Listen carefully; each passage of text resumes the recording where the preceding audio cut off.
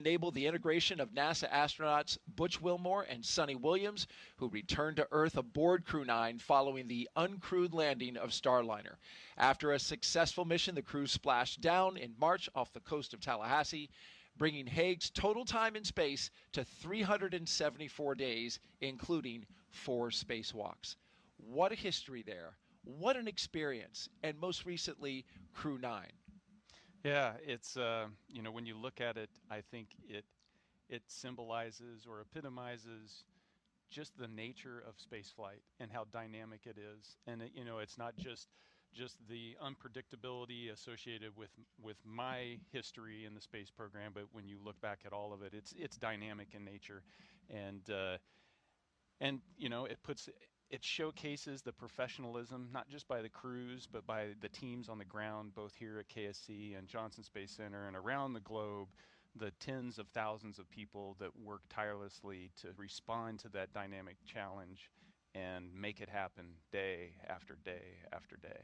Absolutely, and that includes the crew that's providing us this shot right now, the Kennedy Flight Operations team in their helicopter with a camera that is focused on the launch pad that we can see there, getting a beautiful shot as that Starship launch tower comes into view, another capability that SpaceX has. We'll talk more about that later. But back to the team and all the effort that goes into getting this crew ready. Right now, we don't see the crew. We're about to see them in the suit-up room. We're going to watch them get their suits checked out. What are they doing right now before we see that shot? Yeah, the day starts with some medical checks, and you're checking in with your doctor to make sure that you're feeling great, and it's that last little sync with the medical team, and then you're off to get on. You're basically your underwear. You're going to put on your diaper. You're going to put on your undergarments and get ready to walk over into the suit-up room, shake everybody's hand, and then slip into your launch and entry suit. It's a moment that's kind of full of anticipation and nerves, and you've done the suit up process dozens of times before. It's super familiar, but there's just something, there's some energy in the air, knowing that, hey, this time you put it on, the next time you take it off, you're going to be floating around in zero gravity. Absolutely. And so if you want to follow up questions with Nick, he has tremendous answers. I wanted to follow up, as he mentioned, putting on his diaper, but I'm going to leave that to you, the audience, to do that. Just send us a note. Hey, we are monitoring communications across a number of different media channels. Just use the hashtag AskNASA. Send us your questions on Facebook, X, YouTube, and Twitch.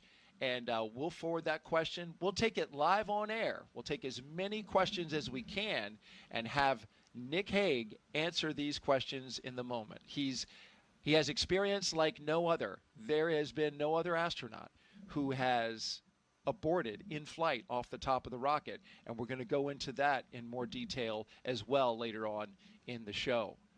A live looking up at the Endeavour capsule at the top of the Falcon 9 rocket. You mentioned all the checks. You mentioned suiting up.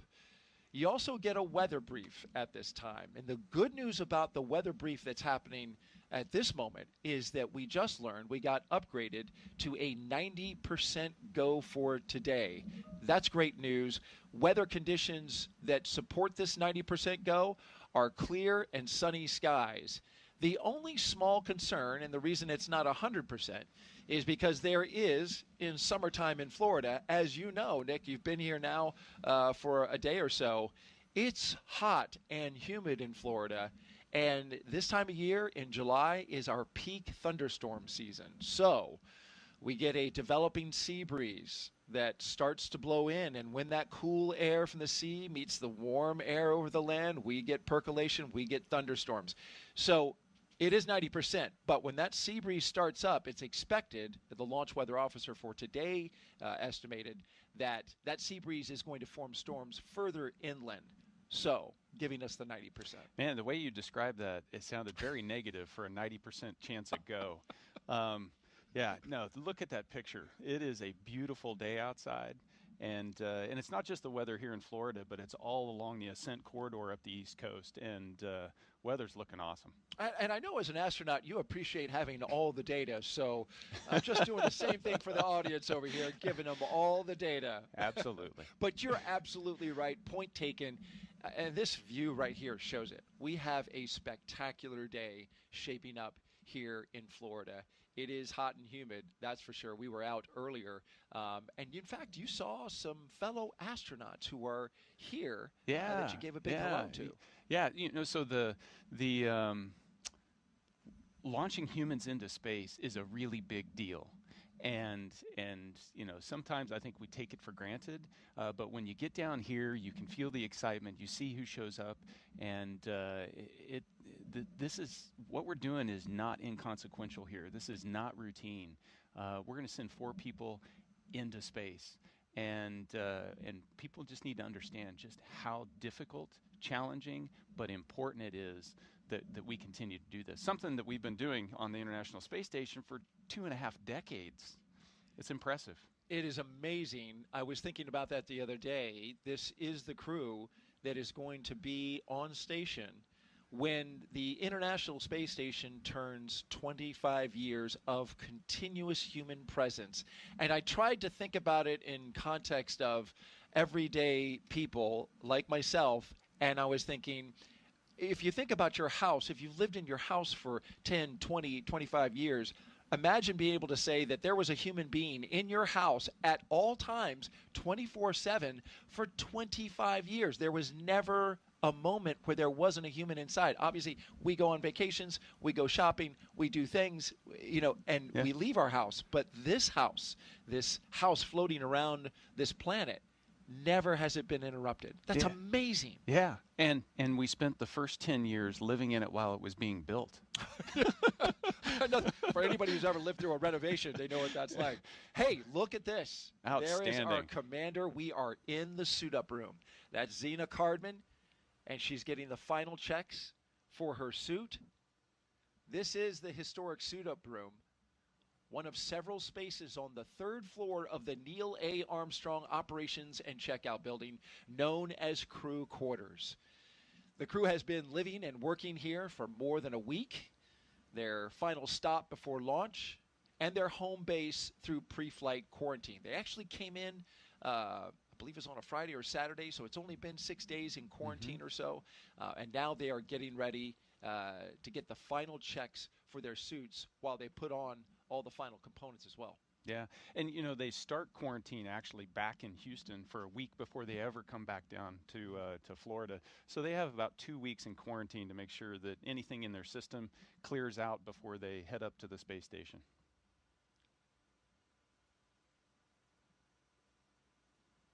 Now they're in their launch seats. What's interesting about the seats that they're sitting in is each one of these seats matches identically to the one inside the Dragon Endeavour spacecraft. Yeah, and they're going through their suit leak checks here. They've zipped up. They're making sure that their suit would hold pressure. Now, when they launch in these, you don't expect them to pressurize. It's only in the event of an emergency that you'd need it to pressurize. So in the unpressurized configuration, they're actually really comfortable to sit in.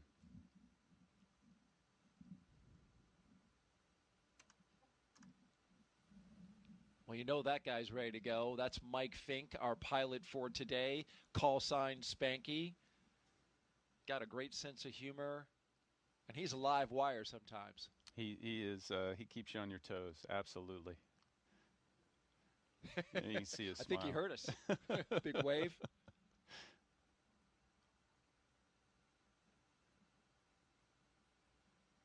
What kind of feelings are they going through in this moment? What are they feeling?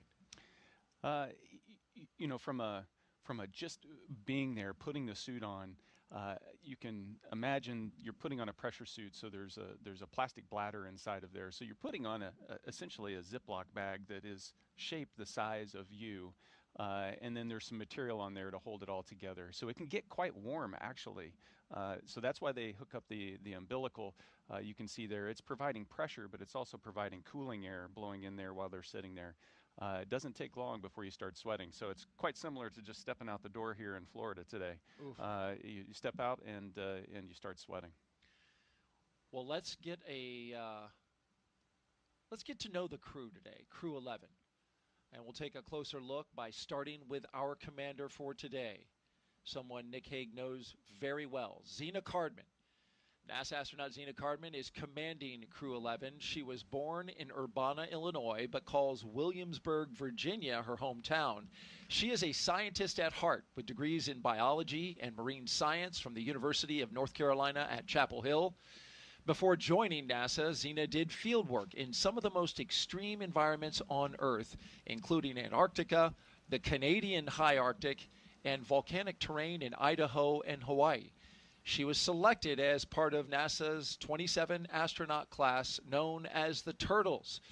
Zena was originally assigned to Crew 9, but was later reassigned to command Crew 11 to support changes in station operations. And when she's not training for spaceflight, she enjoys rock climbing, writing poetry, and powerlifting. And there she is with a big smile and a lot of excitement. She shakes hands with some staff there. We mentioned that she was originally assigned the commander of Crew 9. You know this situation well because you were the pilot at that time. Yeah. You switched to commander. She was reassigned to a later mission. Tell me about that. How did that work, and why was that the case? Yeah, so the decision to make that change was motivated by the need to get Butch Wilmore and Sonny Williams home. The Starliner spacecraft, the decision was made to return that without a crew, and so we needed to create space in the Crew 9 vehicle. And so very late, within a month or so of our launch, the decision was made to go from a crew of 4 to a crew of 2. And so then how does that happen? You find out on Friday, this is what's going to happen. And then on Monday, Zena and Stephanie and I are in the simulators trying to figure out, okay, so how does that impact us operationally? And we're working together for the next couple weeks to try to figure out how to do that successfully. And so it's a treat to be here to see Zena getting ready to launch, just knowing that the professional that she is in terms of how we respond to those dynamic situations that spaceflight throws at you. Absolutely. And for those who remember, if you were watching Crew 9, Zena Cardman was our co-host when Nick Hague went up into space and spent the 5 hours documenting his journey. Next up is Michael Fincke. He is our Crew 11 pilot. He goes by the call sign Spanky, and there he is. He's a Pennsylvania native and a veteran of 3 previous space flights, spending more than a year of his life in orbit. He first flew to space in 2004 as a flight engineer on Expedition 9, then returned in 2009 to command Expedition 18, where he helped prep the station for future 6-person crews. In 2011, he took part in the final flight of the Space Shuttle Endeavour. What a coincidence. Today, he flies Endeavour. That was STS-34 when it was shuttle, and he logged 3 more spacewalks along the way. Fincke's also been a key player in NASA's commercial crew efforts, supporting development of the Boeing Starliner. He served as a backup pilot for crew flight test, helping shape Starliner's avionics and software from the ground up. He also co-hosted a launch broadcast. Outside of spaceflight, he's a passionate learner into geology, astronomy, reading, and languages, and he's conversant in both Japanese and Russian, certainly a skill that will come in handy on the International Space Station and inside his capsule, as he gives us a big wave. Yeah, no, Spanky's an unbelievable human. He is so sharp. He's also a retired Air Force officer, flight test engineer. I bring that up because I'm a flight test engineer as well, so we share some of the same perspectives. It was fun to work with him on the Starliner program and just learn everything you could from him. He's a wealth of knowledge. 14 years after flying Endeavour to the International Space Station to help build it, he is flying Dragon Endeavour to see the finished work. Yeah. It'll be exciting for him because it's changed a little bit since he's been there last time. So some things will be very familiar and some things will be new.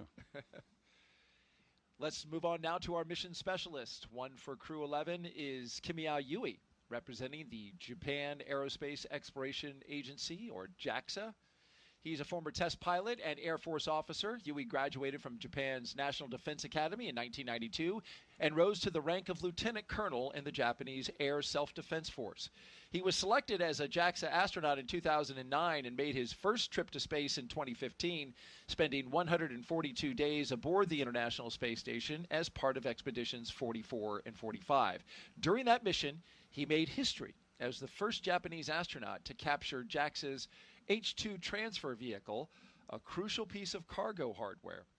He also helped build out a new experimental module inside the Kibo, Japan's laboratory on station, and he carried out 21 experiments on behalf of JAXA. In 2016, Yui was named chief of JAXA's astronaut group, and today he's on his way back to space. Shares a lot of similarity with your background, Nick.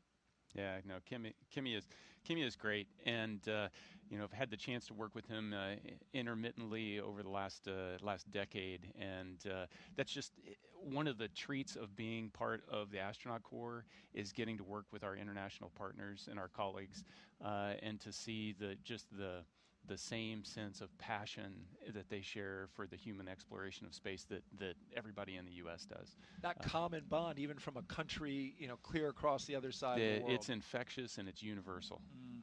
And you get to go over there to those locations and train with their agencies as well, right? Absolutely. That's some of the special parts of the training program is getting to go visit, experience the culture, maybe even sing a little karaoke. That sounds like a story, something you've done. Not well. I won't put you on the spot and ask you to hum a few tunes, a couple space tunes, at least not yet. Let's round out the crew and get to Oleg Platonov. He's our mission specialist, flying to space for the very first time. He's a cosmonaut with Roscosmos. There he is. That, of course, is Russia's space agency. He's a graduate of the Krasnodar Higher Military Aviation School of Pilots, where he earned a degree in engineering and the rank of lieutenant. Platonov completed his cosmonaut training in 2018 and was certified as a test cosmonaut that same year. Earlier this year, Roscosmos announced he would launch to the International Space Station aboard a Crew Dragon vehicle as part of Crew 11, marking a new chapter in international collaboration. He is married, has one child, and today begins his first journey to space. Yeah, so right now you can see him in the suit-up room. He's just finished his leak check, and now it's time to take pictures with all the support crew. It's exciting. The first time you're getting ready to suit up to go, there's a lot of uncertainty. They've done the dry dress just a few days ago, so they know what's happening. But what was missing during the dry dress that's there now is all of the emotions leading up to that the moment of liftoff. And they had a successful dry dress. Everything went according to plan. It was supposed to be followed by a static fire, but that stopped at around 54 seconds. They then did the static fire the next day, and it checked out. There was an issue apparently with some ground equipment, but moved past that pretty quick and got a test fire, a full duration test fire of those engines that they will ride today. Yep, all systems go. Everyone who you see in the room wearing a black ninja suit, we call them ninja suits, there they are SpaceX employees, except for this gentleman right here, number 30. That is astronaut Marcos Barrios. He is in the role of astronaut support person, or what we call the ASP. And tell me what his role today will be. Yeah, so he's the direct support to the crew. Effectively, he's the representative for the Flight Operations Directorate in the astronaut office. He is the person that's going to ride with the crew and the launch pad team all the way to the launch pad. He'll be there at the White Room and be able to observe and make sure that everything is going well. And also, whatever the crew needs, he's there to ensure that they get that last little support up until the hatch closes. Did you call upon the ASP for any reason in any of your flights? I'm trying to think through the archives. Yeah, no, it was just comforting to know, and so it's like, hey, can you let my wife know, pass a little message, there's some, emotional, psychological support aspects of this more than just the logistical aspects. And it was nice to know there was somebody always there watching your back. Comforting. Yep. It really must be. He's a fellow astronaut. He's in your office.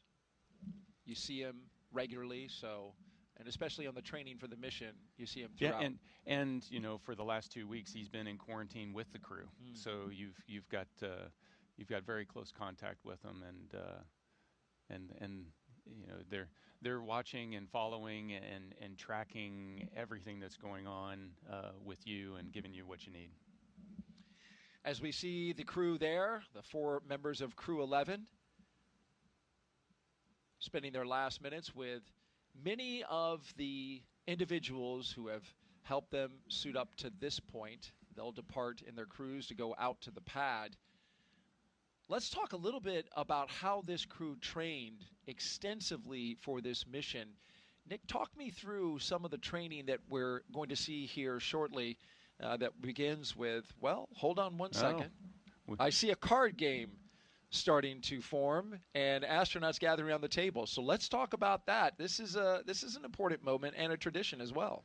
Yeah, the astronauts are not anything if they're not superstitious. So this is one of those traditions. The chief of the office, you can see there, Joe Akaba, is dealing out a game. The game changes, you know, every mission. It's really up to the chief of the office to figure out what that game's going to be.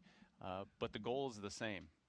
You go until the commander wins, and you have shaken off all of the bad luck, if you will. Sometimes it can go quick. Sometimes you need a few hands to make sure everything works out. What game did you play?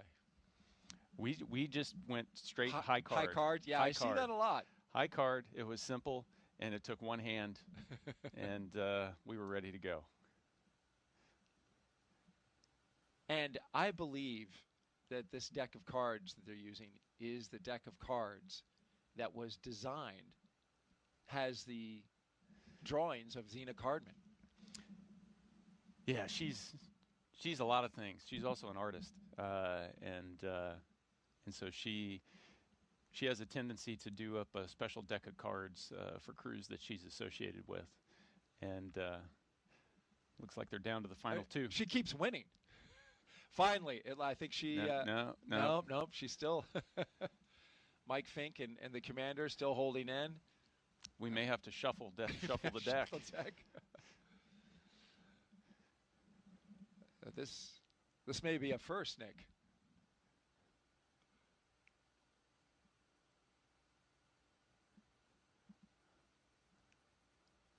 It's the way you always want it. You playing against down your to boss. The commander and the chief. There you go. Now we got it. It's time to go.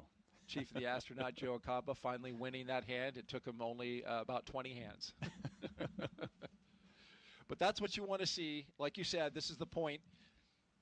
You want the commander to shake off and burn off all that bad luck.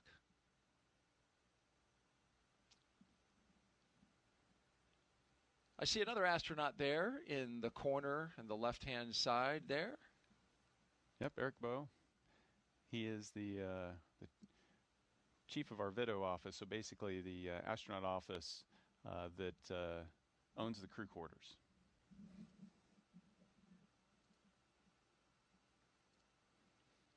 All right, they're lining up.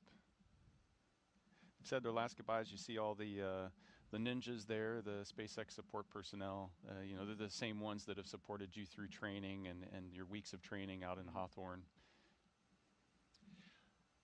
Speaking of training, let's get back to that training video that we were going to show just a little bit earlier. And talk me through, Nick, what kind of training this is.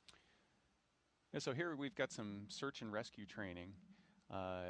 And so this is in the neutral buoyancy laboratory at Johnson Space Center. You know, the capsule there, the focus of this training is everything that happens outside the capsule. So we have a generic capsule that you get out of, and then we simulate what you would need to do if you landed in water and needed to be rescued by search and rescue forces. While somebody sprays you in the face with a hose? Well, in theory, but that's to simulate the helicopter above head and the prop wash that you would get there from the rescue forces that come out of Det 3 here just at Patrick Space Force Base, and the search and rescue forces that DoD has stationed around the globe that can respond if needed. And here, of course, emergency training? Yeah, on board, you've got to be the jack of all trades, and so you need to be prepared to respond to a medical emergency if you needed to. And so we practice integrated training to respond to somebody that needs help. All right, our cameras that were in the suit-up room are now repositioning for the astronauts' departure from the astronaut crew quarters. And while they do that, we want to invite you, the audience. Thank you so much for joining us and being a part of today's coverage, the launch of Crew 11 to the International Space Station. We're taking your questions live using the hashtag AskNASA. So if you're watching on YouTube, Facebook, X, or Twitch, or streaming, just drop us a question and join the conversation. We're here. Nick's ready. And we've got a few questions that we can take right now. Before we do that, though, check out this view from up high. This is the building and the facility that we were talking about, astronaut crew quarters, inside another building, the operations and checkout building. Yep, ONC. And so you can see the caravan lined up there, getting ready to the convoy of support vehicles lined up and ready for the crew to come out and hop in. Those 3 Teslas will ride out to the pad. You'll have 2 astronauts in 2 cars. And of course, these are equipped to keep the astronauts comfortable as they drive out to the pad, which is roughly a 20-minute drive from this location. Yeah, they've got little cooling packs that you can connect to. Same cooling packs you might have seen in the footage from the suit room while they were standing around and saying their last goodbyes that they were hooked up to. They'll move those cooling packs into the cars. Like I said, if you don't hook up to that cold air, you'll start to sweat pretty quickly. Absolutely, especially in this heat. It doesn't take much. Yeah, you can see some of the families coming in to be able to say their goodbyes.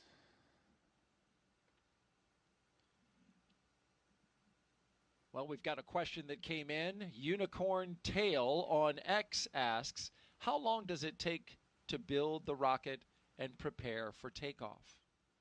Yeah, so we had the fortune as we were preparing for Crew 9 to meet the team out in Hawthorne that built the booster as it was being ready to ship out, and it's amazing to see, and every time you peel back another layer of the team, you find another group of 30 or 40 people that are just working tirelessly, and so it takes months, years to get to that point.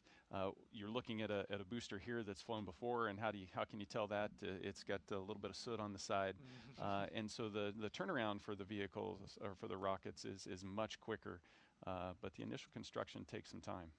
And this booster that you mentioned, flying 2 previous flights, Starlink and Axiom 4, which what's impressive to me about that is Axiom 4 was just last month. And so they have gotten, SpaceX has, able to turn around the refurbishment of a booster in that amount of time is incredible.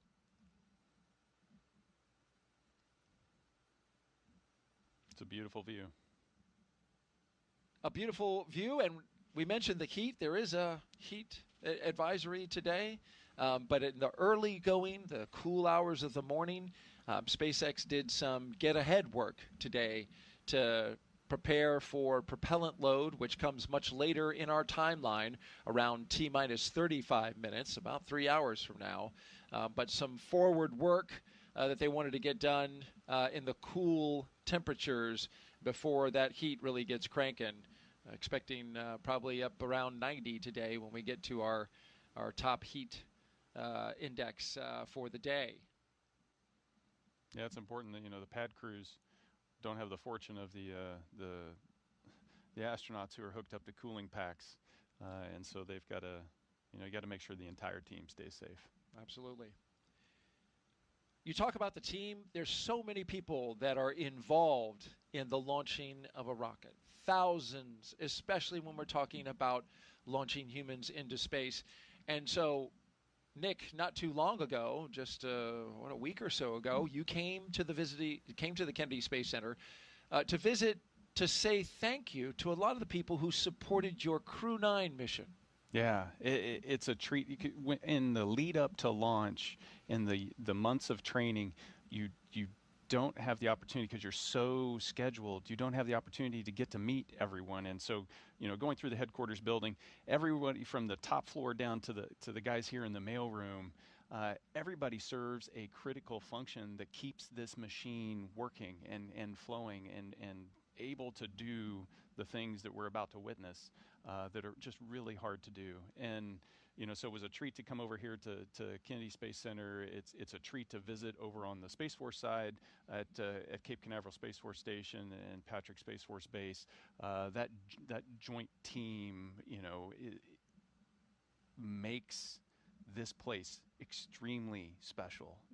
This is the preeminent place to launch humans into space, and that workforce makes it happen every day. And it is still the only place in the world at the moment where you can launch astronauts to the moon. And of course, that is going to happen again early next year with the Artemis II mission. A very special place indeed. And now you're looking at the doors that Crew 11 will exit out of. This is a very historic part of the walkout. It's called walkout. This is where all 4 crew members come out. We are going to watch them leave the crew quarters and then come out to greet their family that we showed you in those wide shots. You're watching live coverage of the launch of NASA and SpaceX's Crew 11 to the International Space Station. We are currently T-minus 3 hours and 32 minutes until liftoff. We are awaiting the crew's departure of the astronaut crew quarters, where they have been for a little less than a week, preparing for their mission to go into space. Inside now, you're looking at the hallway that they'll walk down. Earlier, they were getting suited up and having those suits checked out with pressure checks. This is a look at some of the art in the hallway that the astronauts will walk down. In many senses, this 26,000 square foot area that the astronauts you get to use when you get ready to do a mission resembles very much a college dorm room. I've been through there. That's what it seems like to me. It's very simple. It's not overstated. But that art on the hallway there really adds a touch. It does. There's something about the intrigue of space exploration that harnesses the imagination and humanity's creativity, and the artwork that they've got displayed there, the artwork that I get sent in the mail from kids across the globe. Oh. And it lets you know that there's something so very organic about the need to explore. That is awesome. I can imagine getting those pictures, how moving something like that is when a young person takes the time to create an image inspired by what they see you do, what they see your colleagues do. You've been listening to astronaut Nick Hague, Brigadier General with the U.S. Space Force. He is here to provide us commentary throughout this entire operation, leading all the way up to liftoff and a little bit thereafter until the astronauts get into orbit. We will document every move. You can see the families that have moved into position there. They're waiting for this walkout. This is the last chance to say goodbye. There's lots of goodbyes leading up to launch. And last opportunities, and over the course of the last few days, there's been, the families are in quarantine as well, so that they can have special moments and quiet moments and say the things that they want to say before they leave for 6 months plus. And but this is the last chance you get to look your spouse or your kids in the eye and say, goodbye, love you, and I'll see you in a few months. And those vehicles that will take them away from their family and out to the launch pad awaiting their vehicle. This is the back of one of them. And they always make a custom message for each of the Teslas that go out there to the launch. Sometimes it's one message on all of them. In this case, we have 3 words for each of the 3 Teslas. And as you can see there, one of them is launch. The next one, and the second one, you can see is live. And you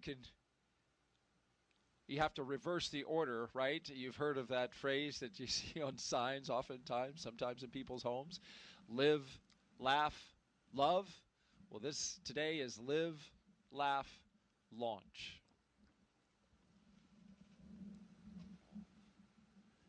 And you might ask, what have the other crews chosen? Well, we have the answer for you. What is in a name? The license plates have been branded going all the way back to the Demo 2 mission, which used the ISS bound for theirs. Crew 1 chose later Earth. Crew 2, reuse, reduce, recycle. Crew 3, send it. 4, go for launch. 5, blast off with the number 5 in it. Crew 6, Crew Dragon. Crew 7, bye. I think I did that long enough. There's 7 letters, by the way, bye in there. So okay, make now note I get of that. Jessica Meir, that was her mission. She pointed that out. Crew 8, yay space. Crew 9, I don't know who came up with this one, but ready for it? Ready for it. You were ready for it. That was your mission. Crew 10 was liftoff with a 10 in the middle.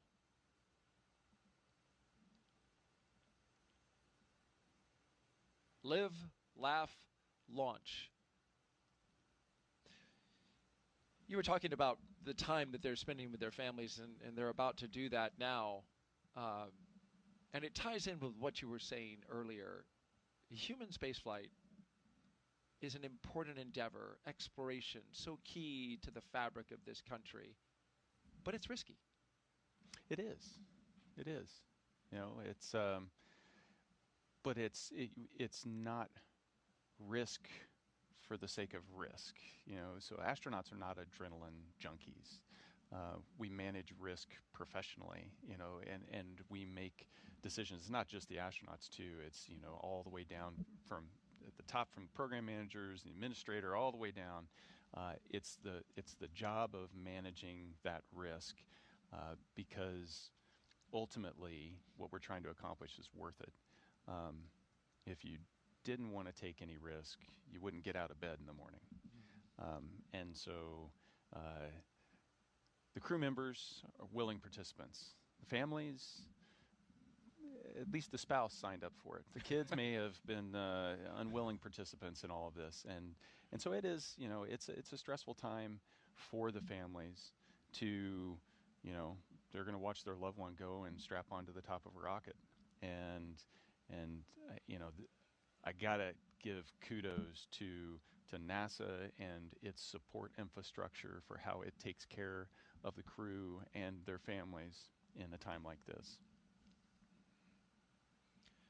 You talk about that and just adding a little more detail there. Astronauts come down from your office to be with the families during the lead up to launch, and so having the presence of those astronauts who have been there and done it is I would imagine pretty important for family members. It is. It's a familiar face. The astronaut office is pretty small. There's less than 50 of us, and so everybody knows everybody else, and so having that person that you can trust and lean on. From a crew member perspective, I'm going to hop in that Tesla there.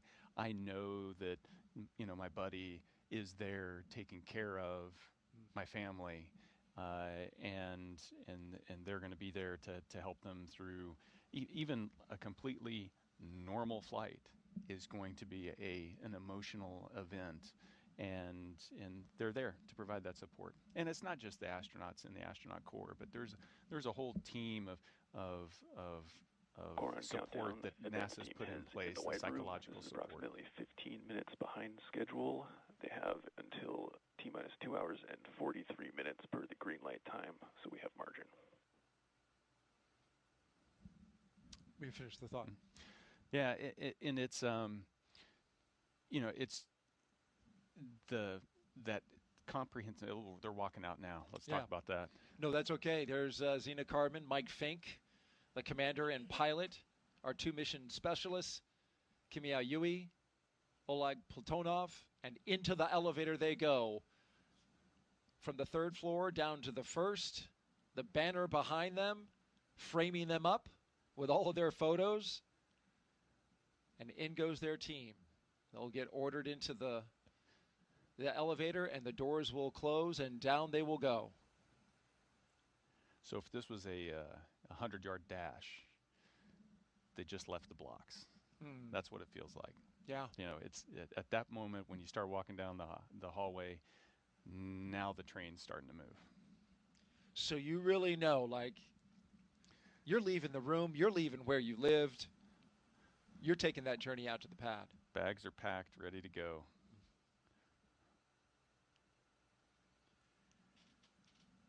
I want to take you back to a moment where the crew got together and signed their mission patch. This is a tradition that has been going on for years now, since the resumption of the crew flights from American soil. Each crew member, there's Zena Cardman, our commander, signing the patch. Mike Fincke as well. You signed this patch, Nick, for Crew 9. Yeah, just above there, so you can see the Crew 9 patch. Oh, he's going. I like that. Oleg's got a great sense of humor. That's what Mike Fincke said about Oleg. He says he's even funnier than he is, which I guess Mike thinks quite highly of his own sense of humor. I know I've laughed when I've been around him because he's a funny guy. He is quite funny. And, so you can see all those patches around the door. There should be a Crew 11 patch around there as well. Got to have good eyes to see that, though. That's an eye chart. Yeah, it's an eye chart test. This, of course, another place where crews put their patches before they go out. That area around the door and the framing, was replaced at one point in time. But every crew that has launched from crew quarters going back to Apollo has put a patch and a sticker up on that frame, at least going back to where they changed it.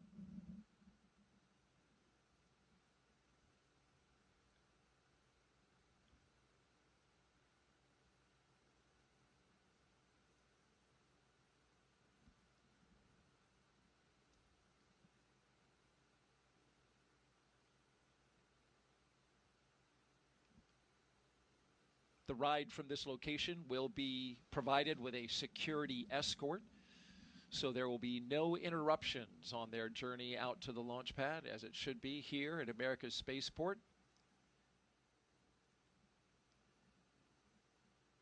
As they drive out to their destination, which you see Core there. Countdown. Side hatch is opened. This is approximately 15 minutes behind schedule. We still have margin to our T-minus 2 hours, 38-minute green light time. And there you hear an update from the launch director at SpaceX and informing us that they're behind schedule out the pad, but they've got margin. Yeah, margin's important. You see the clock there, 3 hours and 20 minutes, counting down to the seconds. The way you've got to launch into space, you've got to make sure that the orbit of the station is overhead when you launch, and so it has to be timed down to the second. And here they are, Crew 11, walking outside for the final time before launch and into a mission years in the making. Core on countdown. Crew walkout is underway on schedule. Commander Zena Cardman, pilot Michael Fincke, JAXA astronaut Kimiya Yui, and Roscosmos Oleg Platonov.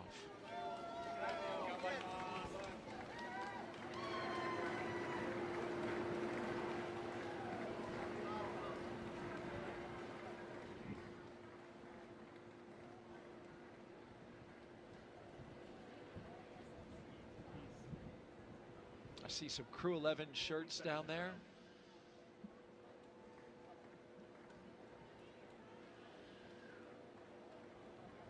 And that's Zena Cardman that we see on the left, Mike Fincke on the right, and I've seen Zena do that a number of times, making the heart symbol with her hands. Certainly sending her love to her family who have supported her. Yeah, you don't get there on your own. None of these individuals have gotten there on their own. It takes the support and love of family and friends and colleagues, and it's a team sport.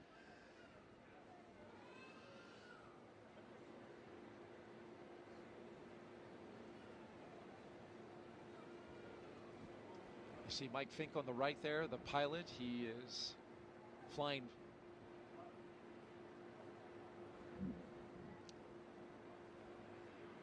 He is flying along in his kit a Gamasa, which he is, he tells us his wife is of Indian.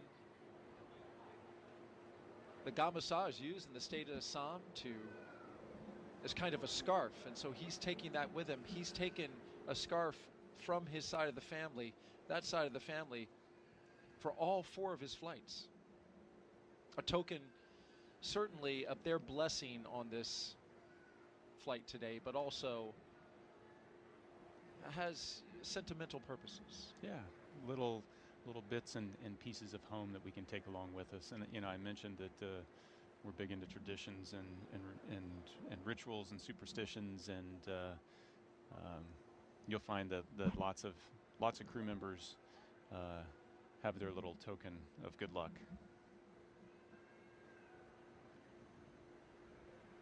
You can see them connecting to that cooling air. They've been off of it for a few minutes now, and so a little warm in the Florida air. Last goodbyes as the doors come down, and then immediate family will be able to come up to the windows after they crack them. Yep, they're going to roll those windows down a little bit and give some last words before launch and before they depart the operations and checkout building. Inside Zena's Tesla there, she'll have the flight surgeon going with her. Yeah, and you can see the lengths we go to preserve that quarantine. You know, you wait till they maintain their distance when they were outside the cars. Once they get inside the cars, there's still some distance. All the personnel that are in the cars with them have also been in quarantine this entire time. So it's not just the crew members that are in quarantine for a couple weeks. It's a group of several dozen people that have to quarantine. I want to point out Secretary Sean Duffy is here. He is NASA's acting administrator. Also Secretary of Transportation here supporting the launch today, and the crew there at the walkout. He's the gentleman with the glasses and the blue suit coat, which I think is second from the right. There he is. A shot over his shoulder.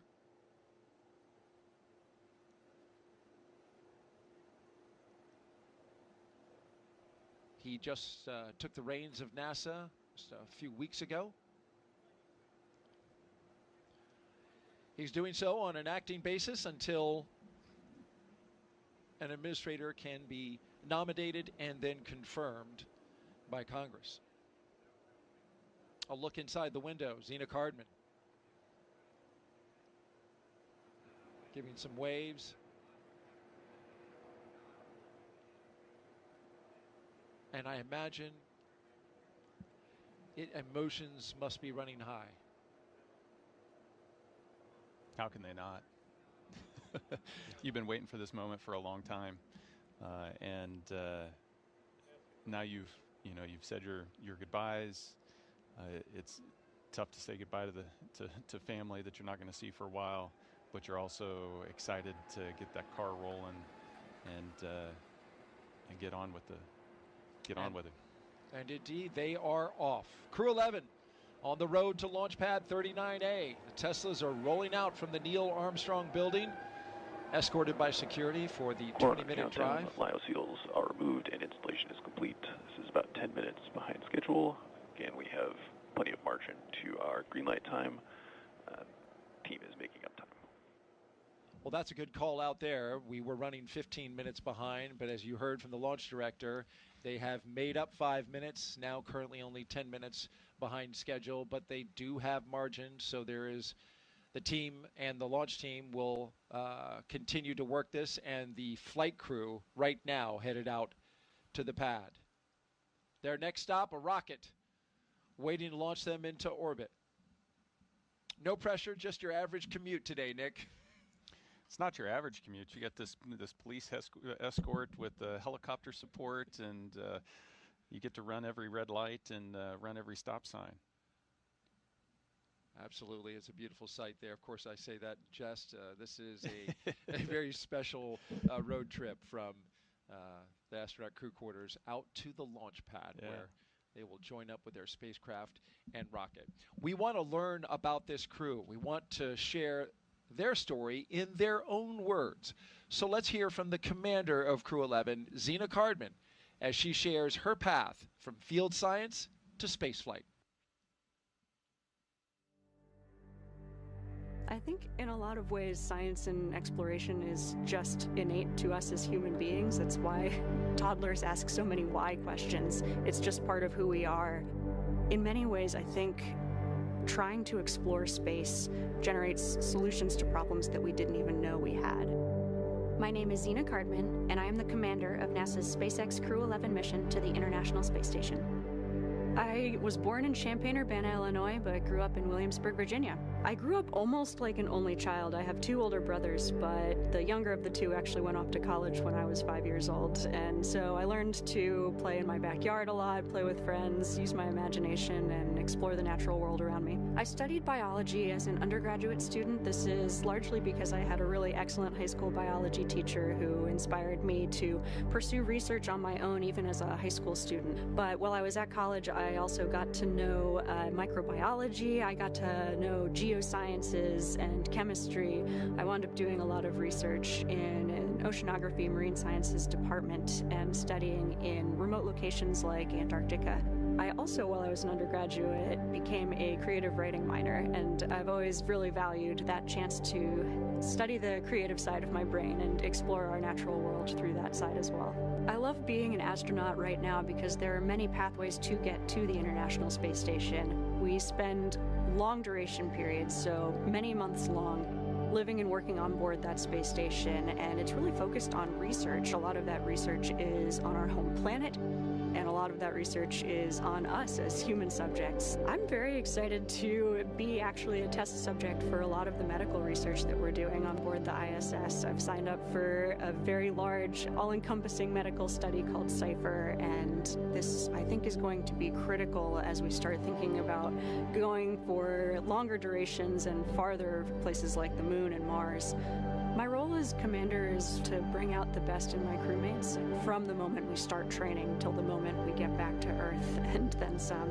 And so I'm always thinking about that larger mission overview and how my crewmates are doing and what we can do for each other. Spaceflight, by definition, requires collaboration and requires more than one person, and the chance to be part of something much larger than myself has been humbling and inspiring and deeply fulfilling. Even since I was a child, looking up at the stars, looking up at the cosmos is inspiring. It helps me answer questions like, what are we doing here? Who are we? Where are we? I don't think we grow if we don't challenge ourselves. I think that's true for myself, it's true for teams, and it's true for us as a society and as a species.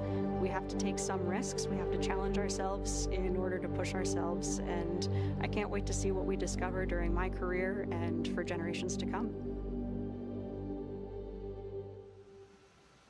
The very capable and talented Zena Cardman, the commander of Crew 11. Next up, astronaut Michael Fincke, a veteran of 3 missions and 4 spacewalks, as he reflects on what keeps him coming back to space. Human beings, part of our nature, part of who we are, our identity is explorers. Because every time we explore, we improve our lives and our situations. It's just natural. My name is Mike Fincke, and I'm the pilot for NASA's SpaceX Crew 11 mission to the International Space Station. I grew up in Pittsburgh, Pennsylvania, home of the mighty Steelers, and it was a great time to grow up, lots of great educational opportunities, a time that was tough economically, but a place where we knew that dreams could come true. When I was like 2 and 3 years old, my parents would wake me up from whatever nap I was taking to watch moon landings. We did many moon landings back in the late 60s and early 70s, and that made a big impression on me. So I knew that back then, even when I was like 3, that I wanted to be an astronaut. I wanted to go walk on the moon. I wanted to go explore space. So I learned to read so I could read more about space, and the more I read, the more excited I became. When I was in high school, I didn't know what engineering was. I knew what math and science were, physics. I was kind of good at that. Math, I took a leap of faith and went to an engineering program at the Massachusetts Institute of Technology, MIT.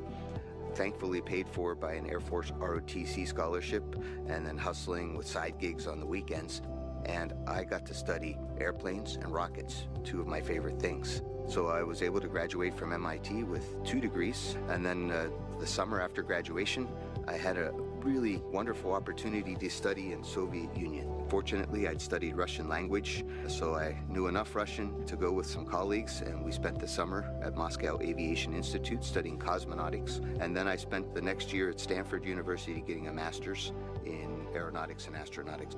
I love the space station. I helped build it. I helped the first modules get ready here on planet Earth, and have had the joy of living aboard the space station for 2 long-duration missions so far. We've learned from the International Space Station that space is a great place to really understand more about the universe. When we are aboard the International Space Station, we're still gravitationally connected to planet Earth, but we're free-falling, so like we're in microgravity. So you take that big G out of the equation, and then you can find out what's really going on physically. We're also outside the atmosphere, so we can look to the universe beyond us without atmospheric interference. When I'm on a spacewalk, I can look out to the whole universe, and I can see how small our planet is and how big and wonderful the rest of the universe is. And it's calling to us. We need to explore and go see the whole universe that's out there. Space exploration is something that really speaks to me as a person, right? We all kind of have our passions. And for me, since I was like 2 or 3 years old, I wanted to go to space, explore space, and I've had a chance to do that. Half my life I've been an astronaut. I've really, really enjoyed exploring space. Pilot Mike Fincke and his team, as you just saw them pass the vehicle assembly building where Artemis II, a moon rocket, is being stacked. Let's hear now from JAXA astronaut Kimiya Yui on returning to the station, representing Japan, and what this mission means to him. I think humankind has a desire to explore and also expand our area of activities. Space is a great place to explore because Earth is so small. We still have unknown places, but Earth is, generally speaking, so small compared with space. My name is Kimiya Yui. I'm a mission specialist for NASA's SpaceX Crew 11 mission to the International Space Station. I was born in very, very small village in Nagano Prefecture. So up there, I was able to see very, very beautiful stars in night skies. When I was a little boy, I did stargazing, and I loved stars. I really want to know everything on our universe, and I want to go everywhere as long as I live. When I was already like 10 years old, I already wanted to become an astronaut or astronaut. I graduated from the National Defense Academy, and after that I entered Japanese Air Force, Japan Air Self-Defense Force, then become a fighter pilot, then test pilot, and then became an astronaut. We do science in space because we have constant microgravity in the ISS. We cannot achieve that condition on the Earth. Space station actually contributing our knowledge, and also we can produce new materials or medicines in order to make our future brighter. going to Moon or Mars is very difficult. So we need to test our materials, and ISS is a great test bed. So Crew 11, we are going to have a lot of experiments on ISS, and JAXA especially, we are going to have new cargo vehicle, HTV-X. The vehicle itself is a little bit lighter, but we can carry more stuff to the ISS. 10 years ago, I went to space for the first time. It's changed a lot. And for astronauts, it became much more convenient to live. For example, we didn't have a good place for cooking. Now we have gallery. I was able to see a lot of stars and also beautiful Earth or moons. This mission inspired me, and I really want to pass that actually inspiration to other people on the ground. ISS is one of the best examples to have a dream and work together and make the dream come true. So if you see ISS in the night sky, please think about your dream, about how to make your dream come true.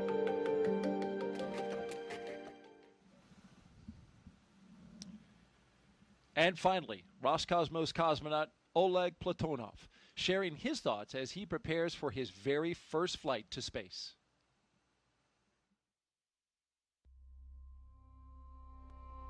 Бесконечный космос открывает бесконечные возможности для человечества, поэтому есть необходимость осваивать Солнечную систему, осваивать просторы за пределами Солнечной системы. А для того, чтобы это сделать в будущем, мы должны закладывать эту базу. My name is Oleg Platonov, and I am a mission specialist for NASA SpaceX Crew 11 mission to the International Space Station. Я родился в большом индустриальном городе в России, в городе Челябинске. Это моя родина. Я занимался в патриотических кружках, связанных с авиацией и космонавтикой, поэтому уже в мое детство я задумывался о космосе. У меня много целей в этом полете. Прежде всего, я хочу полететь на мощной огромной ракете в космос, долететь до Международной космической станции, сесть возле большого иллюминатора на станции, посмотреть на нашу красавицу Землю, и это будет вдохновлять меня работать все лучше и лучше. Мы можем получать новые данные о нашей Земле, о Солнечной системе, о космических лучах, о нашей Вселенной, о жизни микроорганизмов в космосе, о здоровье человека, о получении новых лекарств, о путях улучшения конструктивных материалов и внутренняя потребность человека исследовать все, что находится вокруг него. Хочется узнать все новое, новое и новое, расширяя горизонты своего знания, что границы открыты, что мы можем летать в космос, что мы можем лететь дальше, все дальше и дальше, за пределы нашей Земли, за пределы Солнечной системы. И это будет вдохновлять уже не только нас, но и следующие поколения.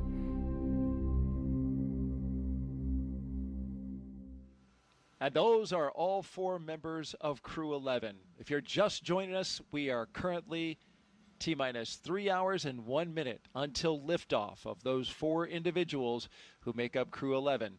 Liftoff to the International Space Station. And this is their ride, a Falcon 9 rocket with a spacecraft called Endeavour sitting at the very top. That crew walkway that you see connecting the launch tower and the rocket, astronauts will soon be walking across that walkway and into their spacecraft to get strapped in to go to space.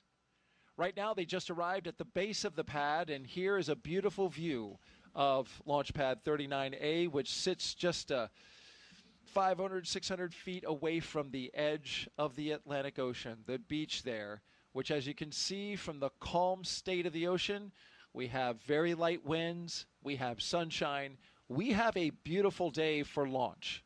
90% go is what our launch weather officer is reporting out for weather conditions at the time of liftoff. That time, 12:09 and 24 seconds p.m. Eastern Time. As we gaze up at the sky, seeing just some very thin cirrus clouds up ahead, those not a problem at all when we get ready to launch. We're green across the board right now. running just a little bit behind on the procedures out at the pad. At last check, about 10 minutes, but SpaceX crews are working diligently to catch that time up. And this mission operation timeline, it should be noted, has plenty of margin in it. What you're about to see now is the astronauts walking up to their rocket to get a look at the 1.8 million pounds of thrust that can be generated by this machine as it takes them up into space. That moment coming up in just a few minutes, Nick. Yeah, they just pulled up to the launch pad. Got about 3 hours until liftoff, and so this is your last bathroom break before you're strapped into a seat and hostage for the next 3 hours. So much needed respite, and then but it's once you ride that elevator up to the top, it's just this stark contrast. You see your rocket up close and personal, and it's this amazing feat of engineering. And then the backdrop is the beautiful Florida coast and the waves crashing onto the beach and a breeze in the face. And it's just a spectacular moment once you get to the top of the launch tower. You painted quite a word picture there, and we are about to see what that looks like through the eyes of the astronauts as we document their journey up the launch tower, across the walkway, and into their capsule. In the meantime, we want to take some questions that we've been asking and getting and receiving from our audience that's watching around the world. Those who have put their questions forth to our astronaut co-host, Nick Hague, a brigadier general with the Space Force and a NASA astronaut. Austin asks, my son, Knox, age 8, would like to know, how do you get to the space station when it orbits around the Earth so fast? And that is fast. Countdown, advanced team have completed their preps for crew arrival, and crew are heading up the tower on schedule. That's great news. Sounds like they made up all of that 10 minutes that they were behind. That's a great call out. Yes, station goes 17,500 miles per hour. How are you going to catch up with that? Yeah, so Knox has got it. He's got his finger right on it. You've got to start going that fast. So the rocket's going to take off going vertical, and it's accelerating. But after a few minutes into flight, the rocket pitches over and is basically going horizontal and continuing to accelerate as it falls back down toward the Earth. And so you're turning all of that fuel, the 1.8 million pounds of thrust that you were talking about, you're turning all of that into velocity. So right now they're going 0 miles per hour. After 9 minutes of lighting that rocket, you're going to be going 17,500 miles per hour. And it's timing. So that's why we're counting down 2 hours and 56 minutes to liftoff to the second, because that's when the Earth rotates underneath the International Space Station's orbital plane, and then that's the moment that we have to take off. So it's an instantaneous launch window. And that instantaneous launch window at exactly 12:09 and 24 seconds p.m. Eastern Time. You talk about catching up to the ISS, the day that we have and the time gets them there because we are in the same orbital plane. Our first two astronauts clear from the bio break. Zena Cardman, Mike Fincke walking out and getting a look at their rocket, arm in arm. It's a tall rocket, so it's hard to actually look up that. So you've got to lean back to be able to really see it. You know what? It looks like Mike Fincke, who's on the right-hand side, has a little more lean. What's interesting about him is he's wearing an upgraded suit called an R2. The Zena, let's go, just circling her arms. Let's just go. Yeah.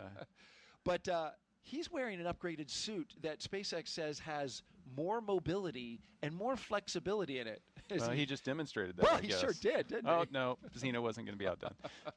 No, it's awesome to see them, the excitement, the emotions that you feel as you're getting ready to do something like launch into space. Astronauts are humans. They feel all those same emotions, and so it's fun to see some of the excitement come out and on display. Spillover right there on the launch pad, because there will be time for things to get serious once they get into the cabin. We turn on the launch escape system and start flowing propellants. But right now, just like you said, a nice moment at the base of the launch pad where those emotions spill out. But talking about the suit, Mike Fincke is the only one who is wearing, you can contrast his suit with Zena's. It looks exactly the same, but it's constructed differently. It has a circumventual zipper as opposed to a vertical zipper. So as you know, you got into your spacesuit like a onesie. His spacesuit has been upgraded and redesigned and has that circular zipper that allows 7 inches of flexibility in the suit so you can adapt it to different body sizes. Whereas the suit that you wore and that Zena is wearing and the rest of the crew has to be tailor-made, and there's not much adjustment on those. Yeah, and it's also a demanding engineering challenge because it has to be mobile when it's unpressurized, but then when you inflate this, you also have to create a volume where you can be inside of this rigidized suit and be in there comfortably for hours if need be. And so that's a challenge to get a suit that does that. And so this next generation of suit is designed to be able to accommodate that wider range a little easier. It'll be good for the astronauts, more comfortable, more flexible, especially, as you mentioned, when you pressurize it, which I guess it's like a giant, just human-sized balloon. This is a great shot from our flight operations team here at Kennedy.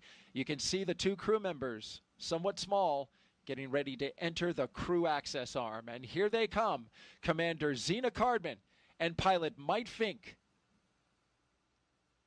getting ready to board Dragon Endeavour.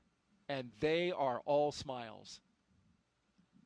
Ear-to-ear grins. It's awesome to see. And what a beautiful vista behind them as you look out at the views of the spaceport. Mike just gave us the 2 guns. He's a character.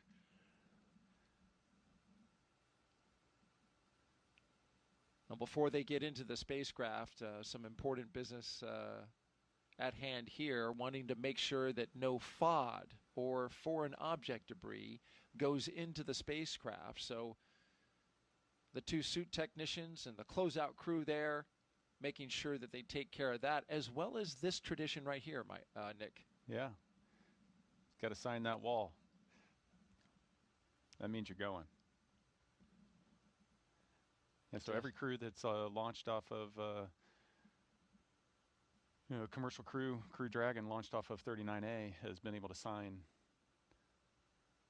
around that NASA meatball. And it's little moments like that that connect you with the legacy of the program and make you feel connected in a way where you understand, hey, I'm taking the next step, and it's an important step.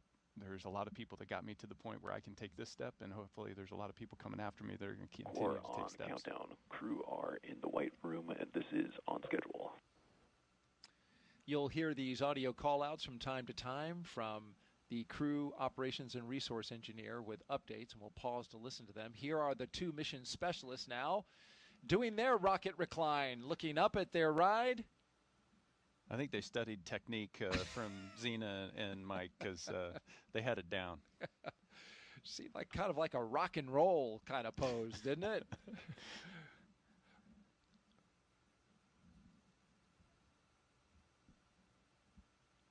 They will be riding the other elevator.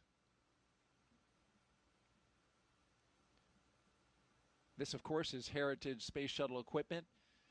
Those elevators, they used to just have numbers in them. And they're headed up to the 275-foot level, so 28 stories high are the crew on the left, all the way up at the top. The crew at the bottom now getting ready to ascend that distance. SpaceX changed the buttons inside a little while ago to have the top button for 275 say Space. Yeah. Did you punch it? Yeah, absolutely. That's pretty cool. I would like to go to space. Can you press space for it? Did your fellow crew member say, can space please? Can you press that button for me? Make everybody wait uncomfortably long. That is something you would do. Maybe. So Mike, carefully getting into the spacecraft here, which that takes a bit of physical effort, right? You don't want to touch that seal because that is what protects you from the hostile environment of space. Yeah, absolutely. That side hatch is going to stay closed the entire time you're in space. The next time you're going to open that is when you're bobbing around in the Pacific, and the recovery teams open it up to get you out. And of course, we're going to do leak checks on that here in a little bit, and it's important to be able to pass that. So you're hyper vigilant about hardware, and you mentioned that transition to seriousness as you're walking out that gantry. That's when you start to build and flip that switch in your mind of, okay, this is spaceflight hardware. This is the equipment that's going to keep me alive. You become that hyper vigilant person that you need to be. Last two crew members there, the mission specialists, walking down the crew access arm. And the final two crew members, mission specialists Oleg Platonov and Kimiya Yui, arm in arm, thumbs up, ready to go.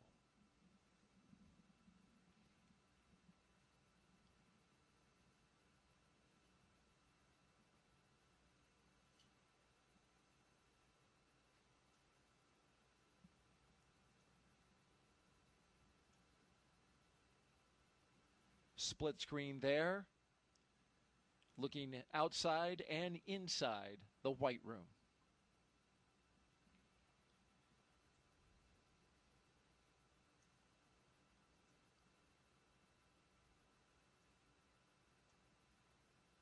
You mentioned the mission. This crew is leaving the ground with a baseline of at least 6 months, half a year in space, ladies and gentlemen. But they are being considered, and research and study and certification process is underway to expand this to an 8-month increment, 2 months longer. And so the plan is for the commercial crew program, which is here at NASA, is to certify the spacecraft Dragon to be able to support them for a return 8 months later. We know they can live on station for 8 months. We've had astronauts live there for a year. But that is a long-duration space flight. And so the hope is that they certify them for 8 months and they can return 8 months later, hoping to get it by October. Yeah, it's a sixth flight of Endeavour, and there's a lot of things that need to be looked into. From a crew perspective, the mindset has to be, I'm going for 8 months. And then if it ends up not turning out that way, then that's I guess a pleasant surprise or unfortunate, depending on your perspective at the moment, because every day in space is a gift. No, it'll be exciting for them. And like you said, we've had people up there. One of my crew members, Christina Cook, was up there a year. She launched with me on MS-12. So we know how to do it, and we know how to keep people healthy when they stay up there that long. It really comes down to expectations and expectation management with crew members as well as families, as well as the entire team that has to support this particular mission, because it's not just the crew and their families, but that entire support network is on call while they're on orbit. That's an interesting point to think about. I hadn't thought about just how that kind of puts the family, as you mentioned, on call as that entire time. They have the moments where they get to connect with you via video phone and high-speed connection, but as long as you're up there, they know that you're not here on Earth. You're in space, and you and your crew are being supported by this international laboratory, which has been doing it for 25 years come November 2nd. You're watching live launch coverage of NASA and SpaceX's Crew 11 launch to the International Space Station. I'm Daryl Nail, and I'm joined by NASA astronaut and Brigadier General Nick Hague. We've counted down about an hour and 20 minutes so far. And we're cruising to liftoff. T-minus 2 hours and 44 minutes. T0 is 12:09 p.m. Eastern Time. A look at the signatures on the wall inside the White Room. And I would love to see if we can make out my co-host's signature there. You Nick won't. Hague. You won't. No? I launched off Slick 40 over at Cape Canaveral Space Force Station. Indeed you did. Yeah, so there's two lonely signatures over there on Space Launch Complex 40 right now. That's right. And that was a late change, and my apologies for that, because you were initially supposed to launch off a 39A. Yes, it was. We were the first to launch off. We were actually the first humans to launch off of that launch complex. The certification process you mentioned, the certification process for extending the life of Endeavour. Same kind of thing happens for the ground station as the launch complexes, and they were able to get that process done in time to support us to be able to launch off there. So it was a thrill to be able to be a member of the Space Force and launch off of a Space Force launch complex. That's pretty cool. Yeah. And you're the only two signatures there. Yeah. Well, So, hopefully I mean, we can that's fix that. Hopefully yeah, we can fix that. Yes, absolutely. SpaceX has 2 launch pads here that are human rated for space flight, and that gives them great redundancy, great capability as well for NASA to have access to.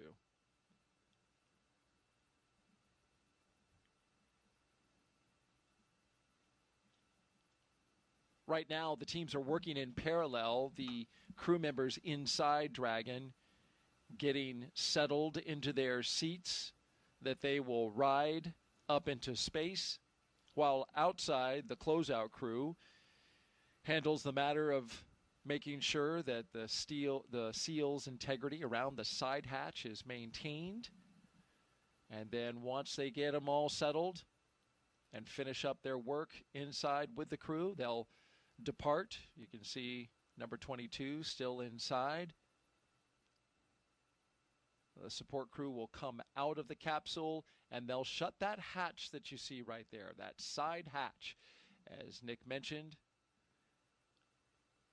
when that is shut and they've secured it, they will leak test it to make sure it can withstand the rigors of the harsh environments of space.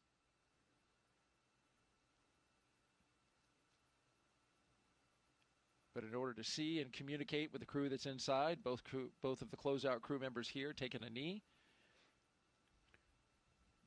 Yeah, and you can see a couple of the ninjas inside. They're, principally getting everybody strapped in nice and snug. Then they're also providing them with some of their personal equipment. You see the white satchels that they'll wear on their thigh. It's a place to put their tablet, as well as some writing utensils and some other things that they may need in terms of personal gear. And make sure everything's situated, because once you're strapped in, they don't want you coming out of those straps until you're floating around.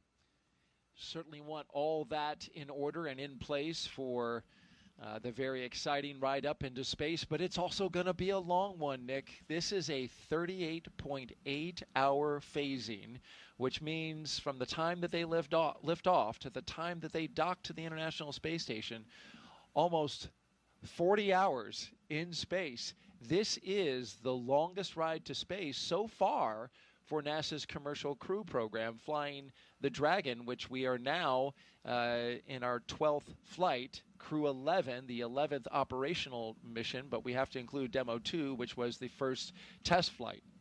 Yeah, 40 hours is a long time. So it only takes, less than 10 minutes to get to space. And then, this gets back to the question before of how do you catch up to the space station? Well, we phasing is the word that we use, but essentially in different orbital altitudes you move different speeds, and so we adjust the orbital altitude of the Dragon capsule to allow it to catch up to the space station, and in this case it's going to take 40 hours to do. Most of that time, a few minutes after they have arrived on orbit, they're going to be able to take their spacesuits off, and then essentially you're camping out inside the Dragon capsule, waiting for those 40 hours to elapse so that you can dock and open the hatch and get to work. That's astronaut Nick Hague, commander of Crew 9, flew just a couple missions ago for NASA. Also flew... SpaceX Dragon, ready for com checks. SpaceX copies, we are configured. So, seat 1, seat 2, seat 3, seat 4, com check. Seat 1, loud and clear. 2, loud and clear. 3, loud and clear. Seat 4, loud and clear. Core, loud and clear. Umbilical com check complete. Report when ready for seat rotation.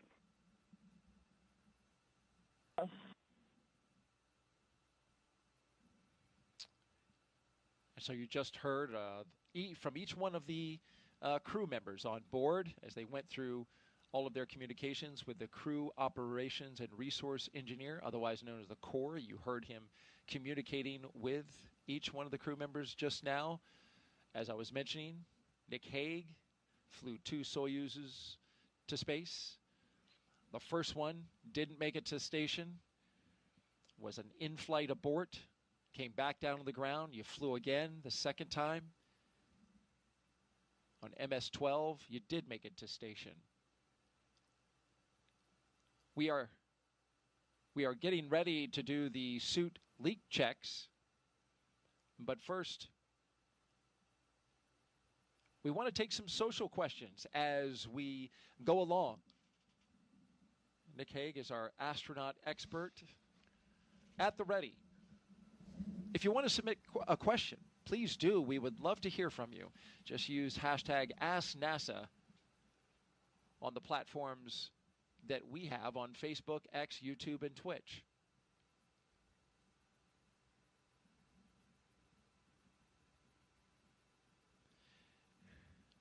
And we have a question in the lower right hand of your screen. Yes, Benny asks, what was the hardest part in becoming an astronaut? You know, I think that's a different answer depending on which astronaut you ask. There's so many things that we have to train to be able to do, whether that's, operate high-performance jets, aircraft, spacecraft, or learn the engineering behind all the systems on board of those that keep us alive, to the medical support that you might need to be able to provide because you need to be the doctor for the crew. But I think for me, the single most challenging aspect was learning a second language at the age of 38. And, getting selected, and the first day on the job, I started my Russian language training because to be on board the space station, you have to be able to speak English and Russian. It's a requirement.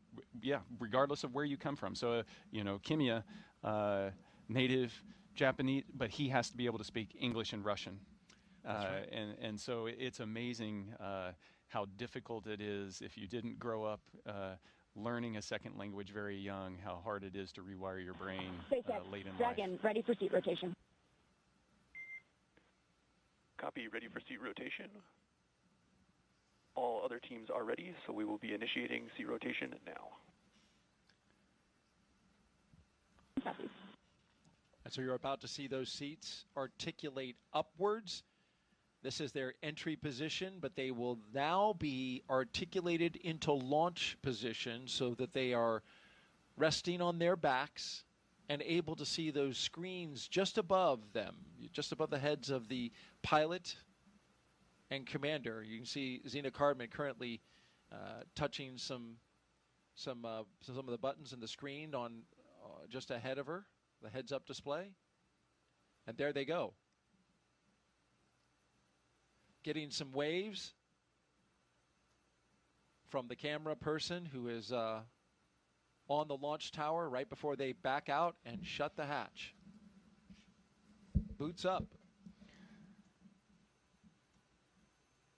Yep, that position is important because when you're launching, You want to make sure that that G-force is coming through your chest because it's easier for your body to handle. But then when you're landing and the impact of landing, you want to make sure that you're in that more upright orientation. It's all for crew safety. It does allow them to see the displays better. Dragon SpaceX seats are in the launch position. With that, you are go for Section 2, suit leak check preparation. And now that they can see those displays better, they can start operating them. And so Zena's going to step through suit leak checks here with the rest of the crew. I did not know that they articulated them down for reentry.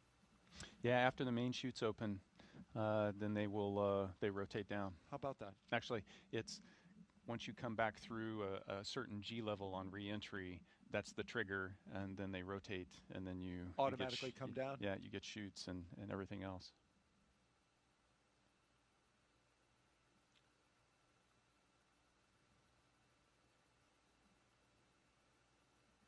Now that we have Crew 11 seated inside of the spacecraft, we want to go back and hear the story of your first spaceflight, Nick, which was, to say the least, an adventurous one.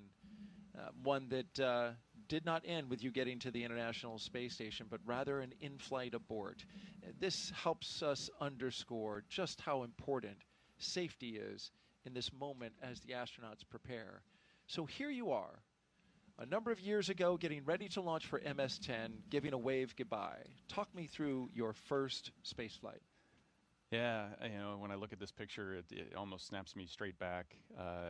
It's a beautiful fall day in the steppes of Kazakhstan.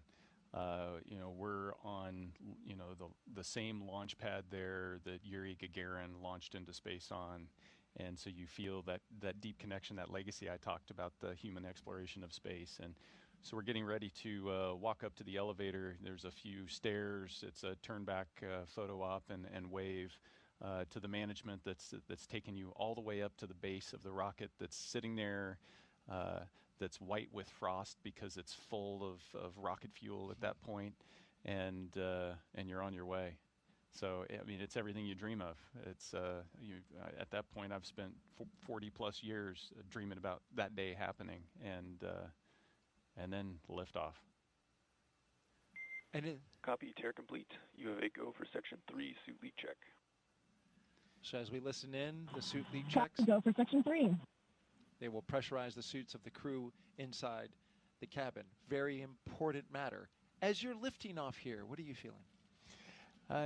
You know, in many respects, the feeling of the Soyuz lifting off the launch pad is very similar to Dragon. The rockets are about the same size. You feel just kind of this slowly increasing pressure of being pushed down into your seat. The rumble and the kind of the subtle vibration as you're going, but it's pretty smooth. You know, I'd liken it to being in an electric car and somebody just kind of smashing the accelerator, pushing you into your seat, and you're off. And it was, you know, a smooth ride for the first 2 minutes leading up to the point where those external boosters you see on the base of the rocket are empty, and then they need to separate from the rocket.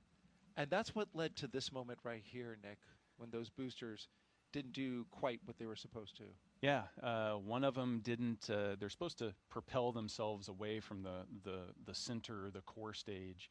One of them that didn't do that and actually impaled the core stage, caused it to essentially disintegrate in that split second. So we're 30 miles above the Earth, going 4,000 miles an hour, kind of pointed straight up. As that happens, it tilts us a little bit, and in that second in which all that occurs, the launch escape system pulls us, my crewmate Alexei Ovchinin, the commander on the mission, and I, to safety. And that shot is the shot before. If we look back to that one, it's blurry because that's a screenshot from just how violently things were shaking. Yeah, inside. there was in that instant, you know, the indications to us are a flashing red light, you know, an alarm's going off, and then there's a little red indicator that says there's a rocket emergency, and then you're also being shaken kind of side to side for a second or so. and then it's peaceful, because at that point we're going so fast, we've come off, we're just kind of coasting uphill in this slow tumble to the edge of space. And I can remember looking out as we got to the top of that trajectory and seeing the dark black of space and the curve of the Earth below, and thinking to myself, well, we're not going to get there today. Just not going to make it. Yeah.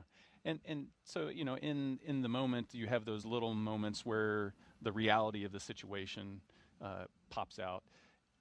Now it's, you know, it starts to set in, okay, what do I need to do to survive? And that's get back into the procedures. Right. And so that view we saw from looking up in the sky, your rocket is coming apart. You no longer can ride that into space. It's done. Now you're on the emergency systems. And you come down back to Earth. And that's you on the right, in the middle, right middle, hugging your wife. Yeah. And that looks like quite the deep embrace.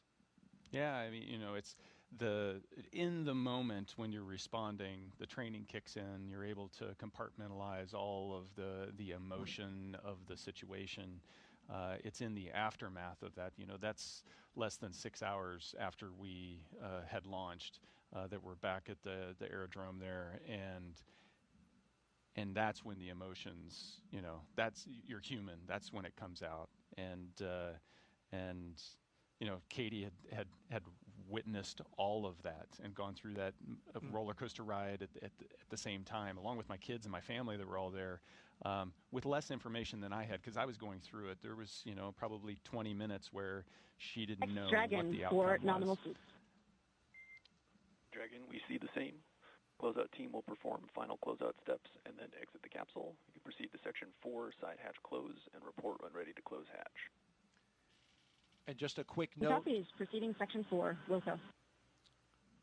We are still tracking the operations inside the Dragon Endeavor that you see there.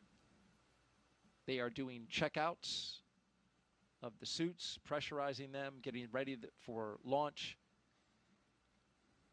As we listen to a very important story that Nick Hague just told us about surviving an in-flight anomaly where his rocket came apart, but the launch escape system for Soyuz saved his life and the life of his crewmate and brought them back to their families.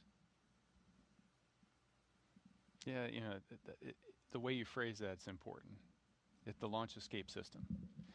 The engineers that developed the escape system, the people in the factory that assembled it, all of these people that I don't get to meet or would not normally get to meet. The space program, the human exploration of space, is built on trust. Trust in that everybody who's got a job is committed to being perfect in that job. And it's not just the crew that rides on top of the capsule, but it's everybody. And you never know when your decision, your responsibility, your action is going to be the one that saves the day. Absolutely, and that's why you often hear so many times the engineers uttering how important it is to get the job right, to do it right, to make sure everything is ready for launch. And this crew has their launch escape system. We will go through their checks, we'll check the health of it, and we'll also arm it for launch. Dragon, SpaceX, comm check. SpaceX Dragon, loud and clear. Core has you loud and clear. Teacher's comm check is complete. Stand by for comm checks with DC, MD, and LD in the launch configuration. Dragon, DC on countdown 1, comm check. DC Dragon, loud and clear. DC loud and clear. Stand by for comm checks with MD. Dragon, MD on countdown 1, comm check.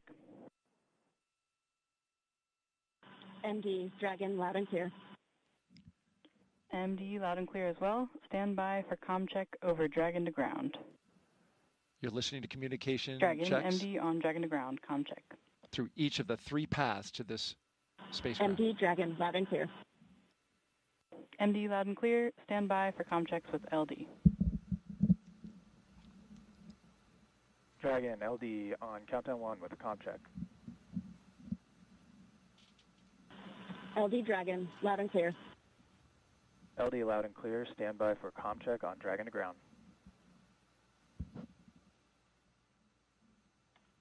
Dragon, LD, Dragon to ground, comm check. LD Dragon, loud and clear. LD loud and clear. Dragon, SpaceX, launch configuration comm checks are complete. Dragon copies, and crew are ready for side hatch closure. Copy, crew readiness for side hatch closure. Closeout team is taking final steps in prep for that closure, so stand by for that in a few minutes. The vehicle will then transition to pad hatch closed. Ensure all items are secure from now through launch. Dragon copies, Wilco.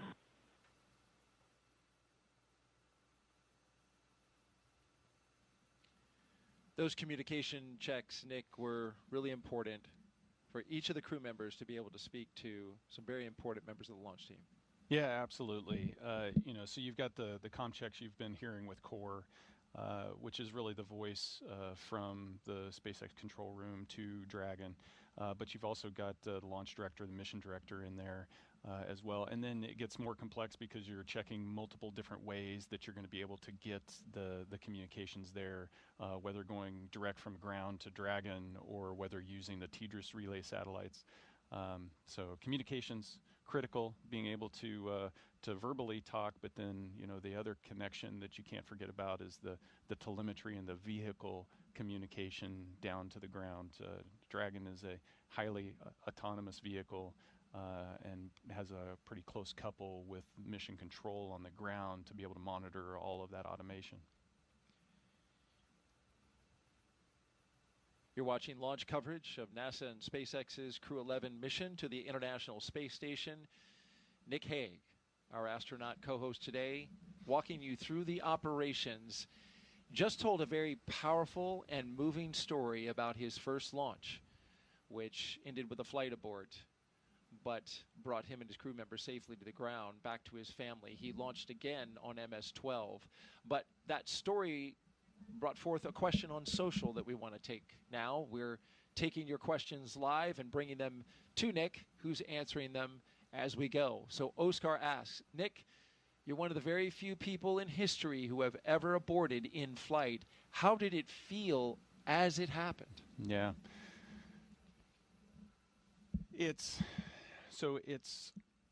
We spend so much time training for what to do when things go wrong. I'd venture that we spend about 95% of our training focused on what to do in the event that something goes wrong. And so the situation of the abort is one that Alexei and I performed in the simulator about 8 months before we launched and experienced it. And so there's the one time in the sim. It's a very short simulation. The actual flight was less than 20 minutes. The simulation's less than 20 minutes. But we had run those procedures. And the sum total of all of that training is that you get very disciplined at running procedures because you know that those procedures are the things that are going to keep you safe when things don't go right. So in the moment, there is the oh boy moment when it's happening. The alarm's going off, the lights flashing, everything's kind of shaking, and it takes you a second or two to fully process exactly what's happening. And then there's I had the realization that, if this was going to be a really bad day, it would have happened, so I've got a chance.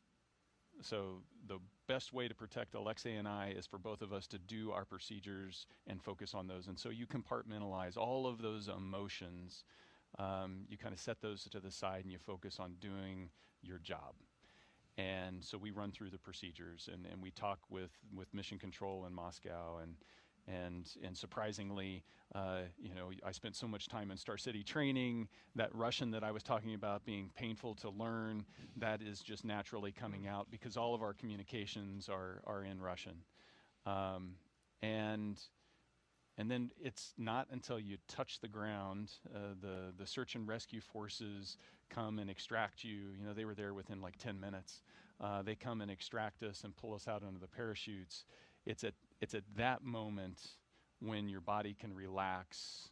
You can stop focusing on all the things you need to do to be safe because you know you're safe, and then that's when shock kind of rolls over you.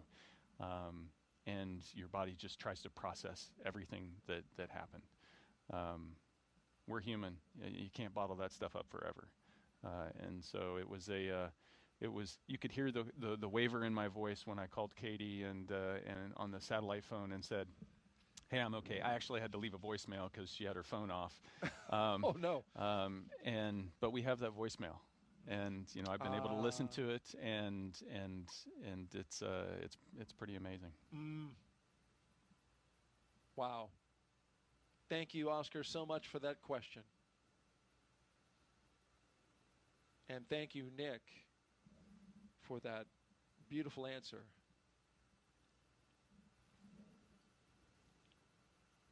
We are continuing to document Crew 11's steps through their mission operational timelines, getting ready for launch. You saw this closeout crew remove a protective cover around the seal. Now they are examining that seal and documenting, taking pictures of it, because once they shut that door, it needs to be as airtight as they can possibly get it, since you're going into the vacuum of space, and it needs to protect all 4 crew members inside. Yeah, it doesn't. A single strand of hair across the seal can be enough to cause it to fail the leak check. So it's got to be completely pristine. It's got to be pristine. And we've had that happen in previous missions where exactly just that. A hair ended up on the seal, and once they did the pressure check, they saw it, opened it back up, found it, removed it, and then resealed it, and they were good to go for launch. And so there's a bit of margin in this countdown, and we're in that kind of flexible time right now where they have time to work through methodically on this procedure. Nick, we don't want to end the story with the end of MS-10. We want to go to MS-12, which was the next space flight, your next launch. Here you are now with a crew of 3. You said, "I'm going back." Yeah. That's the job. I mean, we explore because it's important, and so that doesn't change launch to launch to launch. The mindset to get back on top of the rocket isn't any different the first time than it is the second time, than it is the third time. It's, why am I willing to accept this risk? Why is my family willing to accept this risk? And it's because what we're doing up there is so important. The scientific discovery, the learning about the human body and how we interact with the environment around us, and more about the universe around us, that's just so important. And so that's why you do it. And so this time, night launch. So I got a day launch and a night launch, a twofer. And lucky you. It was beautiful. And you saw Christina had joined. She was going up for a year-long mission. And Alexa and I gave it another shot, and it was flawless all the way to docking. A spectacular flight. And this was in 2019. 2019. Just a little less than a year after MS-10 in October of 2018. Yeah, 5 months. So we had the launch. You know, so we had our launch abort, and then 2 months later. 2 months later, MS-11 launched, and they had fixed the problem. They diagnosed what the problem was with the rocket, and then 5 months later, we were on board. It takes a lot to keep the station going. We've been doing it for 25 years, and so that drumbeat of rotations of crews has to keep going. Absolutely, and you fulfilled your role, and that photo we just saw was the completion of a successful mission to the International Space Station. When you returned from space and were being brought out of that capsule. Yeah, it was, I mean, it's ironic because where our abort landed was in the normal landing zone. We landed there almost a year to the day later in that landing zone And so it was the culmination of a pretty interesting year, needless to say. How about that? As you look around, right, and Yeah. go, I remember this place. But you felt a lot different. Yes, absolutely. It's spaceflight changes your perspective. You know, that overview effect that everybody talks about, the way you perceive the globe and how connected we are and just how special the Earth is. It's profound. I wish we could get more people up there. I hear this time and again from other astronauts that The more, we're almost up to 700 people now that have gone into space. I'd love that to be, 700,000 people, even if it's for short periods of time. You know, as a veteran that's done a suborbital flight as well as an orbital flight, it's all good. I'm sure many of our audience, I know I would love to go someday, and that's, of course, the aim of the Commercial Crew Program, is to make space more accessible to more people. And so, finally, your most recent mission, 2024, in September of that year, not too long ago, you launched back into space on Crew 9. This, of course, launched from right here on the Space Coast, Launch Complex 40, as you mentioned, the first crewed mission from that pad. But there was only 2 of you. And we've talked about this. This was a crew of 2 for a special reason. You had an important mission for Crew 9. Yeah, the seat 1 and 4 there you can see are empty on the uphill portion, and that was to accommodate Butch and Sonny coming back home with Alex and I 6 months later. So we were launching on a normal rotational mission to the station and planning to do our 6-month long-duration mission. And job 1, as soon as we opened that hatch, was integrating Butch and Sonny into the Crew 9 crew, and then continuing to do that research mission. There you are, lifting off.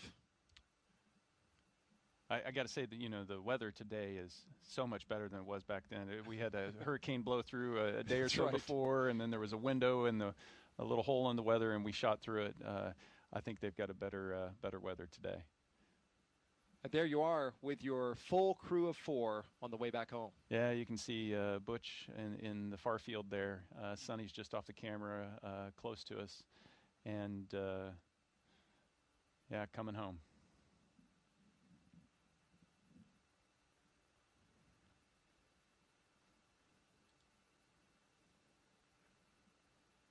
A very successful mission, Crew 9, bringing back home Butch Wilmore and Sonny Williams. I imagine, did you have to kind of, wrangle Sonny out of that space station? She loves being in space. I think it's universal. I mean, you want to get home to see your family after being gone for that long. You want to get back to some of the things you miss about being on Earth, but you're also sad to close the hatch and to leave that environment up there that's just so special. You never know when you're going to get back, if you're ever going to get back, because everybody's future is you just don't know, and it is just so. It just has such a huge effect on everything that you do, and you bring that back. And so missing out on being able to float around or look out the window, or, in some respects, it's see all of my, my crewmates. So I haven't seen Alex since right after landing. I haven't seen Alexei and Oleg since the station. And so you feel this sense of time passing and the moment ending. We are T-minus 2 hours and 10 minutes until liftoff of Crew 11, NASA and SpaceX's rotational mission to the International Space Station. In a little less than an hour, we are going to expand coverage with our friends from SpaceX joining our launch broadcast, and we'll come up on camera so you can see us, see Nick live in the flesh here as he steps us through the operations today all the way to liftoff and into orbit.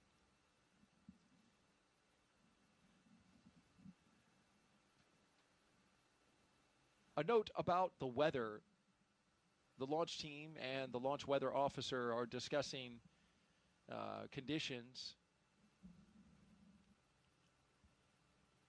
both here and along the ascent corridor. Winds are forecast to be picking up around 14 knots and then peaking to 18 knots at launch time. So that is something that they're going to evaluate closely. The winds have to be within a certain range before they'll go forward with prop load, which of course is a very careful and delicate operation. It's automated for SpaceX, but when you start loading a rocket with propellant, a lot of care has to be given to external influences like the weather. Dragon SpaceX, we're commencing health check for launch escape system. You can expect a momentary flight computer state change, followed by transition back to pad hatch closed. Dragon copies. And so you mentioned the weather, and it gets right to the point that they're making here is the weather's got to be good so that we know that the launch escape system can be used so we can arm that before we start loading that propellant. So at the moment where we start loading all this dangerous stuff onto the rocket, we make sure that the crew has got a way to get out of there in a heartbeat if they need to. And onshore winds may seem like, not a big deal, but if you're coming down under a parachute on a capsule that's not supposed to land on land, you want to make sure that you don't drift onto the land. And so that's why they watch all of those conditions. Critically important, those winds. And so the teams will be evaluating this again just before prop load. Of course, this is a forecast that we see right now, but what actually happens to the winds in the moment that we're getting ready to launch or getting ready to arm the escape system, rather, and then load props could be different. So that's why we watch it in real time. Winds are notably fickle here at the spaceport because of what Nick just said. That sea breeze, it gets kicking up. You can see our flag out by the launch clock right now, starting to blow just a little bit. So we'll be monitoring that throughout the rest of the countdown going into T-minus 50 minutes. Yeah, it's a beautiful sight, though, isn't it? It is indeed. And what has shaped up to be a beautiful day for launch so far. If you're just joining us, we'd like to introduce you to the crew.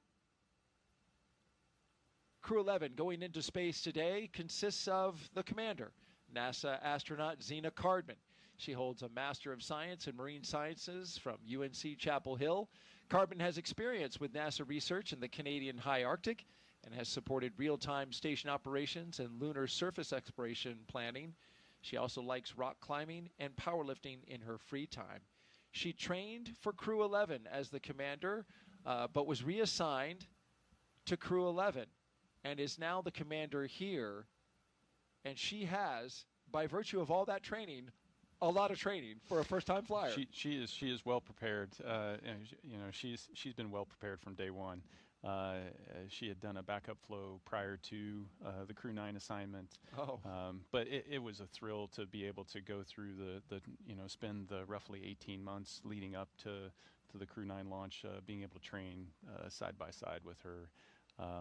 She's a phenomenal crewmate and is going to do an amazing job. Your Crew 11 pilot is NASA astronaut Michael Fincke, a veteran of 3 space flights. Fincke has completed 9 spacewalks, totaling 48 hours and 37 minutes of EVA time, and has spent 382 days in space. Fincke is a certified pilot for Boeing Starliner and SpaceX Crew Dragon, as well as a co-pilot, flight engineer on Soyuz, and a mission specialist on the Space Shuttle. Fincke enjoys spending time with his family, traveling, geology, and learning new languages. Unlike you, Nick.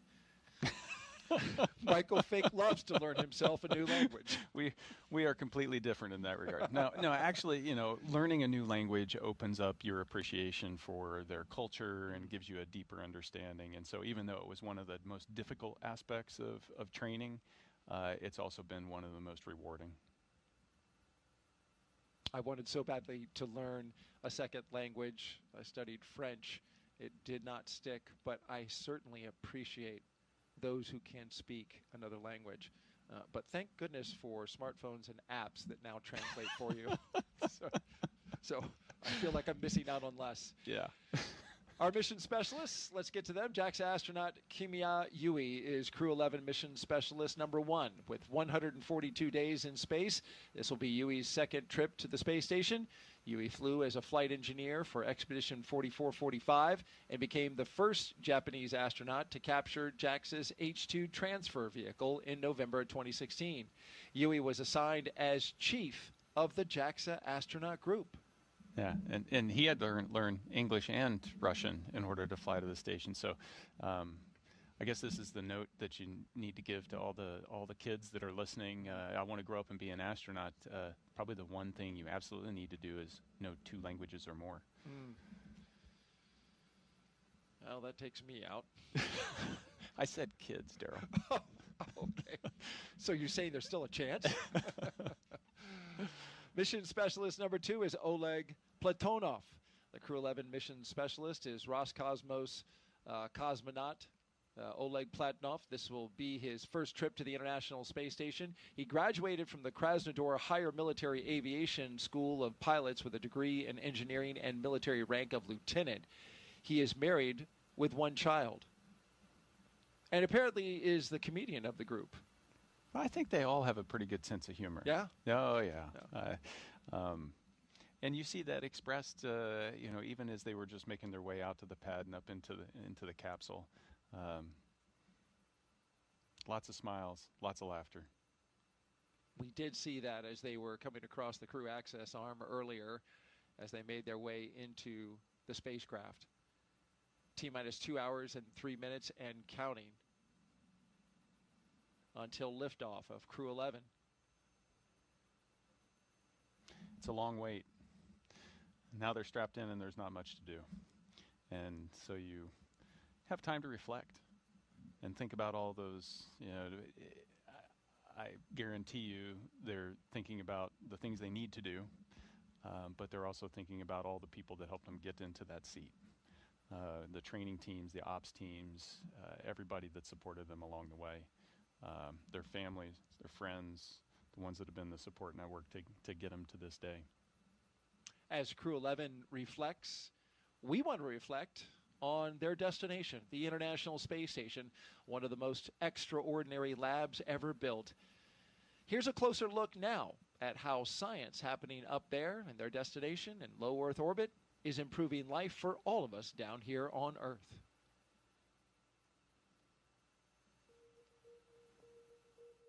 The International Space Station isn't just a symbol. It's a powerhouse of cutting-edge science, constantly revealing secrets that defy Earth's limitations and drive us farther into the cosmos. Our mission is research and science. We have experiments mounted on the outside of the station that are looking at Earth. We study our own bodies and how they react to space, to weightlessness, to radiation, and that helps not only us go on further in future missions, but also helps for medical research back home. And then we study lots of different things as well, like materials, combustion, all sorts of things that help us understand life back on Earth. Yeah! Microgravity doesn't play by the rules. It flips them upside down, transforming how liquids flow, how flames burn, and unraveling biological mysteries before our eyes. I saw some heart tissues beating in space, and it was incredible. Photon, we see that top one beating. Looks like happy heart cells. But we're not just along for the ride. We're explorers, diving headfirst into the challenge and harnessing the power of this unparalleled platform, just as we have been for decades. We're on a relentless quest for answers, seeking to understand the intricate workings of the human body in space and ensuring future crews stay safe on their daring journeys beyond Earth's orbit. the human aspect of human space exploration is always going to be very important for decades to come.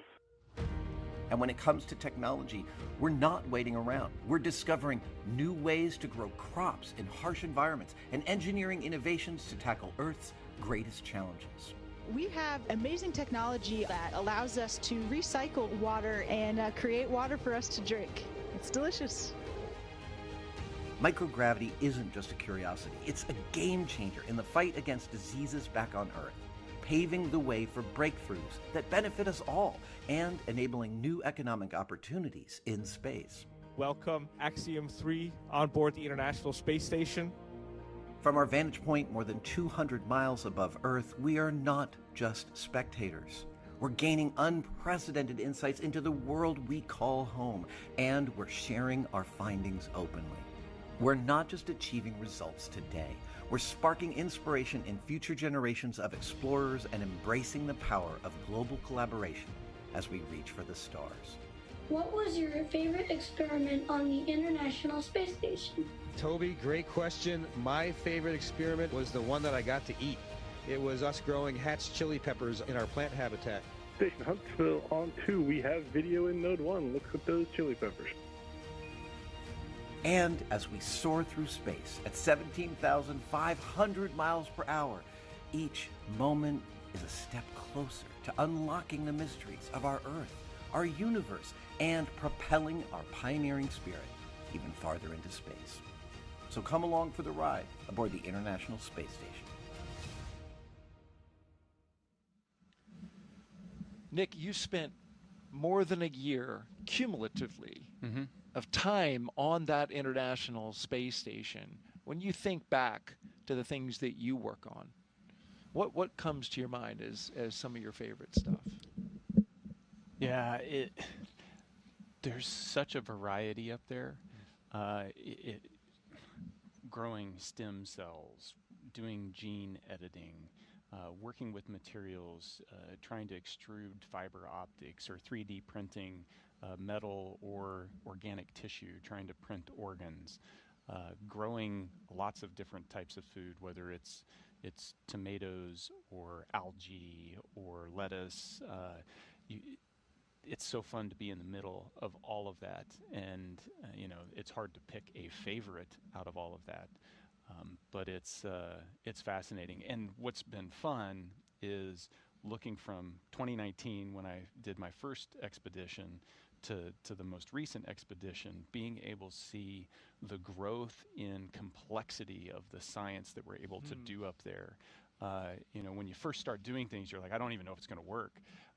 And once we start to figure out and adjust, now we're able to start to really reap the rewards of all of that effort.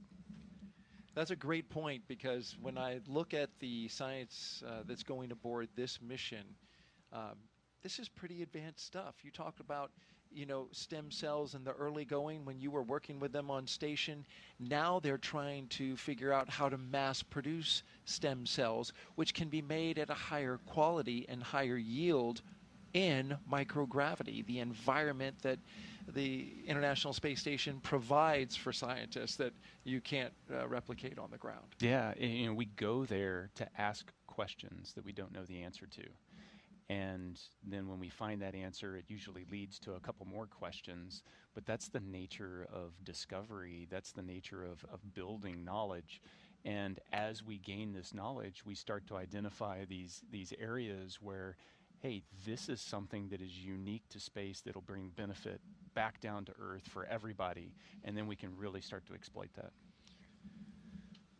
That is exciting, because in the end, that's what it's for, right? It is not only to advance exploration goals, but also to make life better here on Earth. And the International Space Station in its 25 years has certainly done that. An update as you watch our operations here. We have a little bit of a lull as the closeout crew in the White Room on top of the launch tower seals up the hatch to the Endeavour spacecraft. That side hatch is how the crew of 4 made their way into the capsule, and now it is the responsibility of the team that you see here to make sure that that door has a good seal, a good tight seal, before it starts to fly hundreds of miles per hour, thousands of miles per hour, and then tens of thousands of miles per hour. So this is a very important job. Yeah, you're through that hundreds pretty fast.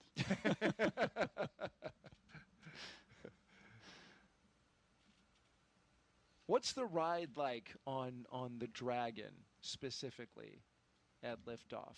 It's smooth. Yeah. Yeah, it feels so smooth.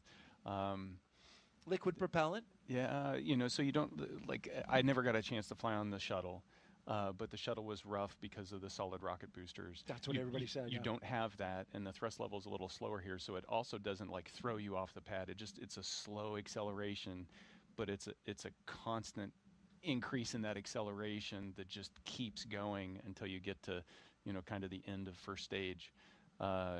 It's just super smooth. And then when the first stage is done, it separates, and then there's 5 seconds or so before you light the second stage engine, upper stage, and so you're weightless. And that was completely different than Soyuz, because Soyuz hot stages, and so you never have that period of weightlessness.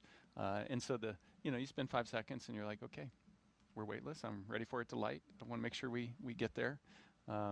And then it continues on. And so it's a smooth ride all the way up. That second stage is a kicker, though, isn't it?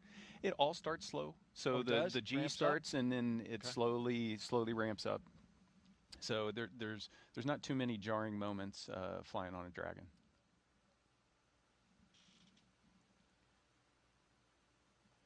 We were talking earlier about the science. Let's dive into what Crew 11 will be doing. They will be busy at T-minus 1 hour and 53 minutes until they lift off to get there. We have 2 astronauts and 1 cosmonaut inside Crew 11 right now.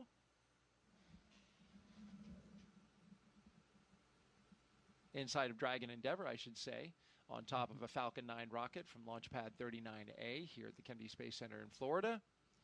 This crew, of course, as you see them right here, headed to the International Space Station to help maintain this very special orbiting lab. Once on board the International Space Station, Crew 11 will become members of Expedition 7374. They will conduct research to develop the production of nutrients in space, such as vitamins. They will also evaluate mass-producing human-induced pluripotent stem cells, or iPSCs, to develop cell-based therapies for diseases such as cancer, as well as a possible alternative to antibiotics. Crew 11 will test using phage therapy to treat bacterial infections.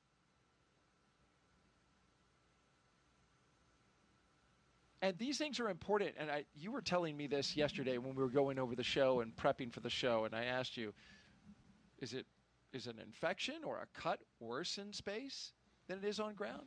And you said yes. Yeah, our immune systems are suppressed. They don't operate as efficiently in space as they do on the ground. And one of the experiments that I was a subject for up there, and it's an ongoing experiment, is looking at the immune system and just trying to figure out why does it get suppressed like that. But yeah, if you cut yourself and it gets infected up there, it takes longer to heal. So don't cut yourself when you're in space. I just wrote that down as my notes for when I it's fly a tip. one day. Yes. Pro tip. Pro tip.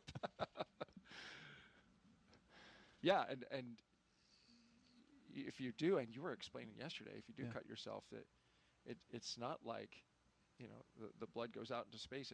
It holds to your finger because of surface tension. Right? Yeah, it does. Water does amazing things up there. Just weird stuff.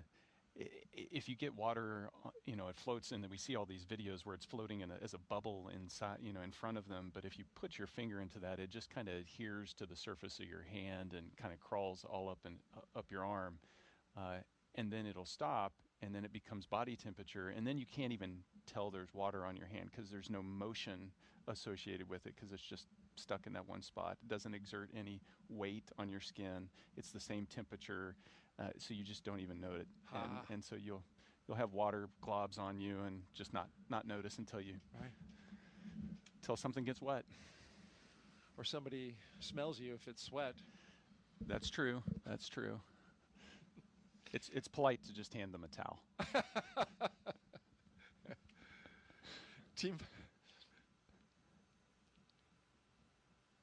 All right, we're coming up on T-minus 1 hour and 50 minutes. So far, a smooth countdown. We saw Crew 11 at T-minus 4 hours get suited up. They left the astronaut crew quarters about 20 minutes away from here, got into their Teslas, rode out to the pad after saying goodbye to their family members. Under security escort, drove by the vehicle assembly building on the way, which is housing currently a moon rocket scheduled for launch of that crew, a test flight around the moon in early next year. And then they made it to this launch pad 39A, where in a little under 2 hours they will lift off bound for the International Space Station with an instantaneous window of 12:09 and 24 seconds p.m. Eastern Time.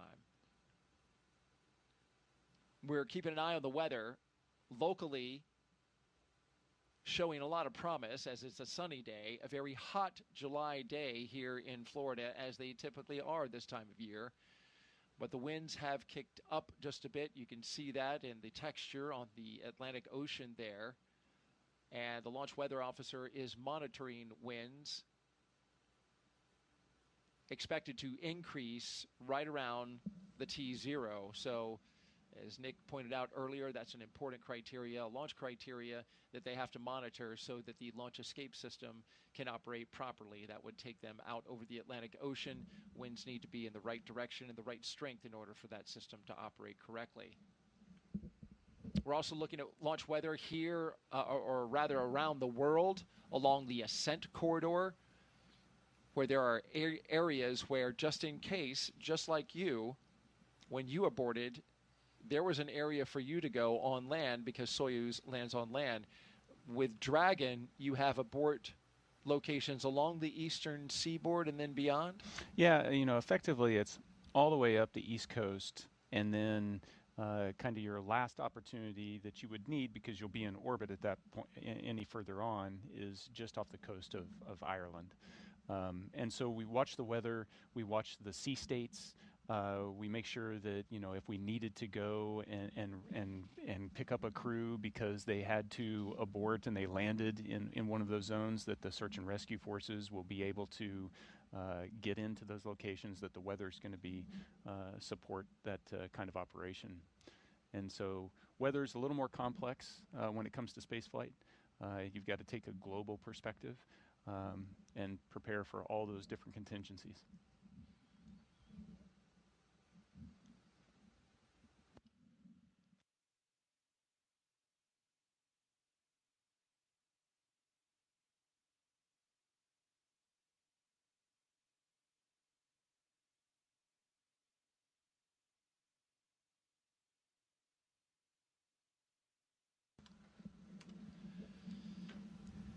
We've got the split screen there with Crew 11 on the inside. That camera with a prominent shot of pilot Mike Fincke's knees, dead center. But the rest of the crew is also there. To Mike Fincke's, to screen left is mission specialist Oleg Platonov. To Fincke's left, to our right, moving right to the two positions, would be our commander, Zena Cardman. And to the far, far right, next to the window, is Kimiya Yui. There's a lot of rights and lefts there, Daryl. Yeah. We need some on-screen graphics to make it. Yes, I think you're right about that. And so after you're done here today, we will be drafting you into our production team. Oh, okay, great. Nick.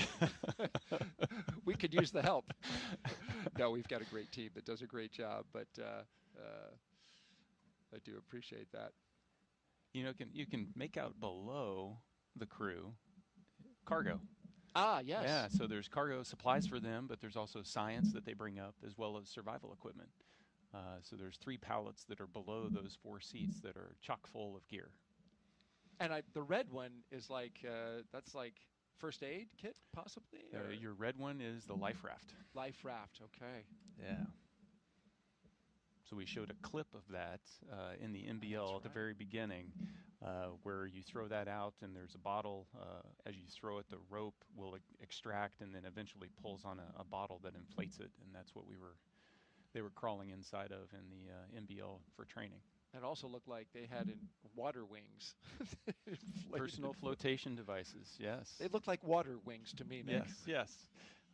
You know, we train for that kind of thing, so it's a standard you have to meet to be able to, all of you, go from this configuration they're in right now to put on the personal flotation device and get out of the capsule in 90 seconds.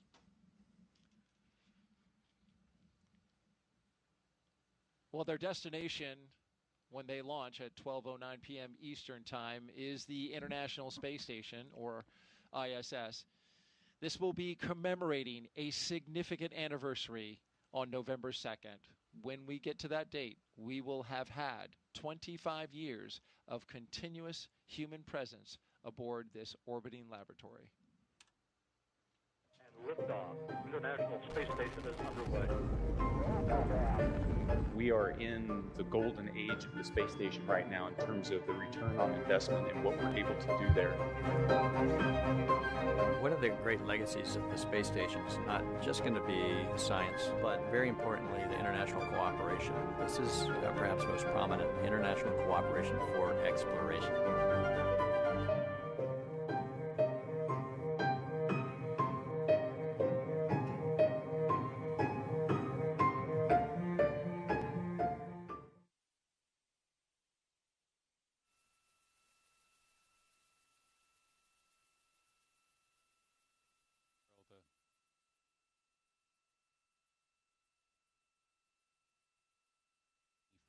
Years, you know, every roughly 6 months or so, a crew doing a rotational mission with a handover, and it's been a thrill to be a part of those rotational missions.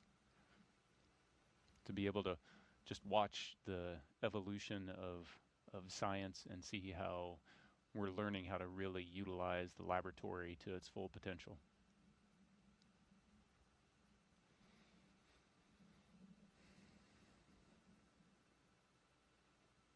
I don't know where those clouds came from. They need to blow away.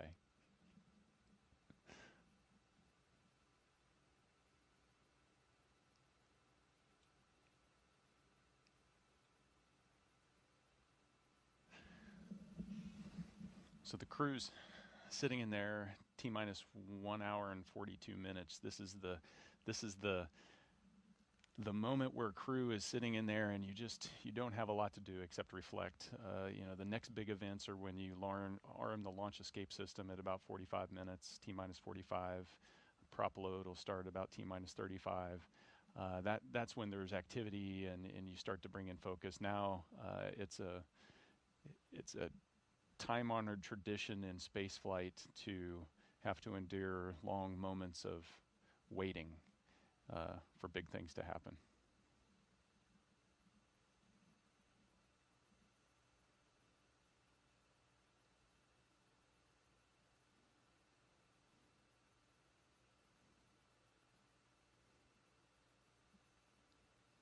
That's a better view.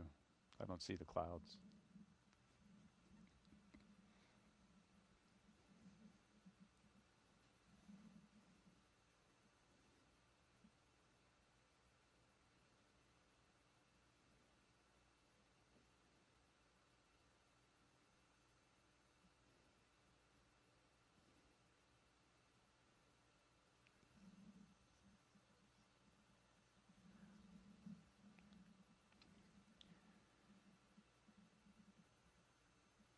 And right now, I'd like to hand it over to Mission Control. The team at Johnson Space Center is tying in with us. How are you guys doing? Hey, Nick. Hey, Daryl. We're doing good over here. This is Mission Control Houston in the International Space Station's Flight Control Room at NASA's Johnson Space Center. The team continues to prepare for launch and is being led today by Flight Director Scott Stover. Today, we will be launching the 11th rotational crew mission to the International Space Station under the agency's Commercial Crew Program. Following Crew 11's arrival, the space station will have a total of 11 crew members represented by 3 different agencies aboard for just a few days. Once on board, Crew 11 will go over a brief handover period and procedures with the off-going Crew 10, including a safety briefing and orientation, and then the new crew will jump right in to help advance scientific knowledge and demonstrate new technologies. After a few days of handover activities, the members of Crew 10 will prepare for their undocking and return to Earth. Direct handovers between crews allow for continuity of the activities and helps to ensure a continuous U.S. presence on the space station, which is about to celebrate 25 years of continuous presence in November. Ahead of Crew 10's return, JAXA astronaut Takuya Onishi will turn over command of the space station to Roscosmos cosmonaut Sergei Ryzhikov. The space station is currently in Expedition 73, and in the fall, NASA astronaut Chris Williams and Roscosmos cosmonaut Sergei Kudzverchkin and Sergei Mikhailov will join the on-orbit crew. Shortly after the departure of the Soyuz MS-27 with NASA astronaut Johnny Kim, coming home will mark the commencement of Expedition 74, which will be led by the new commander, Mike Fincke. All of this, of course, coming up after today's launch. We continue with the countdown, and with under 2 hours before launch, we'll send it back over to the Kennedy Space Center. Daryl and Nick?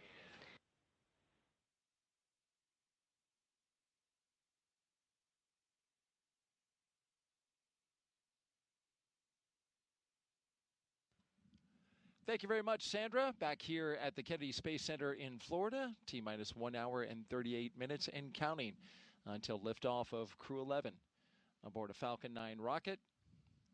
The spacecraft Endeavour, the flight leader currently in the fleet of Dragon spacecraft. It is a lovely day here in Florida.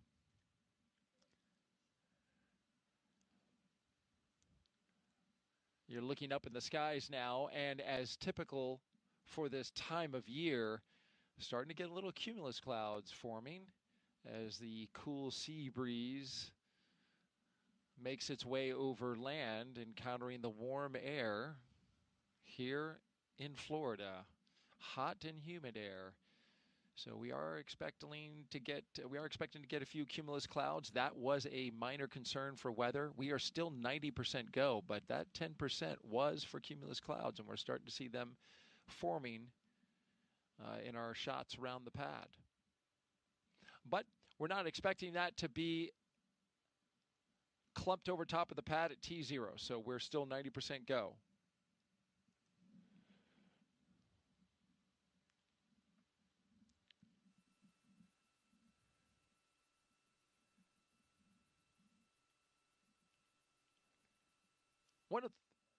One of the first things Crew 11 did, they came together as a team, and they designed this patch that you see here. This is a tradition for all spaceflight missions, human spaceflight missions, and science missions. You design a mission patch.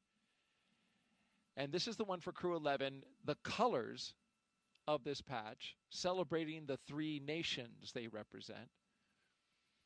And the 3 stars that you see there, the ones with a starburst, they honor their space agencies working together, the 3 of them, NASA, Roscosmos, and JAXA. The 2 sunbeams that you see coming from the upper right, shining down, well, they make the number 11, shining on a tiny blue dot, our home on Earth.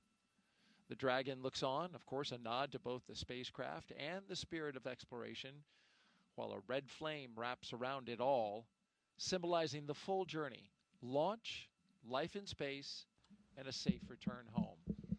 And if you look closely, you can see a tribute to their children in the stars. This is a reminder that the missions like this, as we know, when we got the question from 8-year-old Knox earlier, they help to inspire the next generation. Appreciate all those young folks who get the bug for space knowledge and to learn about space and exploration, which requires a good foundation in STEM, science, technology, engineering, and mathematics. Yeah, it all starts with education. I think kids grow up, children grow up inherently curious.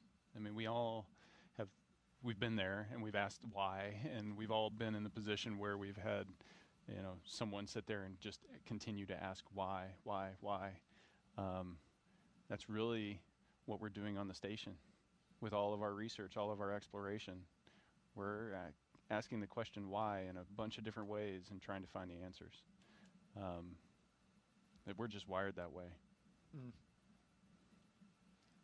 It is so true. And speaking of kids, kids are on the mind of some of our crew members. Talking about Oleg Platonov. He has a child whose toy he is bringing aboard the International Space Station, taking one of his kids' toys so that it will be a spaceflight flown toy when it comes back down to Earth, along, of course, with pictures and some other artifacts. But each one of the crew members gets to take something up, and that's what Oleg's taking. Yeah. So I hope it's not his kid's favorite toy. Yeah, because he's going to be without it for a while. No, but that might cause more of a problem on Earth. But it's something absolutely that Oleg's child's going to just cherish the rest of his life, and having the opportunity to bring up little things to be able to give as mementos to friends and family is huge. Oleg's fellow mission specialist, Kimiya Yui, well, he's bringing a lot of pictures of family, friends, and colleagues. And one of the pictures he's going to take up, he's going to then give back to the people who gave him the photos. So that's a touching thing. We talked earlier in the show about what Mike Fincke is bringing up. He's bringing up a gamasa from the state of Assam. He, of course, said in a press conference recently, he's been married 25 and a half years. To a wife, his wife of Indian origin, and the gamasa is a silk scarf that carries with it the blessings for his trip to the ISS from her side of the family, and he's taken one not only on this mission, but he's taken that gamasa on all 3 of his previous missions as well. Yeah, good luck charm. I'd stick with it. It's working well for him. That's right. Whatever you took on your first flight, I hope you put somewhere, buried somewhere. No, just kidding. So I used the same zero-G indicator on all 3 flights. Did you? Yeah. You're not. You're like, no, I'm not buying any of this luck stuff. You're like, let's stick with what works. I trust the people behind it. That's a great answer. And then, of course, finally, Zena, our commander, she's, of course, taking, like the rest, photographs of family and friends. But because of her previous assignment to Crew 9, the mission that you ended up commanding, her stuff went up early. And one of the things that she mentioned that she is taking up and shared with the public was that she has some cards that were written by her late father that she included in Crew 9. But now we're coming up on anniversaries and a certain amount of time that he has not been with her, and she gets to now see those cards again when she arrives at the International Space Station. Yeah, it's truly touching, and it was one of those things.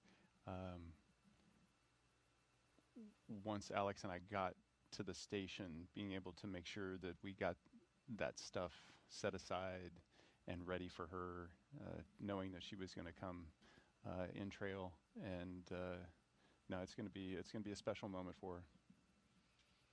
That's right. You actually had her stuff put into place.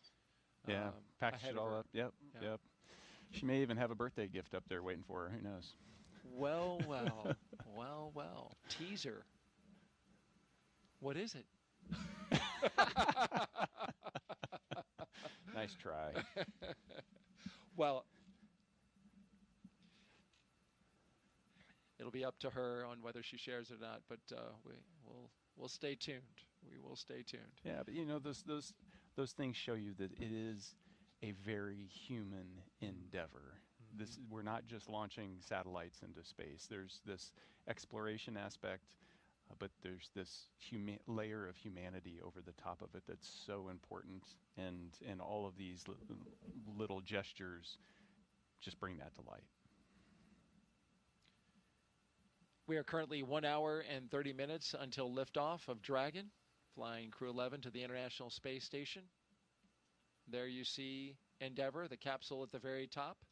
6th flight today for that capsule. The number of historic flights that it has under its belt, beginning with Demo 2, and then going on to Crew 2, Axiom 1, Crew 6, Crew 8. Long history with CCP, the Commercial Crew Program, which has a fond place in the hearts of the folks who work for CCP for this spacecraft. Spent a lot of time reviewing data and examining it, getting it ready for each flight that it flew for NASA. It's a workhorse. It is, and as you know, spaceflight is hard on equipment. So those checks and examination of the data and looking over the critical systems is an important part of making sure that that capsule can continue on. It's currently at its 6th flight, but these spacecraft were only certified for 5. CCP did a recertification, moving it up to 6 flights. Ultimately, SpaceX would like to fly these capsules 15 times. And they say that they have systems that are ready for 15 times reuse. Commercial Crew Program is currently reviewing and looking over the data to determine how much more of the systems need to be reviewed in order to certify it for those additional flights. But that's exactly it. That's the goal here, is to make these spacecraft and rockets reusable, bringing down substantially the cost of spaceflight. Yeah, and hopefully opening space up to so many more.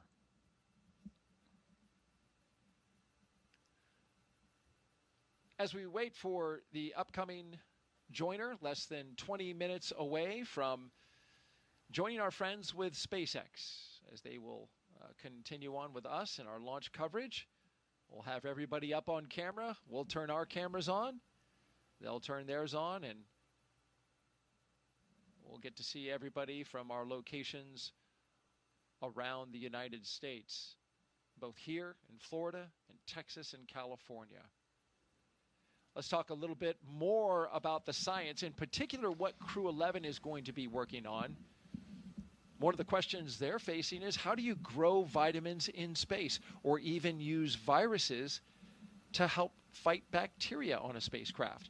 Well, for the past year and a half, Crew 11 has been training to support cutting-edge research like this aboard the International Space Station. First up, Bionutrients 3.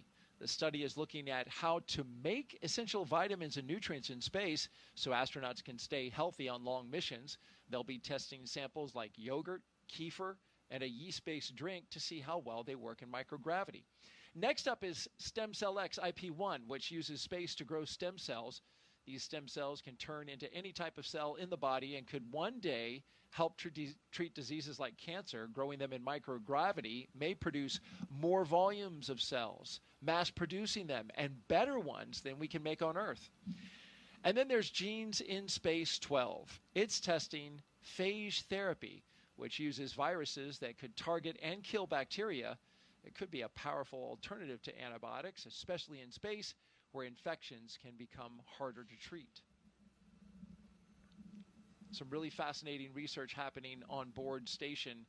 In addition to the human research side of things, you were talking about this earlier, each one of these astronauts will be studied, many of their biological functions, and their, of course, biological data will be studied as their time comes to a close in space, and studied afterwards, studied during, studied afterwards, and possibly it being an 8-month mission. Yeah, you have the opportunity as crew members to volunteer to be a human test subject for a lot of different experiments that are focused on how does microgravity and the space environment, the high radiation environment, how does that affect human physiology? And it runs the gamut from just muscle and bone health, all the way down to genetic structure and how that changes, or how our immune systems might be suppressed. And we've been doing this for 25 years, and we're still learning. Space is hard on the human body, is it not? It is, but the body is so amazing in how it adapts. It is constantly responding to the environment around us, and we don't really see that on Earth because the changes in the environment around us aren't dramatic enough. But when you pull us out of Earth and put us into space, that dramatic change, you get to watch your body respond to all of that, whether it's spinal growth and straightening that causes you to grow a little bit taller, whether it's the fluid shift and the pressure distribution within your vascular system is more balanced, and you feel that in your head. It goes even to the way you perceive the environment around you and your mental predictions of how things behave. You start to predict and think in weightlessness. All of that adapts, and you've got a front row seat for it, so it's pretty amazing. Literally.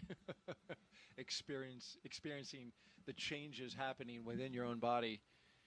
Jessica Meir says she came back and she could actually see better than she did before because of that, the pressure of microgravity exerting differently on her eyeball than it does under being back on the Earth with regular gravity. Yeah, and we're still trying to understand the root source of why those changes in vision happen, why the changes in our eyes occur. I wish I had her problem, because now I'm wearing glasses as a result of that. So it can go both ways. It can cut both ways. Okay. And who knows, Nick, you might have been bound for glasses anyway, no? Well, I mean, everybody is at some point. Right. You just called me old? Is that what happened? It was very subtle. You did catch it, though. Yeah, I did. T-minus 1 hour and 23 minutes. I'm Daryl Nail with NASA Communications, and I'm joined by Nick Hague, NASA astronaut and Brigadier General with the Space Force.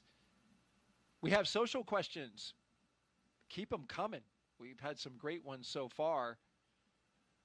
Just use the hashtag AskNASA and send us those questions on Facebook, X, YouTube, and Twitch. We've got a person who's monitoring our social feeds right now, looking for great questions. And here's one from Joshua R. Collins. Does the whole crew have the same doctor, or does each crew member have their own? Is it their regular personal doctor or a NASA medical team doctor? So each space agency provides a medical team to support their astronauts or cosmonauts. So you'll, for Crew 11 in particular, you're going to have a NASA flight doc team of a surgeon, flight surgeon, primary and deputy, that will support Zena and Mike. And then you're going to have separate medical teams supporting Kimiya, and then a Roscosmos team supporting Oleg. Those, in the NASA, if I look at how NASA supports us with medical, the personal doctor is your flight doctor. And so the person that sees you day to day for the years leading up to your mission is the same person that is supporting you throughout your mission, and then after your mission when you're rehabilitating, and then beyond. And so that flight medicine team is one of those key relationships that you develop once you join the astronaut corps. A flight surgeon for each space agency, and they go with them until they get to the pad, and then they break off. They're there, standing not too far away, just in case they are needed for any reason. But those, exactly as you said, those flight surgeons standing by. Give you a couple upcoming milestones. T-minus 47 minutes. We're going to get an LD brief. That's from the launch director at SpaceX, and we're monitoring weather conditions along the abort corridor. Also keeping an eye on the winds here locally. They've picked up a little more than were initially forecast. At T-minus 1 hour, just about 20 minutes from now, the closeout team will depart the pad. That was the team that was getting the crew all ready inside the spacecraft and then sealed up the hatch. They will depart, It'll just be the crew out there on the pad. It'll be them and Dragon Endeavour that you see right there at the top. We've talked a lot about this capsule today. It's taking its 6th space flight. Since its first flight in 2020 for Demo 2, SpaceX's Endeavour Dragon has been a workhorse for NASA's Commercial Crew Program, flying mission after mission. It has safely carried astronauts to the International Space Station 5 times. Demo 2, Crew 2 in 2021, Axiom Mission 1 in 2022, Crew 6 in 2023, and Crew 8 in 2024. In all, Endeavour has flown 9 NASA astronauts, 3 space tourists, 2 Roscosmos cosmonauts, 1 retired NASA astronaut, 1 ESA astronaut, and an Arab astronaut from the UAE to and from the International Space Station. Crew 11 marks Endeavour's 6th mission, the flight leader to the ISS. And we leave you now with dancing from Crew 1. Apparently choreographed as well. Look at that. And they had their act together. What choreographed dance moves did you do, Nick? Don't dance. That's one thing that Don't didn't. dance. That's one thing that didn't translate into space. Yeah, I don't dance on Earth, and I didn't dance in space. But you can do somersaults and flips and twists, though. Yes, especially as you're zipping around that space station. I mean, it's fun. Yeah, oh man, it's it looks like it. Every dream you had as a 5-year-old of flying around, and you get to do that every day. I used to dream that as a kid so often that I could just flap my arms and fly. Yeah. It was a recurring dream that I had, and sometimes I woke up really actually believing that I could fly. I can imagine when you're on the ISS, you wake up and it's like you get to just do it again day after day. Yeah. It's real. That dream is real. It's your new normal. Yeah. And you just have fun with it. You float over and grab your drink bag to rehydrate your morning coffee, and you can do a backflip between that and the water dispenser, and you just play with it. You know, you don't need to use utensils to eat. You can just put the food out in the air in front of you and pretend like you're in an aquarium.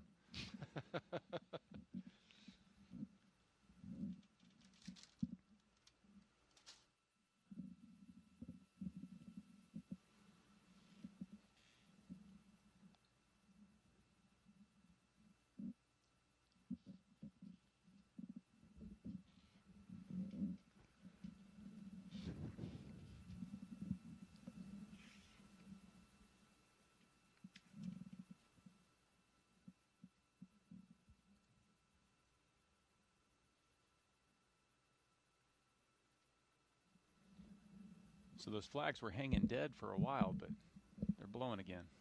Yeah, that's the breeze that the forecasters looked at the charts and the data that they have around all the instruments that we have around the Kennedy Space Center. And early this morning forecast an earlier kick up to those winds, and so we're seeing them now.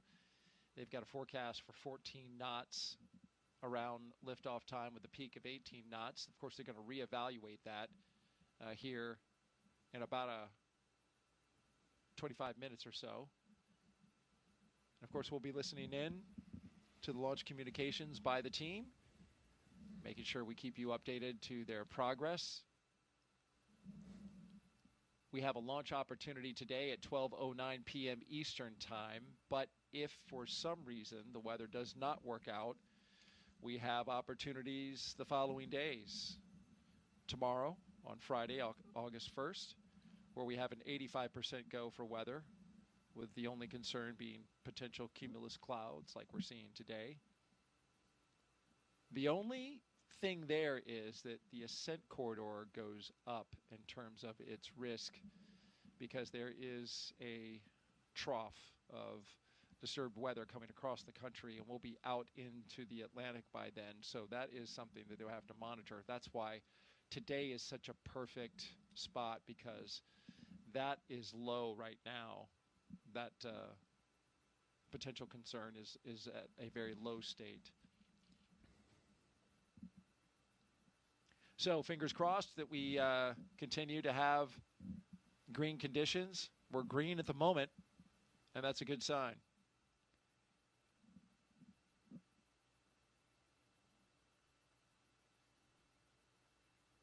We're T-minus 1 hour and 15 minutes until the liftoff of Crew 11 on a Falcon 9 rocket to the International Space Station. Thank you for joining us.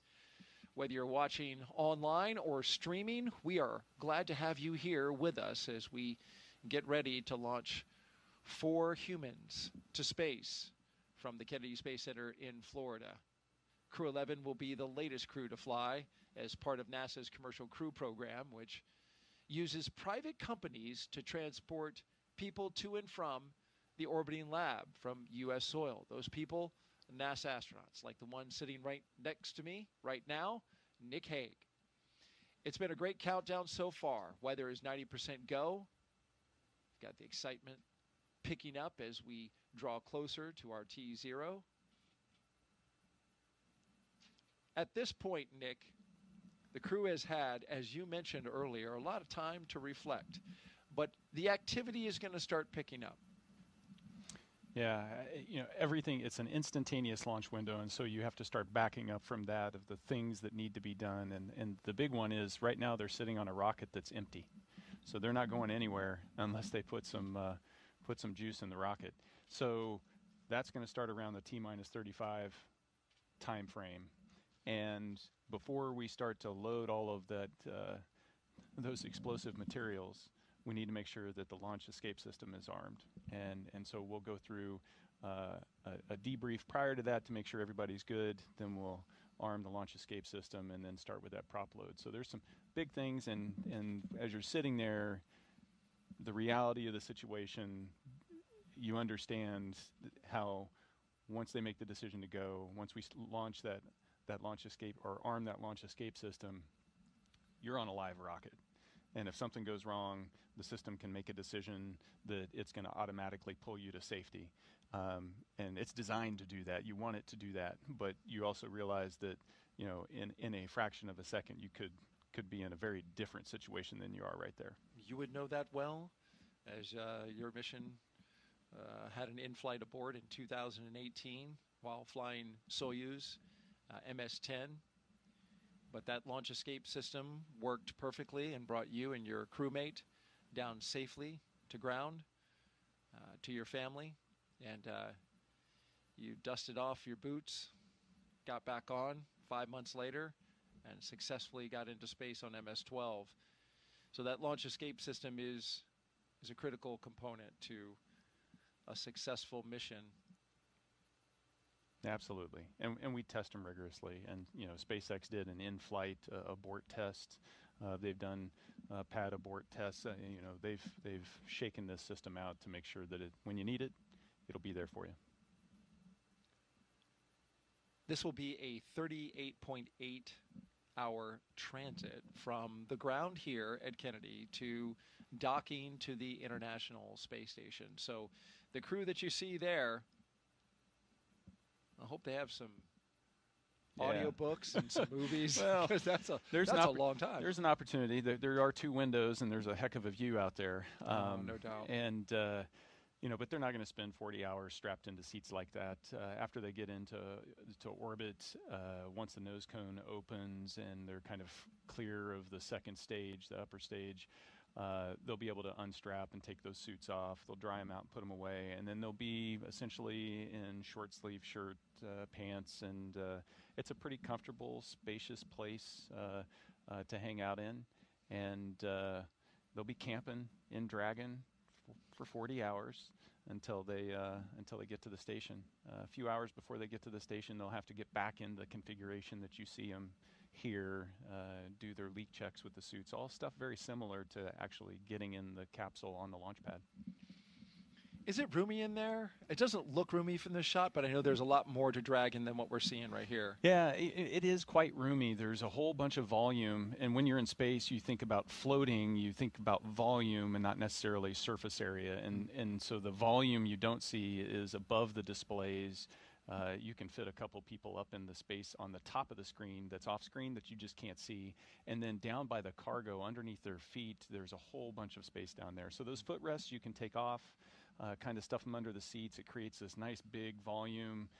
You can pull out your food and your drinks. You can stick things to the walls, and but it's like camping in a SUV. There's room, but you're still in an SUV.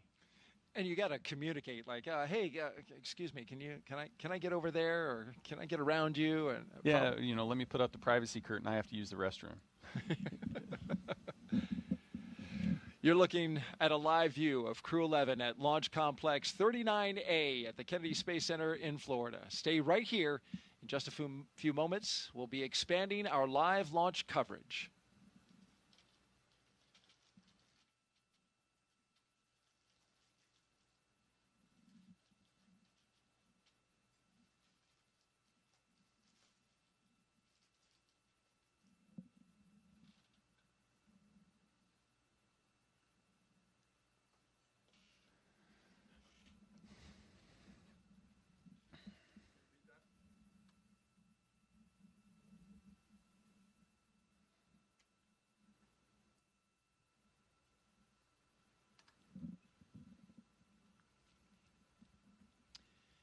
Good morning. You're watching live launch coverage of NASA and SpaceX's 11th rotational flight to the International Space Station. I'm NASA's Daryl Nail, joined once again by NASA astronaut Nick Hague, who's been with us for the past 3 hours.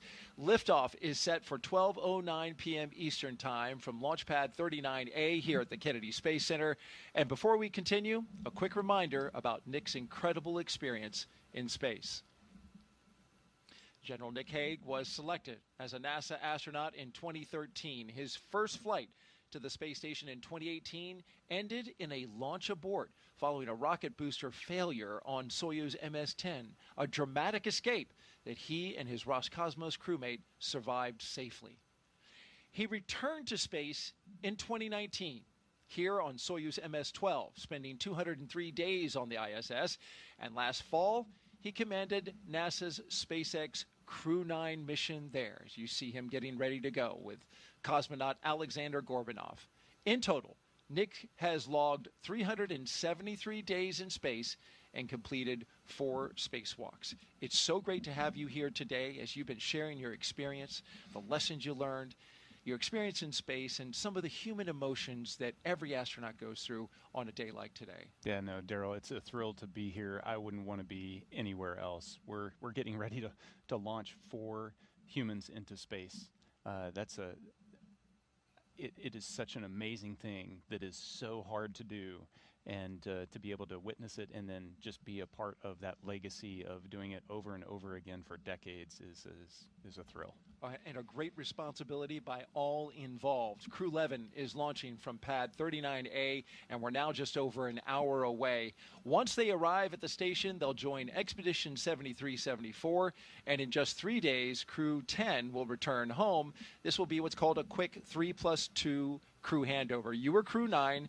You get a little time with the crew that's coming up, and it's important time. It is, because you're living on the space station, so you train for how to work all the systems, but the real living aspect of it is something that you can really only do in microgravity, in that weightlessness, and it really is something that you try to maximize. All right, let's take you through Crew 11's launch day preparations so far this morning. Nick Hague has been with us throughout. After waking up and grabbing a bite to eat, the crew suited up inside the historic crew quarters, a tradition that dates back decades. SpaceX teams helped them into their custom pressure suits, and just like the other crews before them, they gathered around a table for a card game to burn off any lingering bad luck before launch. After that, they followed in the footsteps of every NASA astronaut since Apollo 7 in 1968, walking out to greet a crowd of family, friends, and supporters with a big wave. Then it was into their Teslas for a security-escorted ride out to Launch Pad 39A, a 20-minute journey filled with anticipation as they drove up with their rocket in sight. Once there, they looked up, got a close-up look at the rocket, walked through the crew access arm, and climbed into their spacecraft. And now, there they are at the top of this rocket, inside that Endeavour capsule, and they are awaiting the next big milestones, the fueling of the rocket and the arming of the launch escape system. Throughout the broadcast, we are taking your questions to Nick Hague. Just use the hashtag AskNASA on the platforms Facebook, YouTube, X, and Twitch. We really want to hear from you. So send us those questions. He's got answers, and he's got good ones. Also, if you're watching YouTube, be sure to refresh your player or browser so you can join our live chat. At this time, we are expanding our coverage to include our partners at SpaceX. So let's welcome in the SpaceX and NASA commentators joining us live from Hawthorne, California, home to the SpaceX mission team. Welcome aboard.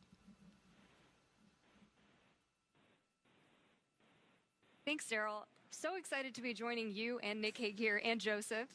I'm Somi Srivastava, a certification engineer here at SpaceX.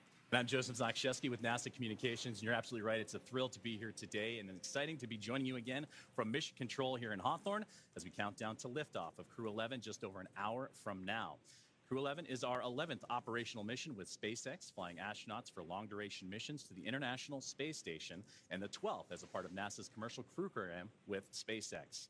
Crew 11 has 2 first-time flyers on board, as well as a veteran NASA astronaut and a veteran Japan Aerospace Exploration Agency, or JAXA astronaut, making their return to microgravity. The multinational crew also represents 3 different space agencies: NASA, JAXA, and Roscosmos. Today's crew will fly aboard Dragon Endeavour, which was the first operational Dragon to carry crew on board during SpaceX and NASA's Demo 2 mission in 2020 with astronauts Bob and Doug. Endeavour has been pretty busy since then, having also flown NASA's Crew 2 mission, AX-1, and NASA's Crew 6 and Crew 8 missions. This will be the first Dragon to fly 6 times.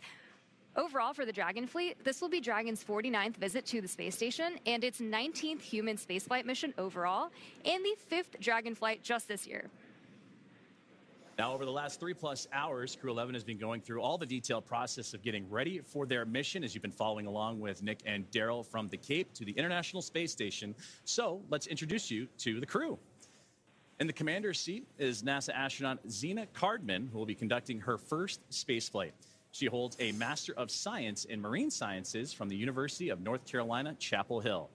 Cardman has experience with NASA research in the Canadian High Arctic and has supported real-time station operations and lunar surface exploration planning.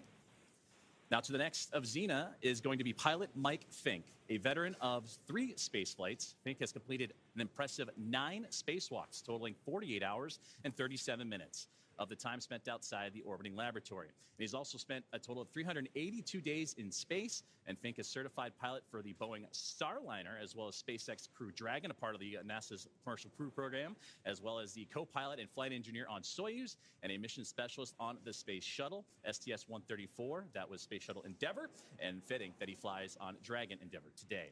Serving as a mission specialist, or pardon me, Sonia, serving as a mission specialist is going to be Japan Aerospace and JAXA astronaut Kimiya Yui. Yeah, and today's flight will be Yui's 2nd trip to the space station. He was selected as an astronaut by JAXA in 2009 and has logged 142 days in space. And to round it all out, Roscosmos cosmonaut Oleg Platonov is also serving as a mission specialist and was selected as a cosmonaut in 2018 and will be making his first space flight today. Now, as we get closer to 1 hour away from liftoff, let's take a look at what's going to be happening with Crew 11 once on board the International Space Station. Crew 11 will briefly become members of Expedition 73 and then Expedition 74 in the fall. Following departure of Soyuz MS-27 spacecraft, that's when the expeditions will change over, and that departure will feature NASA astronaut Johnny Kim. They'll also conduct space station maintenance and scientific research to understand plant cell division, finding alternatives to antibiotics and microgravity, investigate producing essential nutrients on demand for long-duration missions, and study how spaceflight affects human physiology and psychology. The crew will also engage with students worldwide via the ham radio and use its existing hardware with newly integrated software to test a backup lunar navigation solution. So as the crew continues to prepare, as does the team on the ground, let's check in with another member of our broadcast team, Ronnie, here with SpaceX for an update on all things on the rocket, the capsule, the crew, and more. Ronnie? Thanks so much, Joseph. I'm Ronnie Foreman, a senior sales manager, joining you today from the SpaceX Statics Desk. It continues to be a smooth countdown, and we are looking good for an on-time liftoff, which is at 12:09 p.m. Eastern Time from the historic Launch Complex 39A in Florida. Now, coming up here in just about 15 minutes, we're going to be listening in for our team to report our final readiness for propellant load with a final go, no-go poll. Of course, here on the ground, teams will be staffed around the clock in mission control, which is just behind me here in Hawthorne, to monitor Dragon and the mission, not just today, but throughout the entire mission, from liftoff to Crew 11's arrival at the space station, all the way through splashdown when our astronauts return home. On console or on headset in mission control, as you can see on your screen right now. Tank isolation valves to equalize low flow pressure.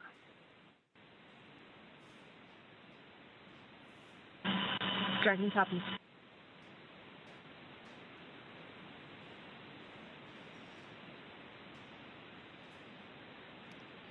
We got some good live action there from our teammates in mission control.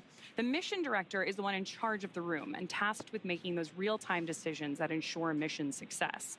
The person we just heard talking to the astronauts is the crew operations and resource engineer, who we'll refer to as the core throughout the broadcast.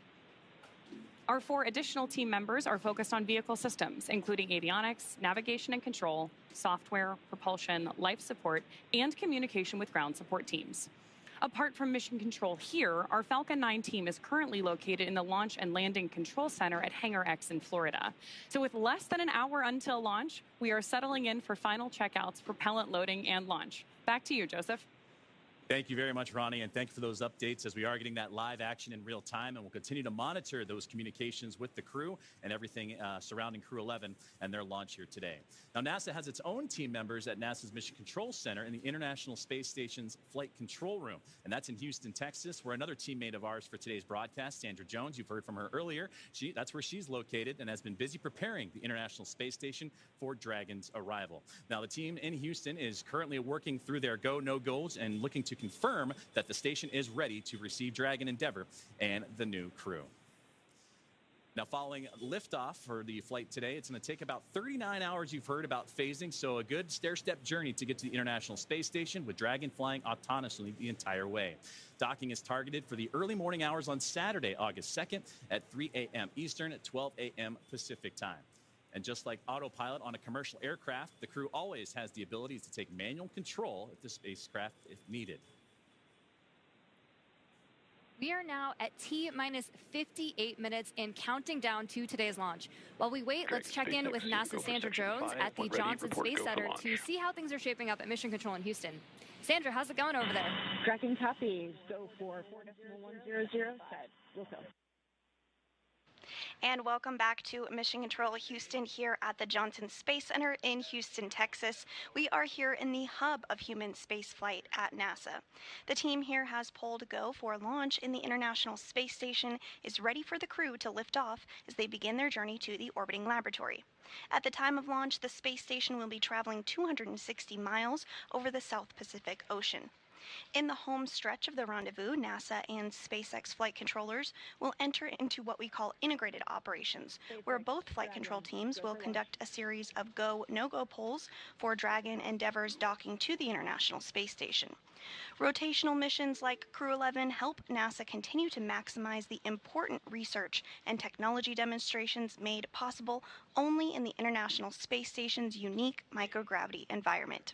The space station is critical for NASA to prepare for future commercial low Earth orbit destinations and to understand and overcome the challenges of long-duration spaceflight necessary for a long-term presence on the Moon and crewed missions deeper into the solar system, including on to Mars. Now, here's a closer look at the mission and what Crew 11 will have to look forward to during their stay aboard the International Space Station.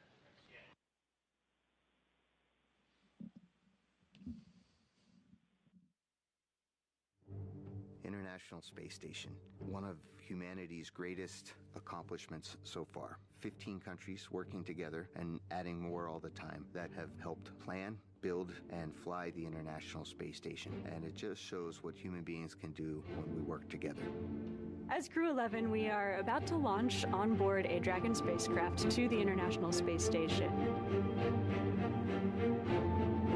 we are actually continuing an ISS mission almost a quarter centuries. Right now, crew members are working very hard on the ISS. So we got that result, and actually we do more researches, then pass that information to crew 12. Конечно, исследования на Международной космической станции, как я считаю, они очень важны, и они являются ключевым звеном в развитии технологии, науки и всей цивилизации. И все самое лучшее из космоса всегда приходит рано или поздно на Землю в виде новых открытий, новых приборов, возможностей и технологий. I'm very excited to see what kind of payloads we get to work with. It's a really interesting day-to-day life where 1 hour you might be fixing the toilet and then the next hour you're working on a physics experiment studying fundamental processes of our universe.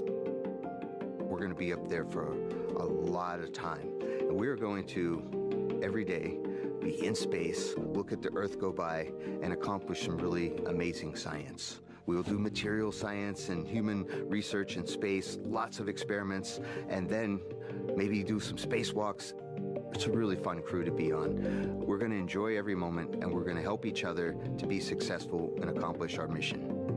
So we have various kinds of difficult training together. For example, emergency training in Building 9 or emergency training in SpaceX. This kind of training actually made our bond stronger. Наш экипаж Crew-11 — это экипаж, который состоит из высокопрофессионально подготовленных людей. И мне нравится этот экипаж. In some ways, my only expectation for the mission is to fly and return home safely and still friends when we get back.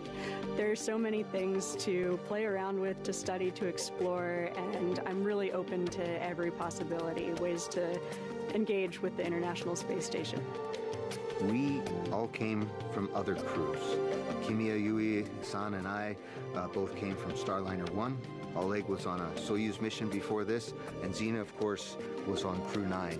But we all came together with our previous experience, melded into a really fun team, ready to go fly to our International Space Station.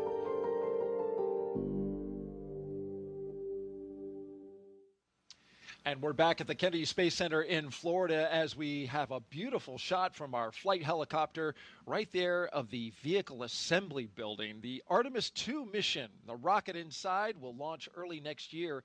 4 astronauts around the moon. But we are focused now on that launch pad that you see right ahead of us, which is Launch Pad 39A and the Falcon 9 rocket with the Endeavour spacecraft on top of it. We've got 4 astronauts inside right now getting ready to launch to the International Space Station.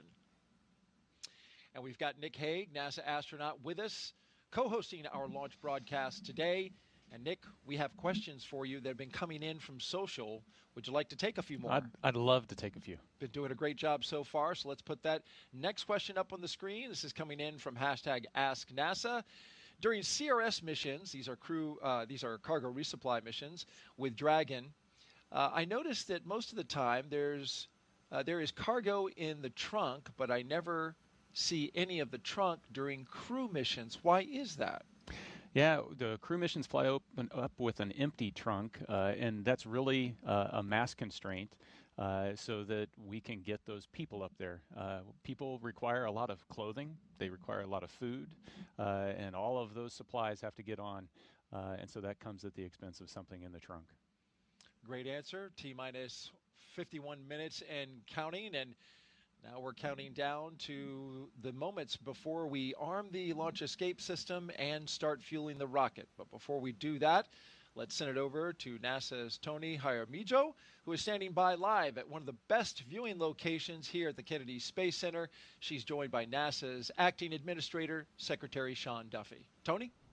Hey, thanks, Daryl. That's right. This is one of the best viewing locations where our guests have an amazing view of the rocket at the launch pad off to my left here. And joining me is Secretary Sean Duffy, NASA's Acting Administrator. Secretary Duffy, did you have a chance to speak to the crew before they headed out to the launch pad? I did. I was behind the glass yesterday with them.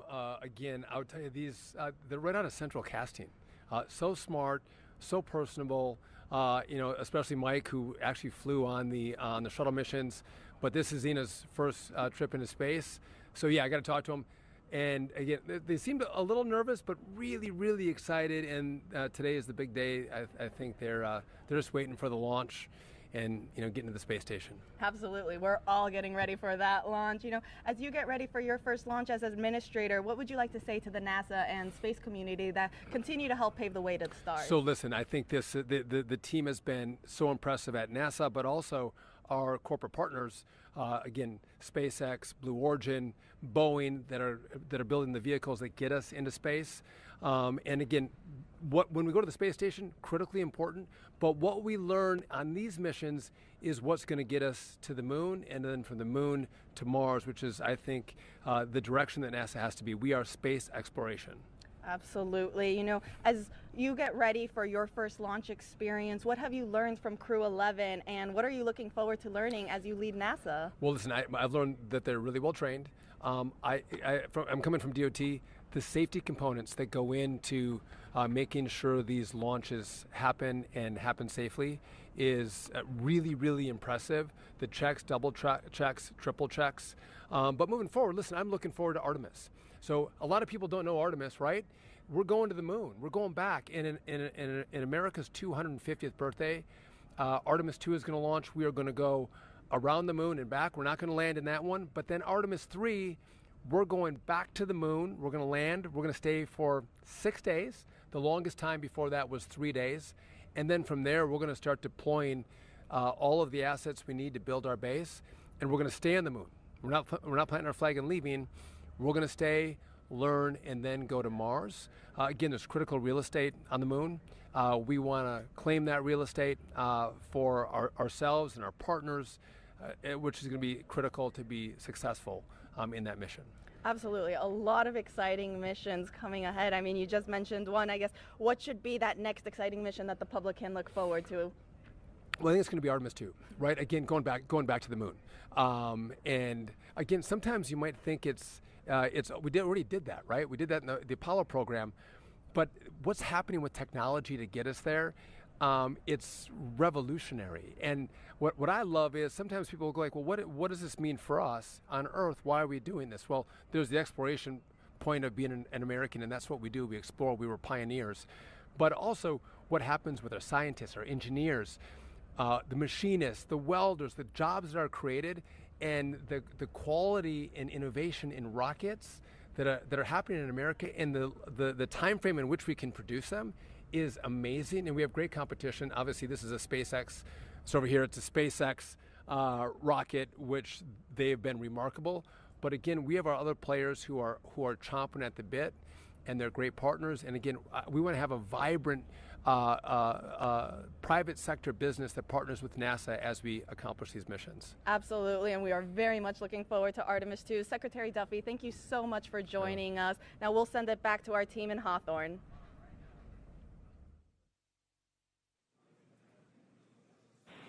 Thanks, Tony. That was an awesome interview with Senator Duffy.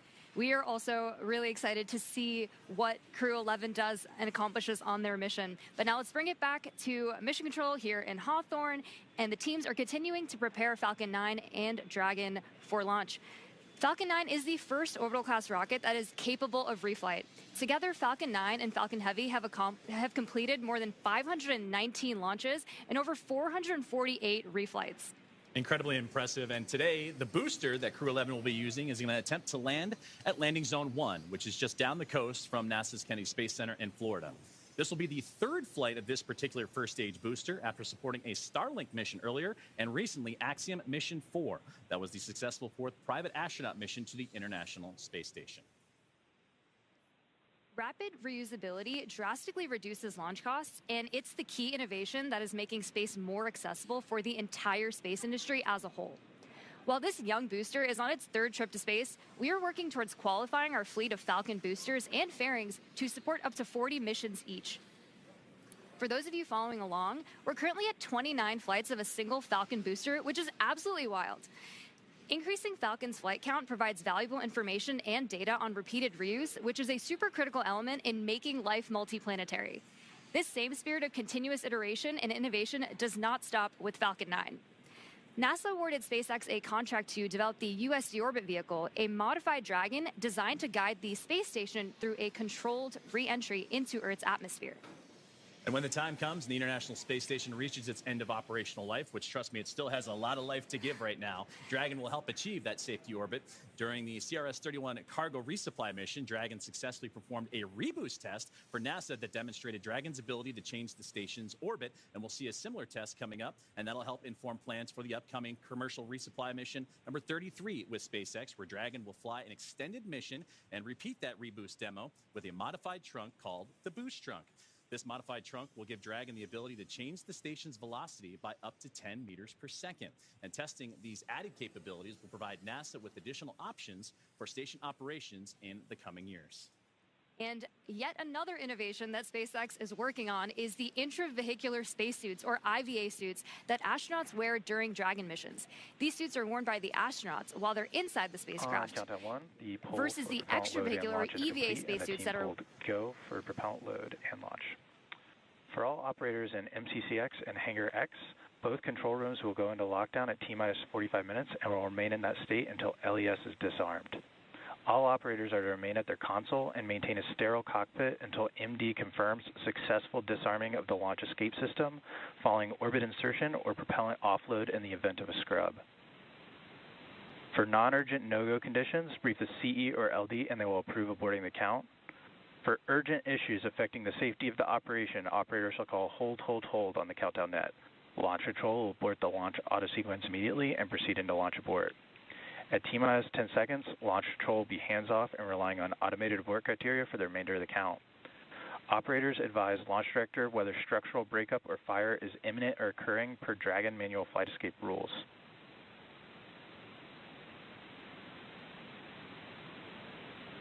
Launch control, you may proceed with arming the crew arm for movement.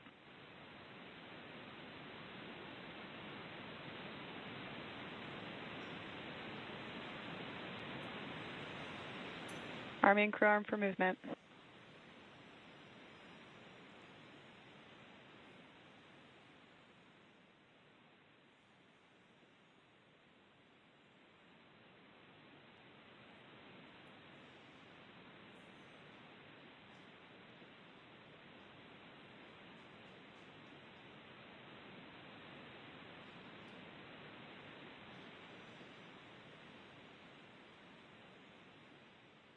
Crew access arm retraction started.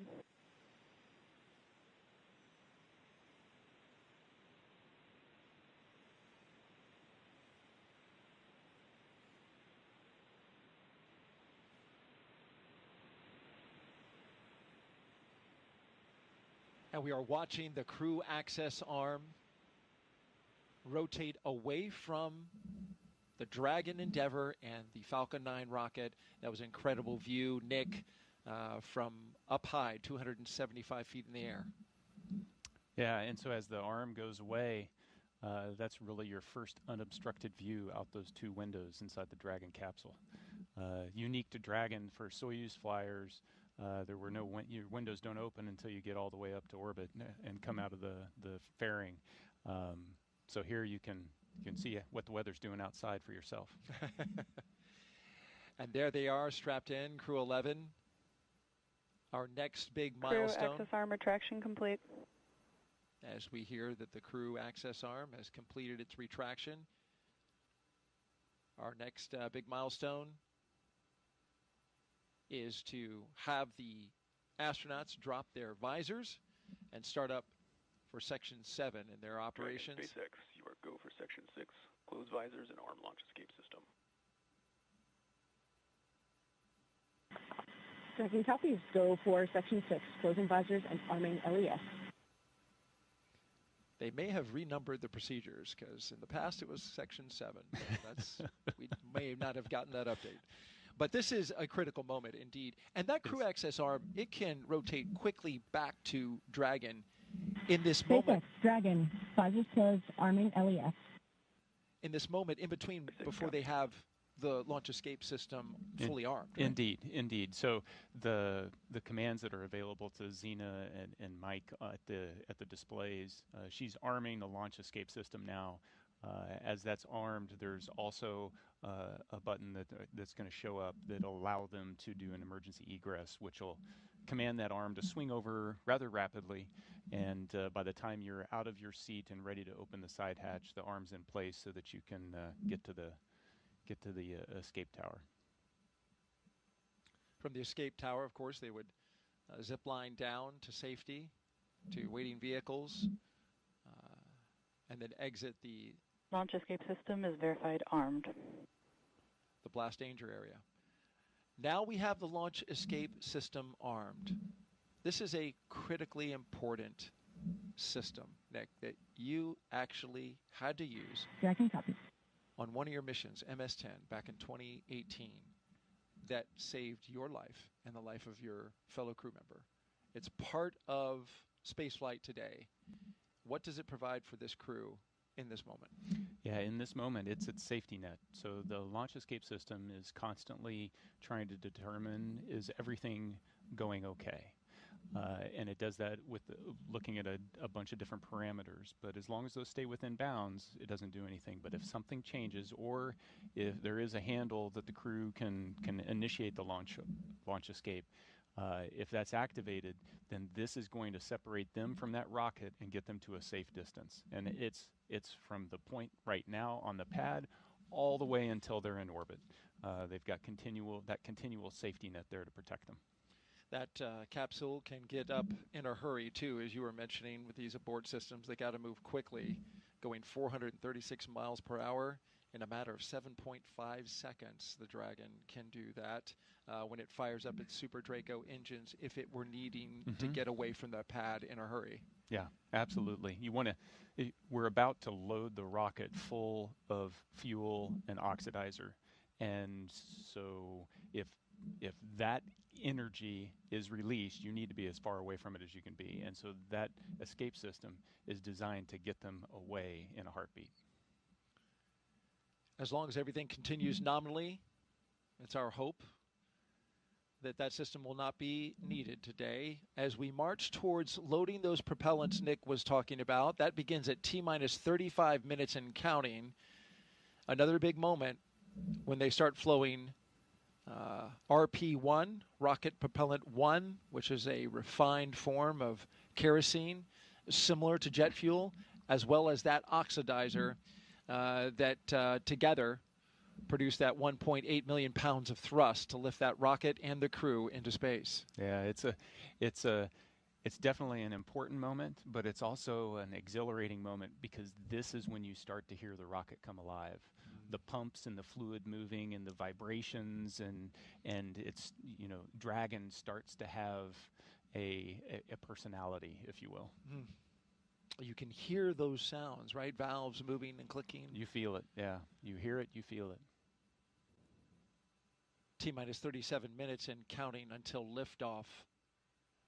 We're just 2 minutes away from beginning to load propellant into the Falcon 9 rocket.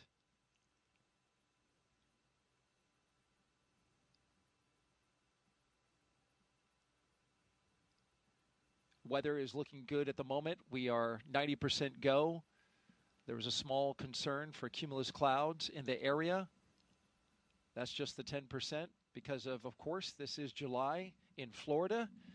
And you can see even now, Nick, the sea breeze from the cool ocean starting to create. Tanks are venting for the start of propellant load. Starting to create those little cumulus clouds bubbling up around the pad. We had a clear sky earlier. We're getting a little bit now, but overall, we're expecting that should be clear. I see blue. It's the glass half full. I like that.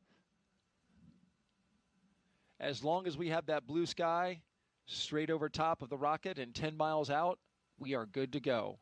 And so far, right now, green conditions. The range is clear. The area around the pad. Boat traffic has been cleared by range operations. Our partners at the United States Space Force, Cape Canaveral Space Force Station, where Nick, of course, you in the Space Force, a brigadier general, have cleared the range. They are currently monitoring it, making sure that no one can get into the path of the rocket from down on the ground or in the ocean, for the reason that if anything were to happen and any equipment or any spacecraft parts were to come down on them, you wouldn't want to pose a risk to those below. Yeah, public safety is important, but it highlights just the expansive team that even for this one place, the number of organizations that have to work together and they're necessary for success. Our 4-person crew, 2 NASA astronauts, 1 JAXA astronaut, and a Roscosmos cosmonaut seated in launch position, monitoring their systems on their heads-up displays.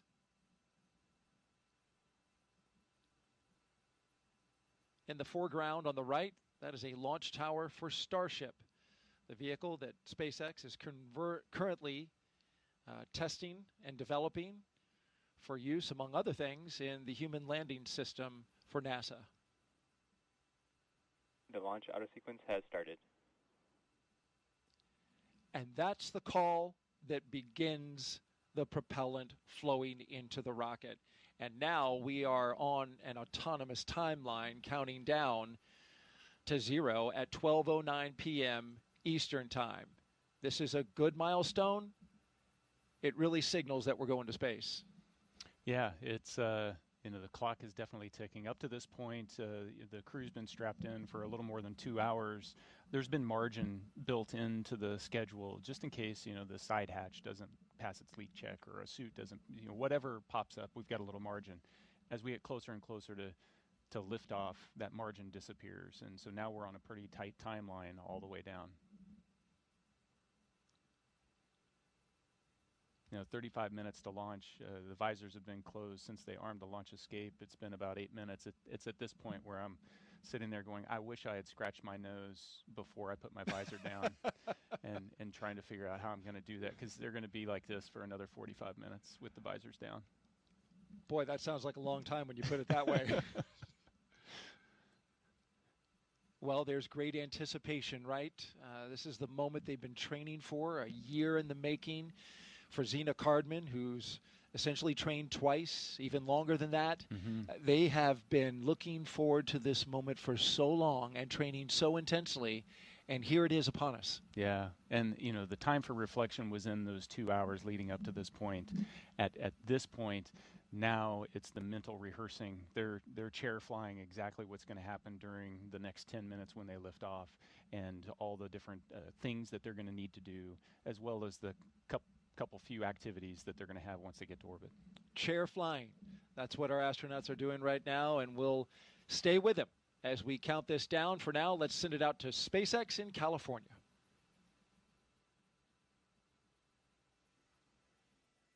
As Daryl mentioned, propellant loading of both RP-1 and liquid oxygen began at T-minus 35 minutes, right on schedule. And weather is our main watch item right now. But I am hearing from our vehicle teams that everything looks good for both Falcon 9 and Dragon.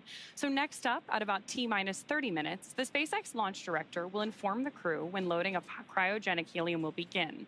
First on stage 1 and then on stage 2 about 4 minutes later. Stage 2 RP-1 loading should wrap up at about T-minus 20 minutes and 30 seconds. Then, as we approach T-minus 16 minutes and 30 seconds, we should hear a call out that Stage 2 liquid oxygen loading has begun. So with all of those consumables being loaded onto the rocket, if we have to call a hold for any reason at this point, like potentially due to weather, we would have to stand down and target our backup launch opportunity, which is tomorrow, Friday, August 1st, at 11:43 a.m. Eastern Time. That's because we have an instantaneous launch window today. So let's take a minute to do a little orbital mechanics 101. An instantaneous launch window means that we need to launch at exactly the right time, and that's driven by our planned rendezvous point, which is the location where Dragon and Station meet in space. Right now, the International Space Station is orbiting the Earth at more than 17,000 miles per hour, and Dragon needs to catch up to it. That means we have to deliver Dragon to the correct orbit. We do that by timing its trajectory relative to the orbiting laboratory so that they're both in the same place in space at the same time. A precise liftoff time is crucial for hitting that rendezvous point. Now, again, that means that at this point, if we hear a hold called, we'll be standing down and likely targeting that backup launch opportunity tomorrow. For now, though, we're going to go ahead and hand it back to Soumya and Joseph to talk to us about West Coast recovery. Soumya? Thanks for walking us through that, Ronnie. We are now at T-minus 31 minutes and counting, getting closer and closer to getting our Crew 11 astronauts into space. Once their mission is complete and it's time for our crew to splash down back on planet Earth, they'll be heading to one of several targeted sites supported by SpaceX. Until recently, Dragon recoveries primarily occurred off of the coast of Florida. This year, SpaceX moved Dragon recovery operations off the coast of California to allow Dragon to complete its deorbit before safely jettisoning the trunk over the Pacific Ocean. When they return, Crew 10 will be SpaceX's third crew mission to splash down in one of the new locations. From 2 was the first back in April this year, followed by Axiom 4 in July. The new splashdown locations are near LA, Oceanside, and San Diego. The recovery vessel, Shannon, will be stationed in Long Beach to support the new West Coast splashdown operations. Spreading these supported sites across multiple locations helps to maximize the return opportunities, lowering the chance we'll have to wave off due to bad weather. And when the spacecraft re-enters, those in the immediate area may hear a brief double clap of a thunder-like sound known as a sonic boom. I can't wait to hear one myself one day, but to hear everything that's gone on and to move operations to the West Coast has been incredible to watch, both from a SpaceX standpoint and from NASA, to see the teams across the country working together, the International Space Station Commercial Crew Program. And like Nick mentioned earlier, there's an army behind every one of those movements and getting ready and preparing for these West Coast splashdowns. So it's going to be phenomenal to watch and see NASA's first crew mission return on the West Coast. Well, back to today's mission, Crew 11, as they continue to get ready to go. They're inside now half an hour until launch time. Let's take a look at more and a bit more and learn about the astronauts flying today. I think it's really innate in our human nature to want to keep exploring and to keep pushing boundaries. Everything that we do in space is ultimately for Earth and for the human species. We are having a lot of good experiments on orbit, making new medicines. That is actually good for everybody. By understanding how to live and work in space like we have with the International Space Station, we can now become a multiplanetary species by having bases on the Moon and bases on Mars. И выполнение полета в космос, на мой взгляд, важно, потому что в конечном счете необходимо человечеству будет двигаться в дальний космос для того, чтобы открывать новые миры, исследовать новые и новые горизонты.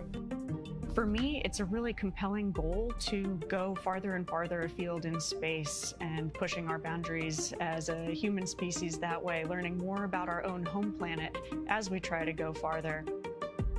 We've been going and living aboard the International Space Station for 25 years. We're ready to make the next steps. We're ready to go to the Moon. We're ready to go to Mars. We're ready to explore the solar system. We understand the effects of what life in space does to the human body, and we need to continue those studies. We need to continue getting ready and get ready and go to the Moon and Mars, and that's why it's important to go to space. All right, let's head back out now to a launch viewing location where Tony's at for another interview with some special guests. Tony? Hey, thanks, Daryl. That's right. Joining me is Dr. Stephen Platts and Dr. Lori Glaze to talk to us a little bit about the human research that's going to be on this mission. You know, Steve, can you tell us a little bit more about what human research Crew 11 will be conducting? Sure. We're very excited for the launch. We have 10 experiments flying on Crew 11. Everything from cardiovascular systems, central nervous system, all the way to genomics, the full breadth, and addressing many very important risks for us to get to the Moon and Mars. That's a lot. You know, speaking of the Moon and Mars, Lori, how does the human research conducted on Space Station help us for those future missions to the lunar surface and eventually Mars? I'm so glad you asked that question. You know, a lot of times we talk about the future, you know, we're going to explore the Moon and Mars. It's here. We are actually less than a year away from our first crewed launch, where we're going to send 4 crew out and around the Moon for 10 days and bring them back. And then about a year after that, we're going to land on the Moon. And we need to be ready, right? We need to be ready for the trips to the Moon and then eventually to Mars. Our crew are going to need to be able to thrive in an environment where they're in microgravity, perhaps for as long as a year. And then we're going to need them to perform on the surface of Mars under 1/3 gravity and do their exploration activities. Is we really need to understand how they're going to react and respond to that environment. And the experiments that are being done on space station today, it's such a unique laboratory where the kinds of things that Steve's talking about, we can study physiological responses to bones, muscles, blood flow. Mental health is incredibly important part of this activity. And the experiments that we can do, for example, growing plants without soil, recycling water. If we have the ability to recycle water, maybe 98% of the water that the crew uses, that's less resources we need to bring along. And then sensors that can detect, for example, solar storms so that our crew can take shelter or protect themselves while they're on their journey. So again, the experiments that are being done are incredibly important to our planning, which, as I said, we're launching in less than a year. We need to be ready. That's right. I mean, a ton of valuable research that we are gathering. Speaking then on, the research for Crew 11, Steve, I heard, there's a new experiment that's going to space station. Tell us a little bit more about that. Yeah, that's called manual piloting, and what that is looking for is the ability for the crew to land a vehicle on the lunar surface. So we're looking at the sensory motor aspects, balance, cognition, some of the things that Lori was talking about, and putting them all together, and we have a simulator that actually moves in all dimensions and allows the crew to feel like they're actually landing a spacecraft. And we're doing that pre-flight. We have some devices on station where we can do in-flight measures as well as post-flight. So that will give us a great idea of what we need to do to prepare the crew to land on the lunar surface. That's great. I mean, Lori, tell us a little bit more about those benefits of traveling then beyond low Earth orbit now. Well, the reasons we're going to the moon and eventually the ability to establish a permanent presence on the surface of the moon, a base per se that we can go back and visit multiple times, is the science that we want to conduct on the surface of the moon will be incredible. We're going to a place that is totally different than where the Apollo astronauts landed, so totally unique environment, different lighting conditions, different geology of the rocks. We anticipate there is water ice beneath the soil in some places near the South Pole where we're going to land humans for the first time ever. So we will be able to do incredibly unique science, but we'll also be able to continue the human research aspects for longer duration stays on the surface of the moon where we're trying to live and work, and that will again feed forward to help us be better prepared for Mars. Absolutely. A ton of exciting things coming up. Thank you both so much for joining us. Now we'll send it back to Daryl and Nick. Thank you, Tony. Crew 11's time in orbit will teach us how to keep humans healthy in space for the long haul. Meanwhile, on the moon-facing side of NASA's work, Artemis II astronauts, including Commander Reed Wiseman, are training for a very different challenge, a 10-day mission around the moon. And before they launch, NASA and the Department of Defense are making sure they know how to get them home, even in an emergency. Here's Reed with a behind-the-scenes look.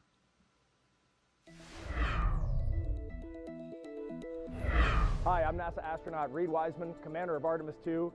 I'm here at the Kennedy Space Center in Florida, and as you can see, work is well underway for our next mission to the moon, both on land and off the coast.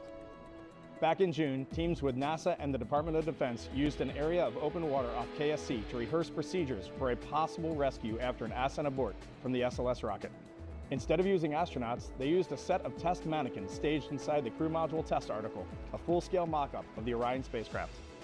You can see pararescuers jumped from a plane into the water with their specialized equipment, then approached the spacecraft, opened the capsule, and transported the mannequins to the helicopter safely for medical care. This was one of 2 emergency procedures they rehearsed should they need to rescue me, Victor, Christina, and Jeremy during an abort scenario. And back here on land, now that the upper stage integration is complete inside the vehicle assembly building, teams with NASA's Exploration Ground Systems have been running SLS integrated testing, where they powered up both the core stage and boosters for the first time in preparation for our 10-day journey around the moon. That's a look at your Artemis Moon Minute. For more Artemis updates, scan the QR code on your screen right here or visit nasa.gov/Artemis-Roman numeral 2.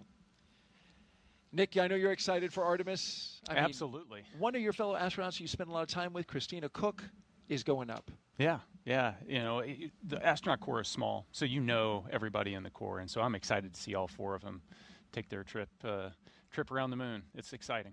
It's been a long time for NASA, more than 50 years. All right, now let's send it back to SpaceX in Hawthorne, California.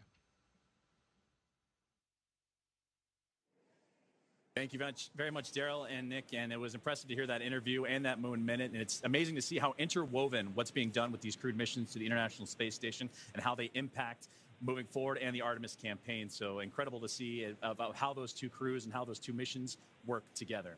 Now, as we get back to today's launch, we're now approaching 20 minutes away in the countdown for NASA's SpaceX Crew 11 mission to the International Space Station. So let's take a look at Falcon 9 that's on your screen now, and that is a 2-stage rocket that is 29 feet tall and getting ready for liftoff, and again, approaching 20 minutes away.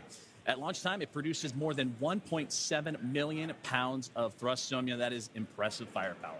Yeah, and rockets like Falcon 9 don't use all that thrust just to go straight up.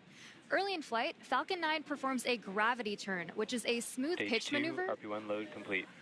Hearing good call-outs over the nets, which is a smooth pitch maneuver that tilts the rocket sideways to build up horizontal velocity. You may hear this call-out about 10 seconds into launch as the vehicle is pitching downrange. And once the first stage completes its portion of the mission, it shuts down and separates. And a stage rocket like Falcon 9 sheds that booster to eliminate the weight and uncover the Merlin vacuum engine on stage 2. To reach orbit, the vehicle needs to go fast, hitting an orbital velocity of about 28,000 kilometers an hour. And that's just to keep it from falling back to Earth due to gravity. That's fast enough to lap the Earth in about 90 minutes or fly from New York to here in Hawthorne, California in under 10 minutes, which is about 7 times faster than the U.S. Air Force's SR-71 Blackbird. After stage separation, today's booster will be landing at Landing Zone 1 at Cape Canaveral Space Force Station. This particular booster will be returning to Earth for its 3rd time. The second stage takes over from there, powered by a single Merlin vacuum engine, also known as the MVAC. With its extended nozzle and optimized design, the MVAC drives maximum performance, producing 220,000 pounds of thrust in the vacuum of space. On today's mission, we'll light that engine 4 times before deploying the final payload into orbit. Now, so much of what makes Falcon 9 remarkable happens in flight. SpaceX for countdown check-in brief.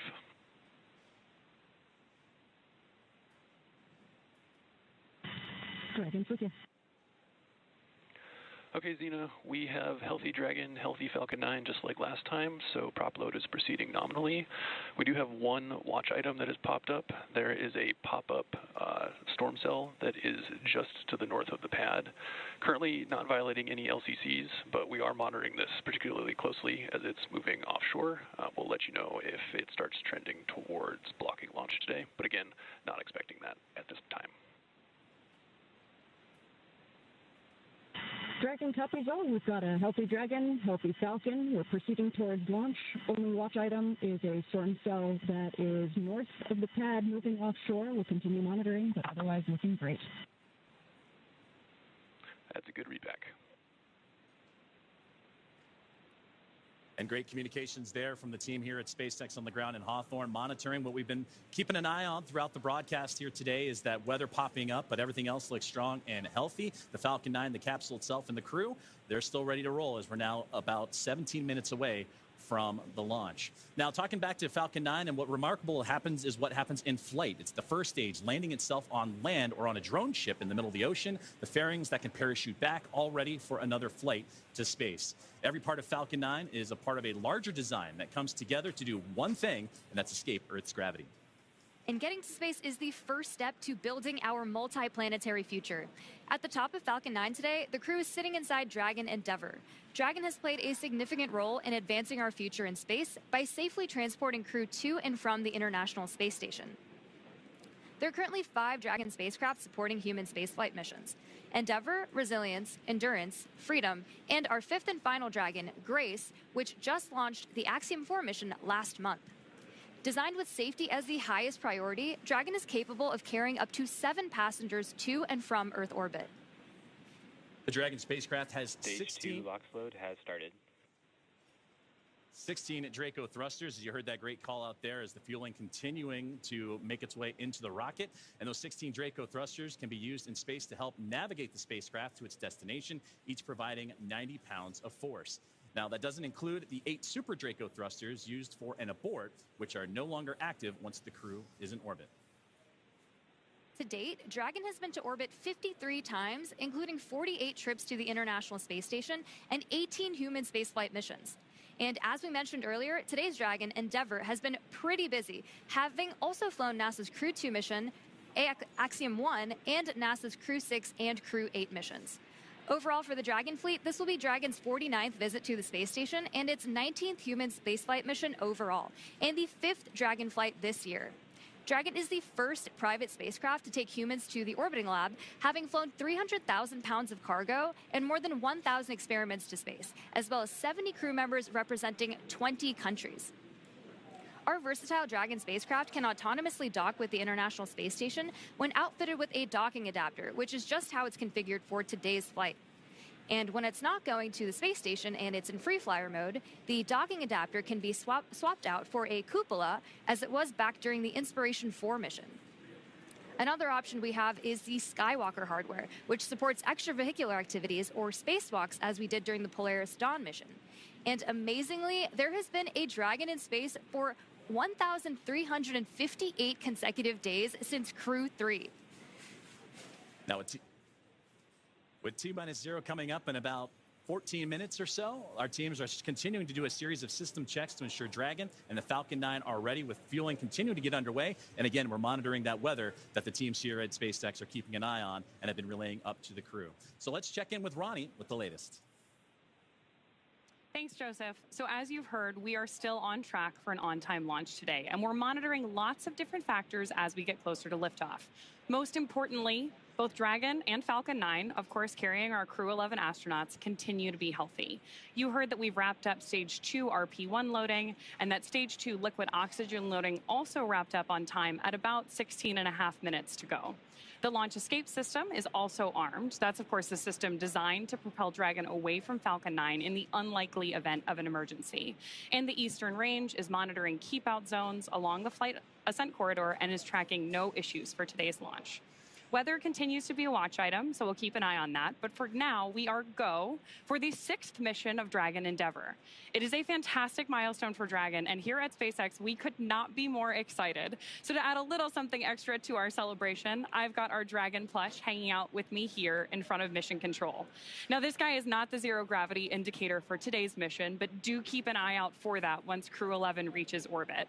This is, though, a fun nod to all the successful flights that Dragon has made, and all of the crews that we have been so lucky to work with. I think this is a great way to celebrate today's flight milestone, and I really have appreciated joining you all. Thanks for joining me at the status desk for all of our coverage today.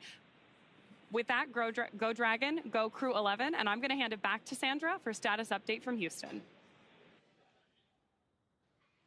Thanks, Ronnie. That plush is cute. I'm going to have to get one for myself.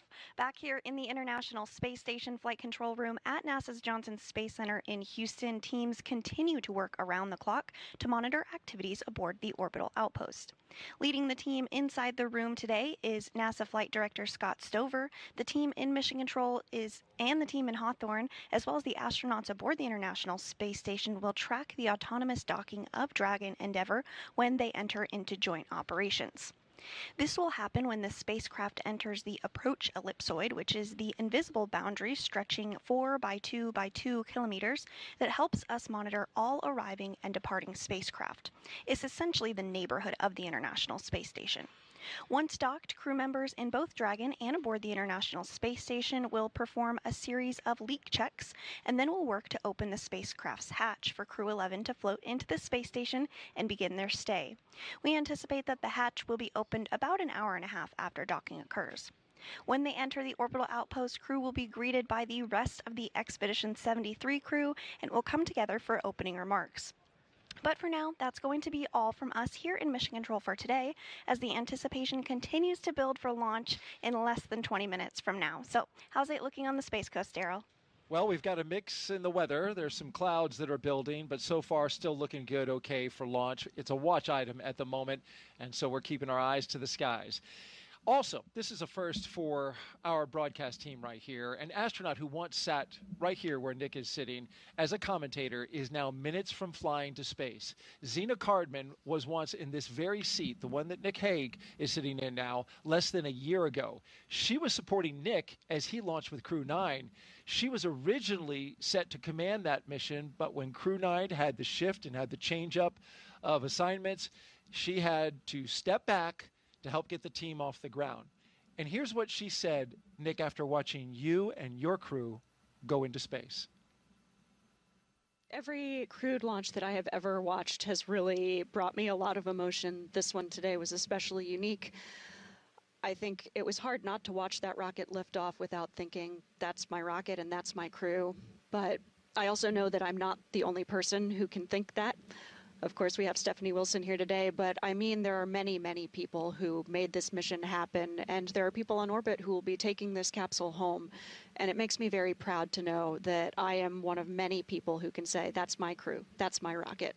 Makes me really proud, makes me feel very connected to this mission that we all get to take part of. Go Crew 9. An emotion-filled Zena Cardman in that moment, and she is going to give us some words any moment now. Dragon SpaceX, confirm crew displays are configured for launch. Your thoughts on hearing that after you launched? SpaceX Dragon, displays are configured for launch. It is our honor, our privilege, and our choice to take part in something much greater than any individual, but it's the individuals who make this endeavor great. To each of you at SpaceX and NASA, to our partners at JAXA and Roscosmos, to family, friends, and mentors, you fly with us today. Arigato gozaimasu. Spasibo большое. Thank you. With gratitude and focus, Crew 11 is ready. And more words. Crew 11, the sentiment is the same on the ground from everyone staying here. We have enjoyed working with you in the preparation for the mission. Looking forward to doing the same in flight. Good luck. Enjoy the ride. And more words from Zena Cardman. We just heard from her live. Yeah, it's like I started the show. There isn't any place I'd rather be than here today. What Zena said is so true, you know, and it's this palpable feeling that, hey, that's my crew. Those are my friends. You know, hey, that's my commander. And just to be here and know that, you know, I've done my small part to help support them along their way, and there'll be more support that happens in the future. And to be able to see behind the scenes everybody else that is contributing to that is, that's what makes this all so special, is it's not about the individual. Spaceflight has nothing to do with individuals. It's all about us working together. 100%. Well said, Nick. And kudos to both of you for showing an immense amount of class. You signed up to do this role almost immediately after getting into space, and we heard from you saying, I want to be there for Zena. Thank you for being here. And go Crew 11. And so with just 7 minutes to go, a little over 7 minutes, we want to send it back to Hawthorne for the final countdown. Thank you, Daryl. Thank you, Nick. And those were beautiful words from Zena Cardman. You can hear the emotions behind them and what they're looking forward to getting ready for launch. And they say Crew 11 is ready. As you mentioned, about 7 minutes and change to go until we have liftoff, and we're still awaiting the final propellant loading to complete, and then we'll get into engine chill, and more milestones will be along the way. It's going to be about a 9-minute ride to orbit, and then Dragon in the second stage will continue to coast for a few minutes after that once the first stage and second stage have performed. You'll be hearing some of those performance calls as we get into that final countdown, and then after liftoff. These are SpaceX flight controllers reporting on the trajectory, speed, booster, and performance, and the key milestones, but there are some other calls that you'll hear the crew make as well, especially after liftoff. The crew will report out a few number and letter combinations which mark different abort zones throughout the flight up the eastern seaboard. The first two, 1A and 1B, are abort modes available. Has started. And right on cue for the engine chill that has begun. And those first stage abort zones, again, 1A and 1B for that first stage. Next are 2A through E. Those will come into play once the second stage kicks in. They'll only hear that 2A call. And diverting a little bit from the other naming systems, we'll hear the call Shannon, which refers to Shannon, Ireland. This means that the crew could target off the coast of Ireland if they needed to abort late in that second stage burn. You'll hear these different calls throughout the flight uphill along the way, and the performance callouts from the guidance, navigation, and control officer, and also the propulsion lead. So we're coming up on T-minus 6.5 minutes. We heard that the engine chill is started, and that means that that small trickle of fuel making its way into the engine to prime it Stage for 1 fuel load launch. complete. So we already heard that stage 1 engine chill has already started, which is a key process that prepares the engines for flight. Right now, the prop in the tanks is isolated from the engines. Sorry. The prop in the tanks has already started trickling in to the Merlin engine pumps as the engines are chilling for the start sequence. And we do this because the super chilled and densified liquid oxygen is really, really cold. And we use this process to bring the engine hardware down to a cooler temperature before flowing all of the LOX and propellant into it during flight. At liftoff, Falcon 9 is consuming 700 gallons of fuel per second. So engine chill helps us to prevent thermal shock and ensures nominal engine performance. Shortly, coming up, we should also hear the call out for stage 1 RP1 load completion. As you mentioned, engine chill is now underway. We're getting ready for those next call-outs that'll be coming up here shortly, as we are now almost 5 minutes away from liftoff, and that's where they're going to configure for terminal count. And that will be a call for Dragon to configure to terminal count and transition into internal power. Falcon 9 tanks are pressurizing for strong back retract. And at this point, the Dragon onboard computers configured for terminal count. Perfect, right on schedule, and those onboard computers now taking control of the spacecraft. You also heard the call out for pressurizing to give extra structural stability for the rocket as it makes its way uphill. So we're approaching now 4.5 minutes away, and then around that time, you'll hear, you mentioned it there, the strong back retract, and that'll allow provide access to Falcon 9's fueling lines and umbilicals for prop load and different gases being loaded on board. But right now, everything's starting to wrap up, and Somya, it's exciting to get to this. Strong back retract has started. Exciting to get to this point of the countdown. As you heard it right there, the strong back retract is on its way.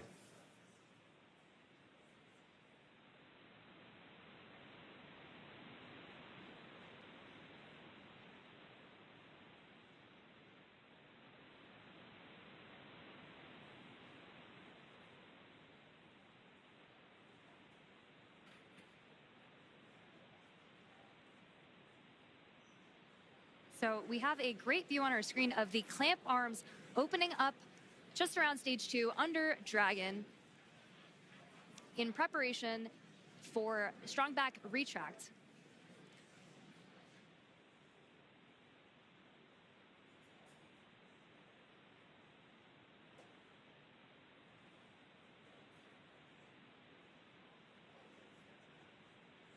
We have some really great views on our screen of that happening right now.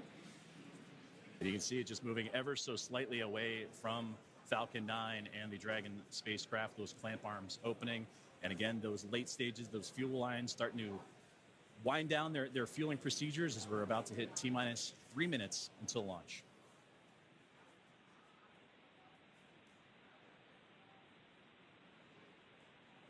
Second stage loading will wrap up shortly after the first, and you've probably noticed those white clouds venting from around the rocket. That isn't smoke. Stage 1 LOX load complete. That's condensation, as stage 1 liquid oxygen loading has been completed. As liquid oxygen warms slightly inside the tanks, some of it boils off, and that gas is vented to manage pressure.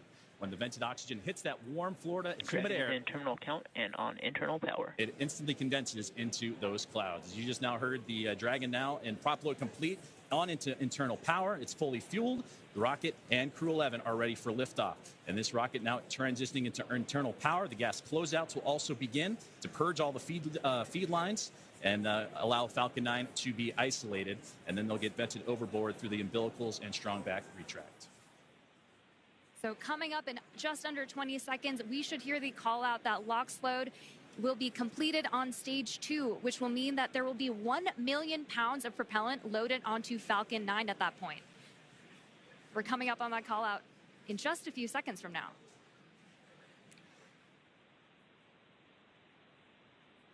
Stage 2 LOX load complete. Now that that's complete, we will vent down the TE, which will produce a white cloud off the side of the rocket, which is totally normal and expected. Dragon is in auto idle. Auto idle puts that rocket in a state the flight computers understand before it takes over, and that's making sure the transition to the final countdown is smooth and all the flight computers on board are in sync with each other and configured for launch. We're now 90 seconds away from Ground launch. gas closeouts are started. Expect loud venting. And there's the gas closeout that Soumya was just talking about, and now inside 80 seconds from the launch of NASA SpaceX's Crew 11.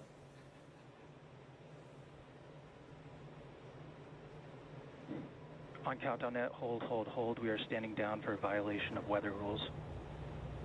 Launch route sequence is aborted.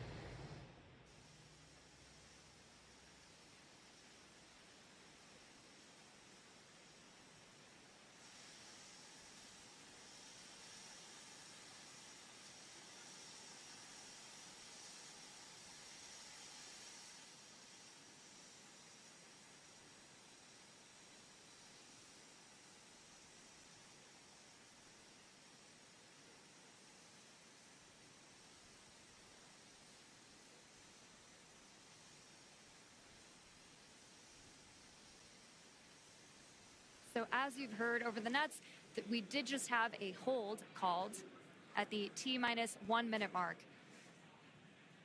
And that hold due to weather, that was something that we've been keeping an eye on. Our team here in SpaceX and Hawthorne, as well as in NASA, we're monitoring that throughout today's broadcast in preparation for launch. But unfortunately, standing down looks to be the case as the weather has created that violation. But we'll continue to monitor and await for the news officially from the teams on the ground as that weather violation looks to come into play for launch today. Dragon SpaceX, bad luck on weather there. We just got clipped by a cumulus cloud right over the pad, so ended up scrubbing for weather. With that, you are go to proceed to 5.100 for launch scrub. We'll begin offloading the rocket.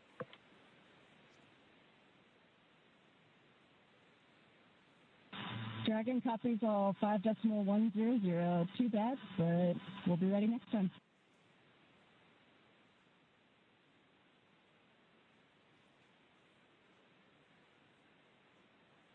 And there you heard the call up to the crew that unfortunately the weather just not playing alongside with today's excitement of a launch for NASA SpaceX's Crew 11. But we have mentioned a couple times throughout the broadcast today that there are backup opportunities starting as early as tomorrow. 11:43 a.m. Eastern time is what the target time is for tomorrow's next attempt for launch for Crew 11. But it came right down to the wire, Soumya, with that T-1 minute.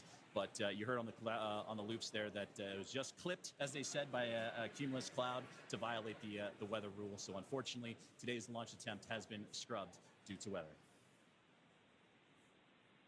You know, and there are 1,000 different ways that a launch can go wrong, and so we want to ensure the safety and reliability, even if it is a weather scrub. So we will stay with coverage of the crew as we follow them through the egress procedures and make their way back to crew quarters for now. And you said the key word right there, and that is safety, the safety of the crew and everyone involved on this launch and opportunity, because that's what was talked about even in yesterday's press briefings with all the program managers and representatives of NASA, SpaceX, Roscosmos, and JAXA, is that we'll launch when we're ready and everything lines up the way it needs to be. And unfortunately, due to weather, not the case today. But to recap and look back at everything that Crew 11 has done, they walked right up to the T-1 minute to launch mark as everybody was safe and sound. They went through their procedures earlier today, did super-latent checks, also did communications checks, and were able to go all the way to the pad, climb aboard the Dragon spacecraft, and get ready for launch today. But again, unfortunately, due to weather, it will not happen, and we will target that next launch attempt, which again is going to be tomorrow at 11:43 a.m. Eastern time. We will stay with coverage of the crew as we follow them through the egress procedures, getting out of the spacecraft and making their way back to crew quarters. And to do that, we're going to head back out onto the Space Coast of Florida and join Daryl Nail and team as today's launch attempt for NASA's SpaceX Crew 11 has been scrubbed due to weather. Daryl? All right, thank you, Joseph and Soumya. We appreciate your coverage there. And now back here with NASA astronaut Nick Hague. We just returned from being outside. We were planning to watch the launch right there from a nice viewing spot here at the press site, the Kennedy Space Center in Florida. And unfortunately, even as we walked out, Nick, we got a sense that this might not happen because clouds had been building in and around the area. We had dark clouds overhead of us. We got up on our area to watch the launch and heard a phase 1 lightning alert go off, and then I just, my heart kind of sank a little bit because I thought that might be it. Yep. Then you see the clock stop. Yes. And you know it's happened. So it's disappointing, but there's a reason we do it, and that's to keep everybody safe. It's so critically important. As you look at this shot here, you can see that just right over top, you've got some darkened clouds in the area. This was a result of a sea breeze that when we started the day, the launch weather officer improved our forecast to 90% go, but there was a 10% concern that the sea breeze was going to develop earlier in the day than originally forecast. And that sea breeze, which is very, this is very common here in Florida in July, once that air starts moving over the ocean and onto land and meets the warm air, our blue skies went to cumulus clouds scattered across the spaceport. And we just had one get just inside the 10-mile radius. Dragon SpaceX, for awareness, we're looking at approximately 50 minutes for the prop offload time. So it should be approximately 1700 UTC when we are able to proceed with 5.100 and rotate the seats.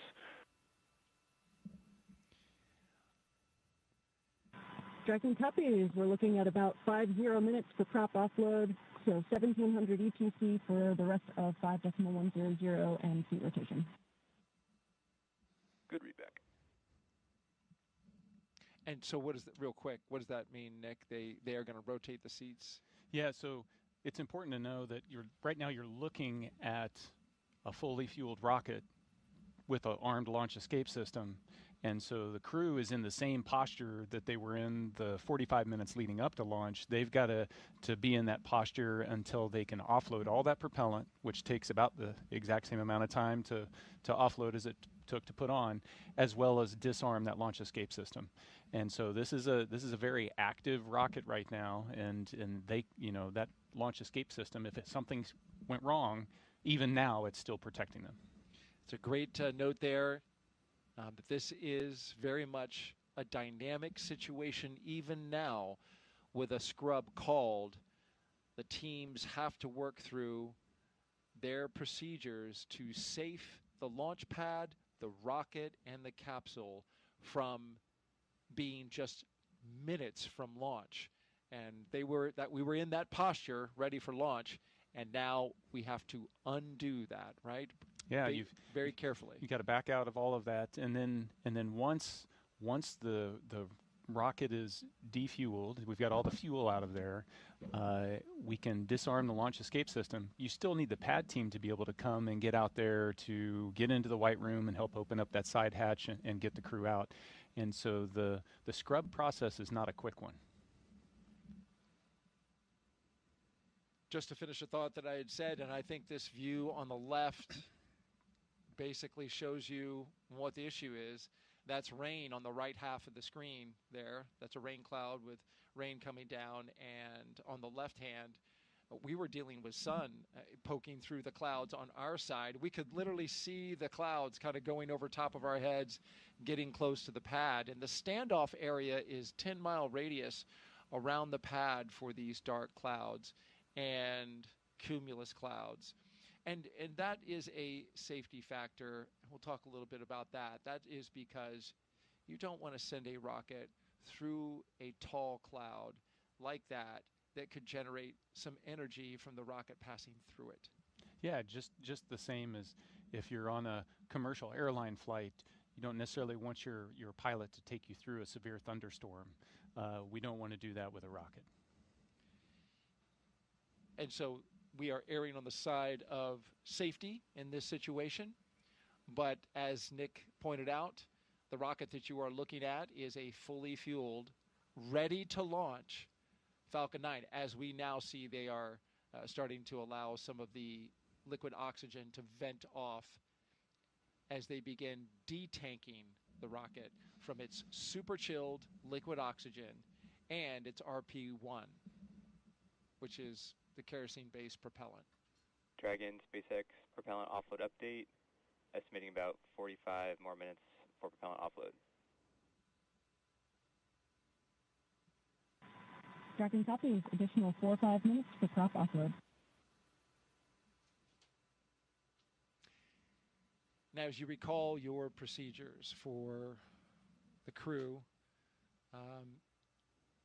getting out of the capsule and getting back into their vehicles and going back, take me through the timeline of the scrub procedure. Yeah, it's a fairly straightforward procedure. You're running the launch procedure in reverse, essentially, and so they're strapped in. The seats are rotated up in a launch configuration. As soon as they detank, they're going to disarm the launch escape system. So you're looking at it's 45 minutes to get rid of the liquid oxygen and RP1. Once that's off, then they'll be able to disarm the launch escape system, rotate the seats down. At that point, the arm will come over and the ground team, the pad team, will be able to come up there. They'll open the side hatch and then help them get out of the capsule just like they helped them get into the capsule. So you're looking on the order of, an hour, a little bit longer. And you want that rocket fully detanked? Absolutely. Yeah. You've got cryogenic propellants, oxidizers moving, flowing, and you want to make sure that that's all secure before you put people around it. That's the way the system is designed. It's different on other launch vehicles. Other launch vehicles, Soyuz I launched on, was fueled when we showed up to it. But while you're moving the fuel on and off, you minimize the number of people that are around. That's exactly right. And the SLS rocket is similar in that it gets fully fueled and tanked, and then they bring the astronauts on board.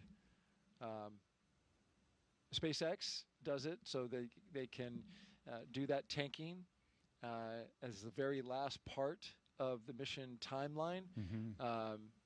And this also allows for a quick tanking, relatively speaking, for a rocket.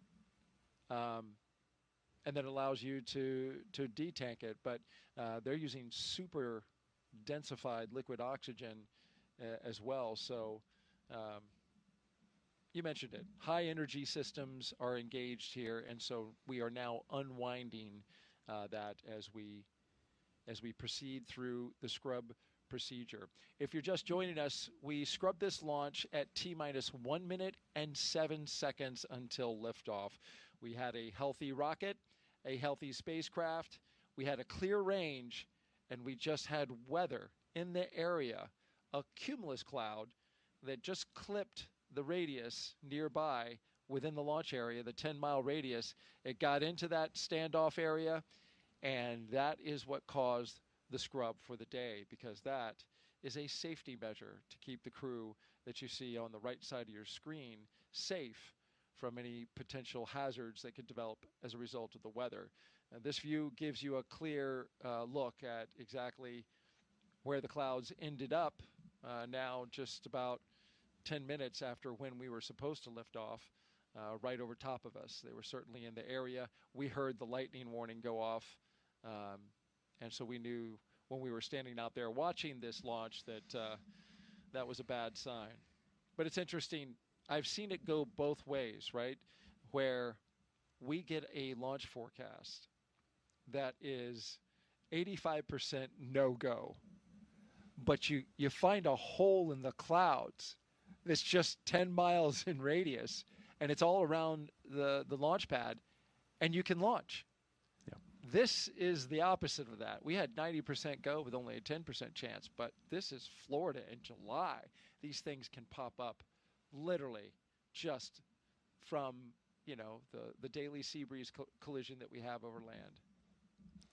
Yeah, weather is dynamic, and we throw a lot of technology at it. We throw a lot of science at it, and it still baffles us sometimes.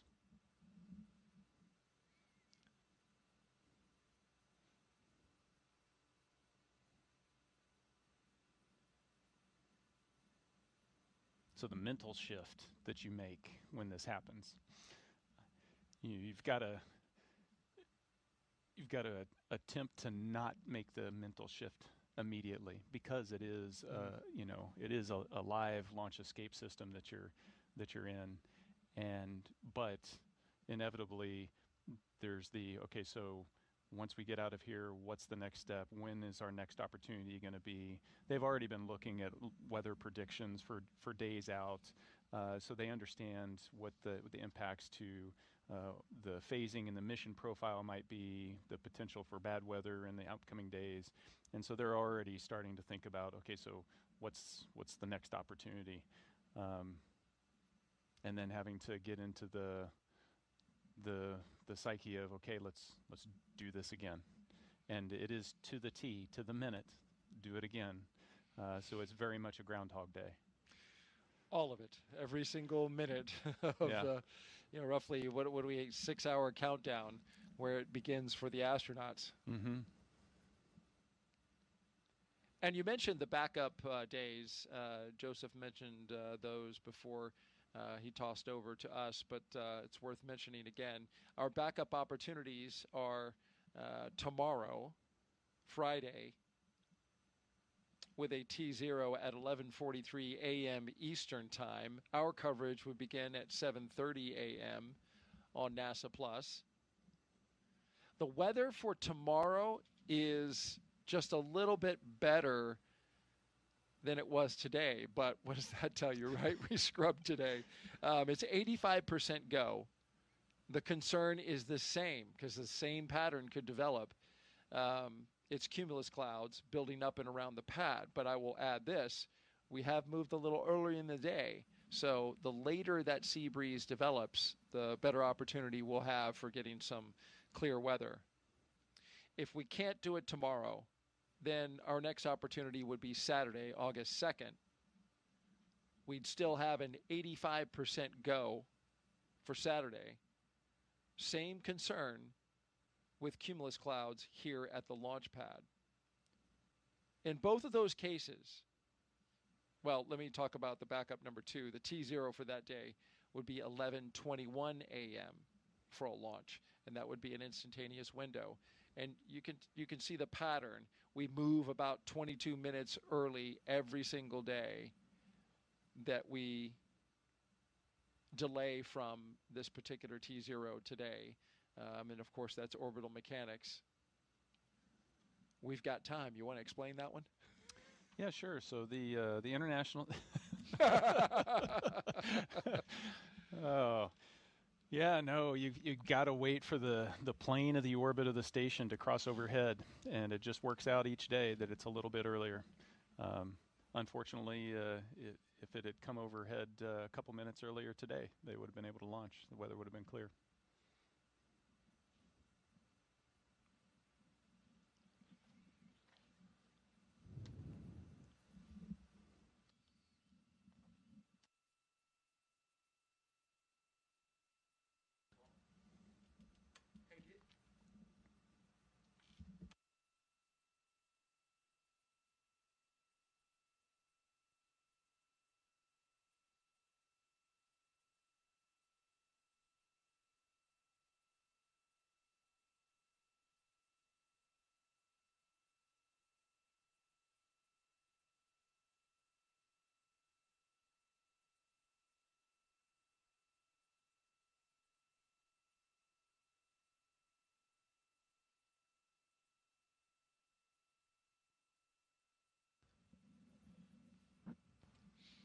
I just mentioned the backup opportunities.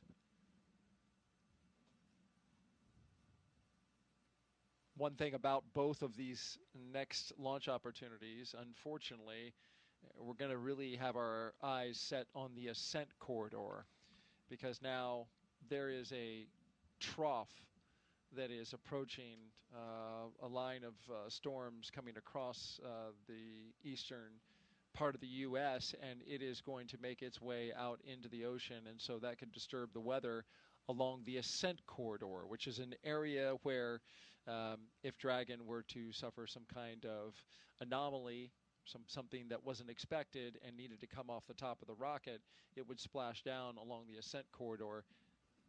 There's concern about the sea states, right? How much it's sloshing around is going to be out there in the ocean.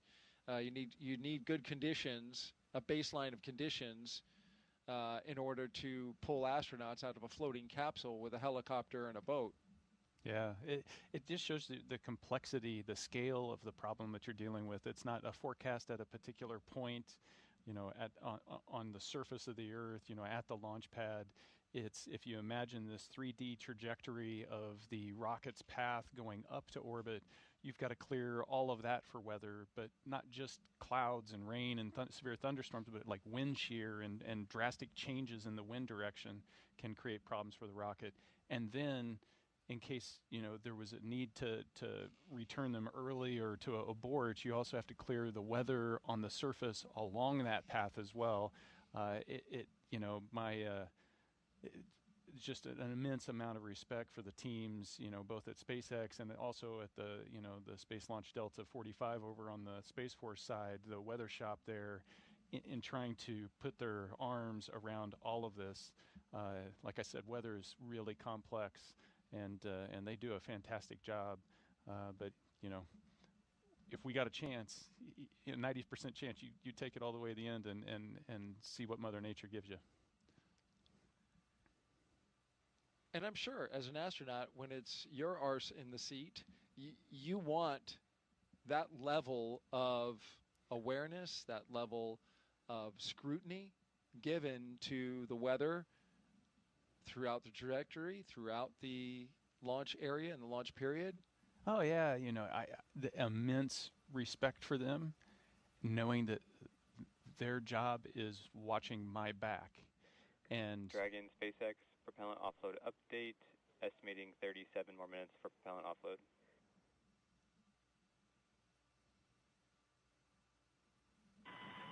Dragon copies. 37 more minutes. The clock ticks slowly. Hope you got 37 minutes worth of stories, Nick. But I, like I was saying, it just takes so much to do that when you're sitting in that seat there, if you get the call for a scrub, there's no question. It's, you guys are the experts. This is the safest thing for us to do right now, and you're all in. You're not second guessing. But you also have that moment, like when we were standing out there, you're like, oh. There's the disappointment. There's the knowing you're going to have to go through this all again. The disappointment not just for the crews, but the team that's in quarantine with the crew has got Groundhog Day again. The families, the litany of goodbyes that you'll say again. There's a psychological, emotional toll of going through all of that again, and that's why. Earlier on in the broadcast, I mentioned the psych support team that NASA has in place that's there to provide support to the crew members, to the family, is just so important. Even when something like this, relatively minor, not stressful something happens, there's still an emotional toll, and they're there to support everybody through it. And that's just because NASA recognizes the importance of that kind of support. And so I can't say enough about what they do. So critical. If you are just joining us, you are watching live coverage of the launch broadcast for NASA and SpaceX's Crew 11. Today we scrubbed the launch attempt due to weather in the area. We had cumulus clouds building up within the standoff zone for weather like that. And as you can see from this shot right here, the weather finally made it right over the pad. And so now, while we have a fueled rocket on the pad and we're looking and, in fact, detanking at this moment to bring the dynamic nature of the situation out there at the pad down to basically ground zero, reset everything, detank the propellants, offload them, pull the astronauts off, and get them back to crew quarters. We look ahead to our next attempt, which is tomorrow, Friday, August 1st, at 11:43 a.m. Eastern Time. Our coverage would begin at 7:30 a.m. for what we will now affectionately call Launch Groundhog Day.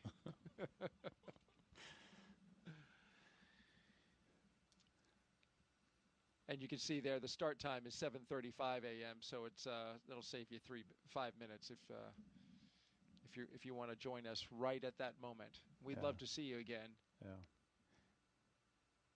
Nick, we'd love to see you as well. Absolutely. So, the thing that doesn't diminish is the energy, the excitement, the anticipation. They're going to turn right around and it'll be there again tomorrow because that's launch day. And that's, you got a crew there, a bunch of professional space flyers, and that's how they approach the job, just like everybody in the profession. Today's launch day, get up for it, and that's what you work for, and all of that passion will be there again tomorrow. All right, let's toss it back out to our colleagues at SpaceX in California.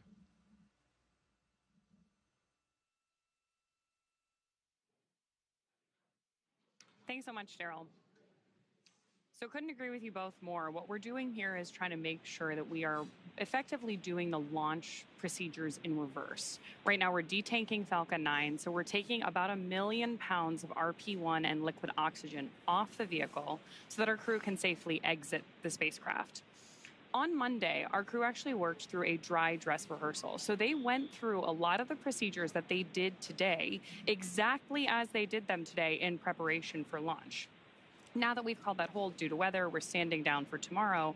We're actually just following through with the rest of the dry dress rehearsal procedures. The crew is going to exit or egress the spacecraft, and then, as we were just discussing, go back into that quarantine process.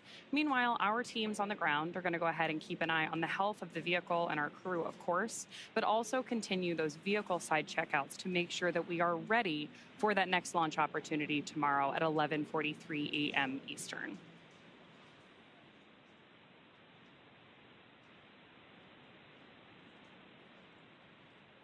We've got about 30 minutes, a little bit more, waiting on that detanking. And obviously, you've got a view of Crew 11 there on the left-hand side of your screen. And down in the corner, you can see that Dragon spacecraft sitting on top of the rocket, still at LC 39A at Space Force Base in Florida.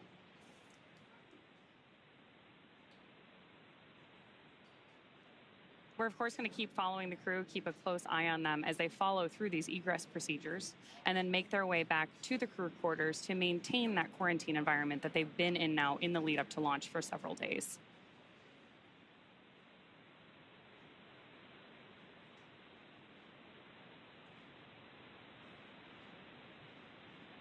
Anytime we have crew on board the vehicle, safety is the most important thing. So while our teams continue through this detanking process, we are also going to continue our coverage and stay with our crew until we know that they have safely departed our launch pad.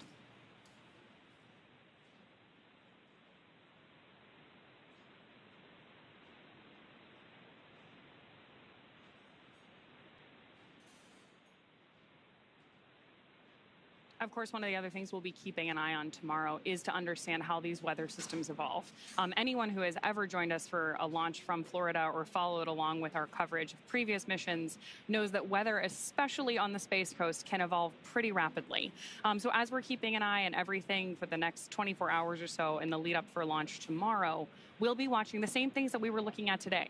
We're not just looking at weather at the launch pad either. We're also tracking the entire ascent corridor and the splashdown locations. In the very unlikely event that for some reason we had to abort our crew in flight, wherever Dragon exits the flight path to with our crew safely inside also needs to be a safe zone for recovery. So especially for these astronaut missions, it's really important that we have good weather kind of around the planet because we are moving so quickly.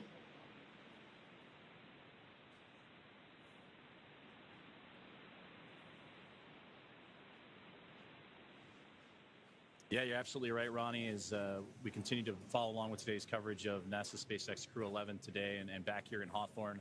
And you mentioned something that was the biggest key, whether it's prop loading or offloading, the procedures that were needed and required to do so, whether it was the static fire or preparing for actual launch day today. And that is safety. And that goes back to what everybody has been talking about throughout the mission, throughout the broadcast today, but even going into the pre-launch press conference yesterday with all the program managers, representatives from NASA headquarters, the International Space Station Commercial Crew Program, SpaceX, Roscosmos, and JAXA. That was the biggest key for them, is that we will fly when we are ready to fly, whether it's hardware or the weather that surrounds the crew itself. And that is unfortunately what has occurred today with that violation coming in. And to recap, that violation and that hold was called right up at the T-1 minute mark to launch. And there you can see a great view of the Dragon SpaceX spacecraft that is sitting up on top there with Crew 11 still inside. And Ronnie, you mentioned that we still have about half an hour or so for that detanking of the Falcon 9 rocket. There you can see the crew just taking it easy, relaxing. They're just kind of waiting their turn, waiting their time is again to safely prep the rocket. You'll see the crew access arm when the time comes, come back into view and connect itself to the spacecraft as well. And then the crew will exit egress and then ultimately make their way back to crew quarters. And that's where we're going to stay with you this entire time and make sure that we have all the visuals to make sure that Crew 11 is safe and sound back in crew quarters. And again, we'll prepare for a launch attempt, which will again be tomorrow. And that's something that the programs talked about yesterday as well, is that unfortunately today did not work out, but we have opportunities, whether they need tomorrow, the 2nd, the 3rd, a stand down day for the 4th, and then beyond. So there's opportunities aplenty. And as Steve Stitch, the program manager for the commercial crew program, mentioned, that it's a good window of chance for this crew to make its way up to the International Space Station and so forth. So that's going to be the big one there. And we take a look at what's to come for NASA's SpaceX Crew 11. As mentioned, that the next launch opportunity will be at 11:43 a.m. Eastern time tomorrow. As we take a look at the launch coverage for NASA Plus, that'll start around 7:35 a.m. Eastern time, and we'll get to hear from Daryl, Nick, and the team as we go through these same procedures and get ready for the next launch attempt. But unfortunately, again, today, due to weather and that cumulus cloud rule that came in right at the T-1 minute mark, right up into the very last moments of the countdown, that hold was called that we heard over the communications loops from the teams here in SpaceX, as well as the NASA teams monitoring closely, standing by as well. And you can see that those clouds are rolling on in over top of the rocket, the spacecraft, and the launch pad itself. So tried to get ahead of it, but unfortunately with the case, we'll try again tomorrow. But so far, everything in terms of the detanking and updates provided regularly with everyone on the loops, the crew being informed, the teams on the ground informed, and communication continuing to roll out as we follow along with the detanking of today's launch attempt for NASA SpaceX Crew 11. And those on board, which are Commander Zena Cardman and pilot Mike Fincke, those two of NASA, Kimiya Yui of JAXA, and Oleg Platonov. SpaceX propellant offload update, estimating 25 more minutes for propellant offload. Dragon copy, 25 minutes for prop offload. And a great update there that there's still about 25 more minutes left in that detanking of the Falcon 9 before that crew access arm and the procedures to take the crew and egress them out of the Dragon spacecraft can begin. But again, that Crew 11 team, there you can see them sitting comfortably in their chairs, just waiting their time and being patient with the process, is everything working to maximize the safety of the crew, safety of the vehicle, and the area surrounding the launch pad itself. So unfortunately, again, scrubbing today's launch attempt due to weather, but our next attempt will be coming tomorrow morning at 11:43 a.m. Eastern time, when we look forward to seeing the crew work back to their launch procedures, the teams on the ground. And like Nick mentioned earlier, Daryl and Nick over on the Space Coast, that spaceflight is the ultimate team sport, and you need a lot of teammates to make things like spaceflight and launches happen. And that's what's being enacted right now, unfortunately, due to weather and a scrub. But that put into play with all the procedures needed and necessary. So that is where we are currently standing. So a little inside 25 minutes of the detanking of the Falcon 9 rocket, and we'll continue to follow along through the egress procedures as Crew 11 will then begin to make their way back to crew quarters.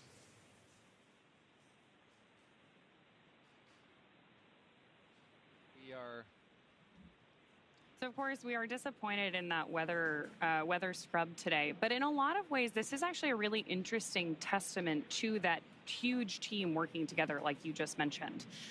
We have, of course, Crew 11 safely on board Dragon and Falcon 9 right now. It's important to note that we had no issues impeding today's launch from either Falcon 9 or the Dragon spacecraft, or any of the ground systems supporting this vehicle. There are a lot of different engineering teams at play here. We obviously have everyone supporting the crew, the ground side teams, all of that was working as expected. Ultimately, the safest way to launch a rocket safely is to have done it before. So the fact that we're able to step through these procedures, we have these critical flight rules about saying when do we know this vehicle is going to be safe to operate, is a really important part of making sure that we execute every mission safely. So even though it is a bummer that we aren't able to go through with launch today, it is a really good sign that we saw no vehicle side issues, everyone working together, and calling it off when that was the right thing to do.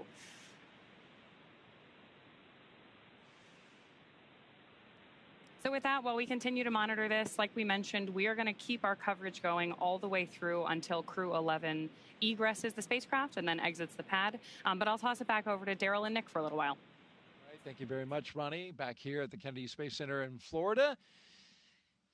And a look out from the press site. When you look out east, looks like a beautiful day. It sure does. And it was. But over top of the land, we had those cumulus clouds bubble up, and they created some storm clouds that got just a little too close to the rocket. So the launch was scrubbed at T-minus 1 minute and 7 seconds. So close, but just not going to take the chance with that kind of weather in the area. Even the local warning system, paging system, let us know that there was a potential for lightning in the area, even as we were at the T-minus 2 mark. So, yes, while everything looks good out over the Atlantic, we continue to have our journey through a hot Florida summer day.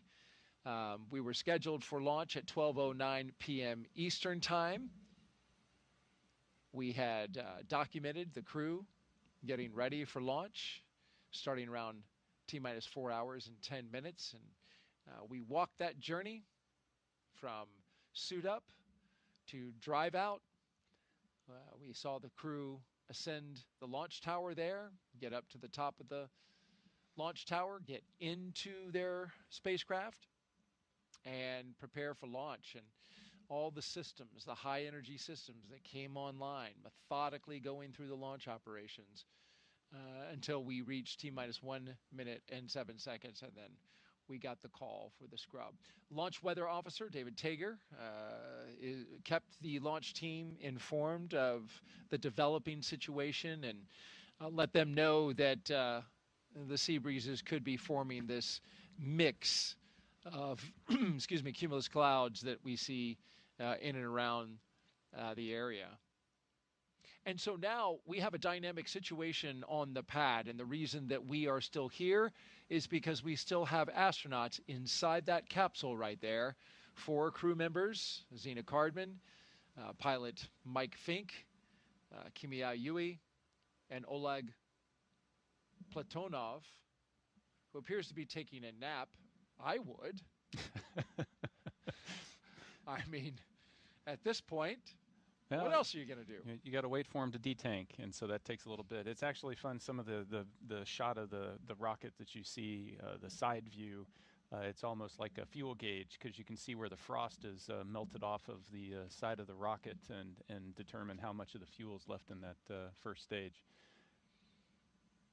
Yeah, that's a great shot. If we can take that wide shot there, that it almost serves as kind of a detanking gauge to see where the frost line is.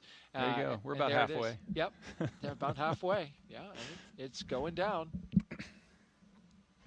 And they recapture that LOX and that fuel, of course, for the next attempt. You lose a bit of LOX because, after all, that stuff boils off. Yeah, and that's why they wait to load it until so late, right, because it's so cold. It starts to warm and expand and boil off, and you don't want to waste it.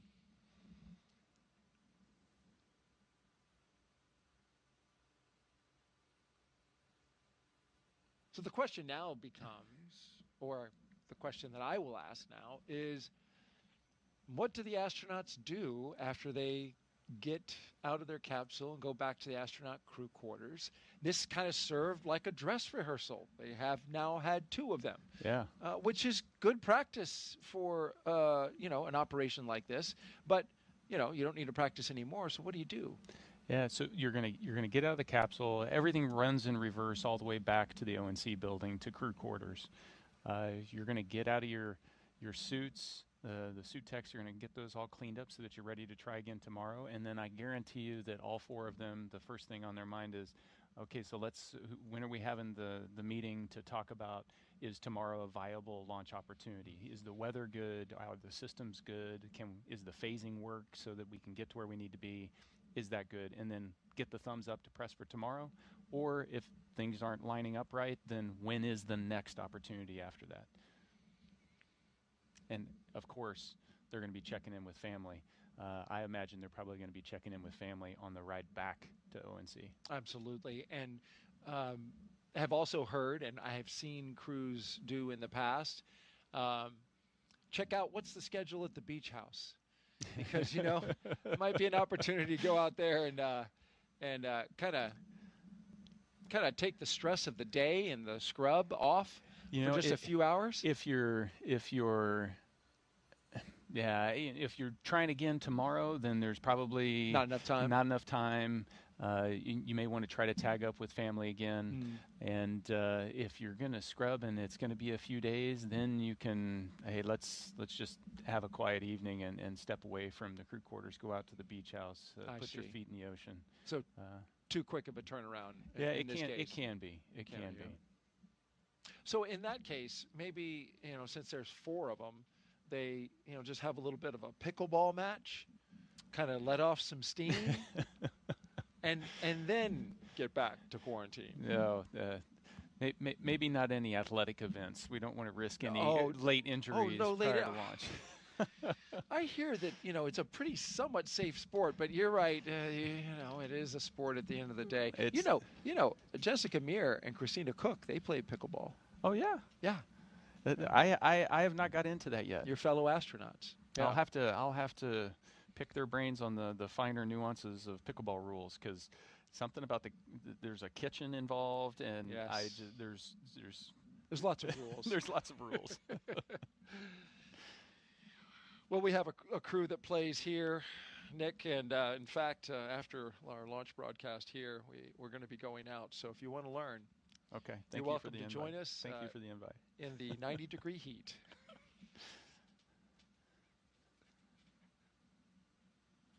Still a beautiful rocket. It is indeed, and it's going to stay there overnight. It can rain on the rocket. That's not a problem. We can have storms in the area. That's not a problem. After we detank it, of course. While we're sitting here and we've got folks watching, why don't we take some social questions? Sounds great. All right, let's do it.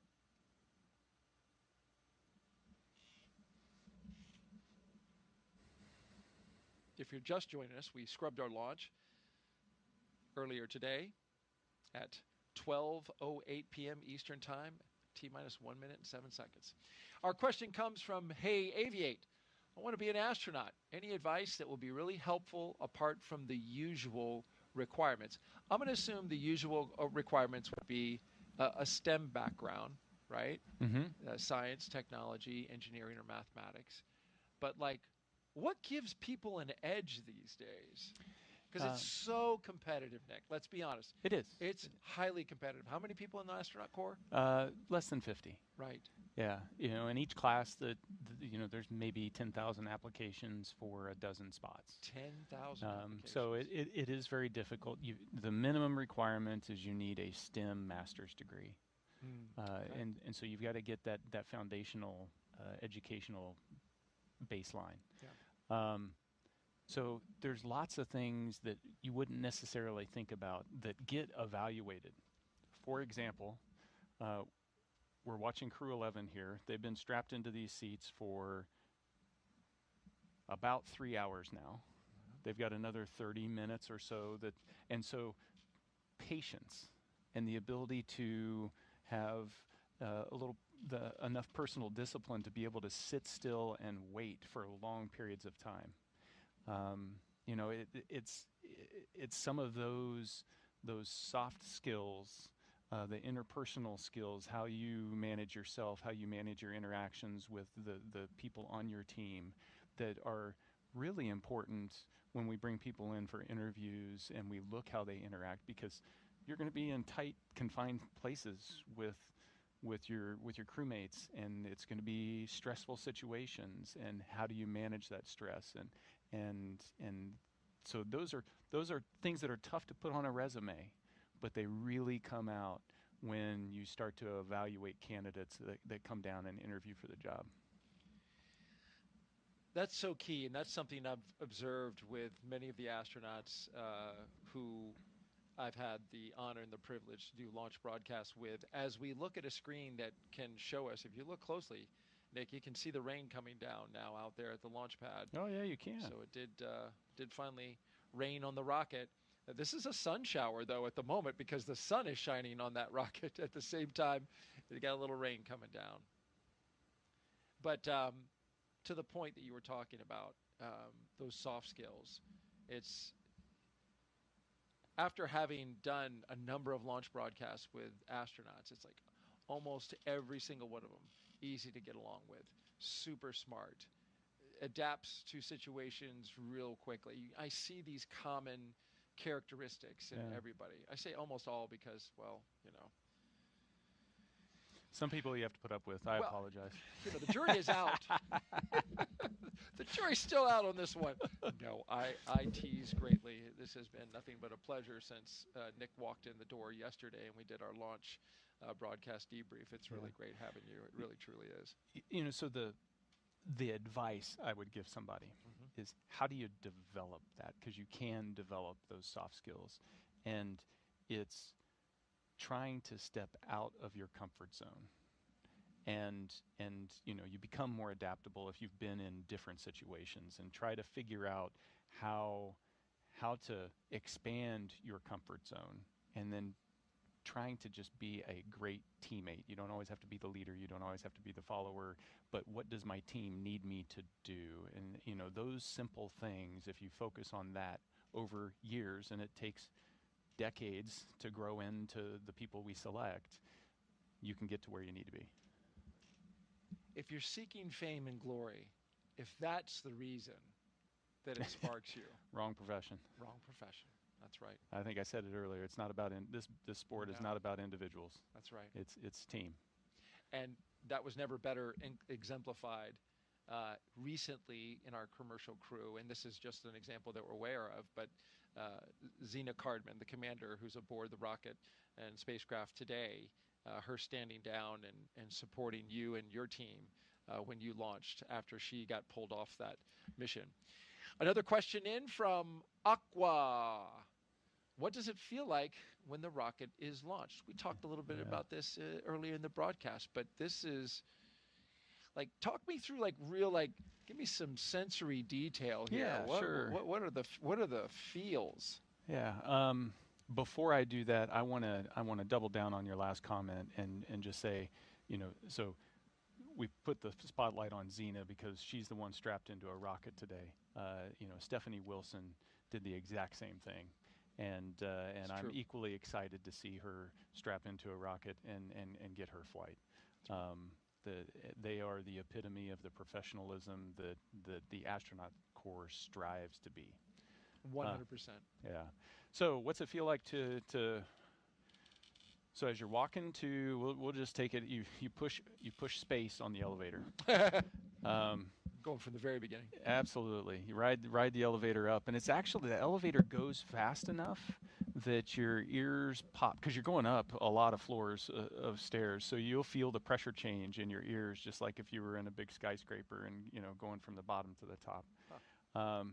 And then you step out of the elevator, and then, you know, it's just this, for me, it was this gentle breeze coming off the ocean, because you're so high up, you just get this nice cool breeze.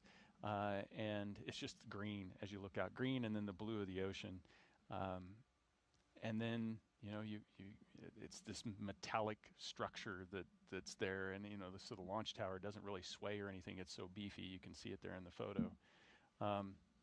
And then you get into the gantry arm and you start walking out to the capsule, and then you know, you're surrounded by this, this visual of this tube leading you to where you want to go. And so then that's where like emotion starts to color how you're seeing everything. And the white room is chilled down, it's cool, so that the vehicle's cool, and you climb in.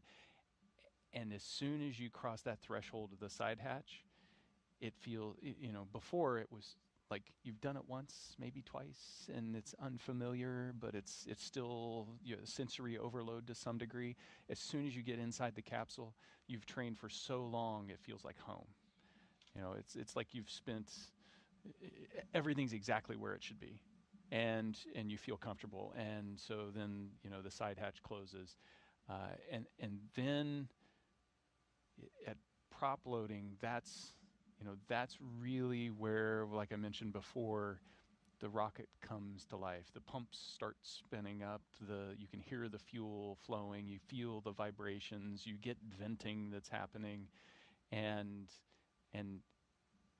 that's why when you feel like, so I'm on a thing. I'm not on a machine. I'm on this thing that's got a personality, that's got this life inside of it.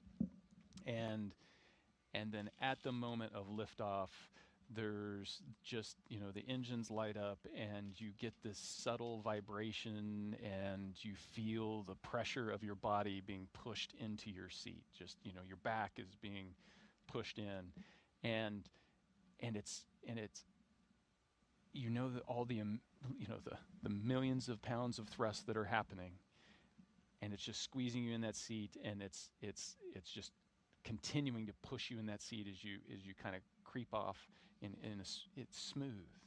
And so if you've been in an electric car and somebody just kind of slowly presses the accelerator and then just keeps mashing it until it's all the way down, eventually you're pressed into your seat, and you're accelerating, and it's like that, but you don't stop for 9 minutes.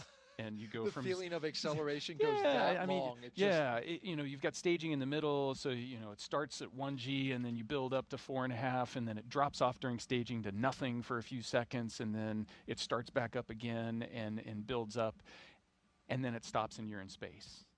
And so those 9 minutes are just this amazing roller coaster ride that is like super smooth, with a little bit of vibration.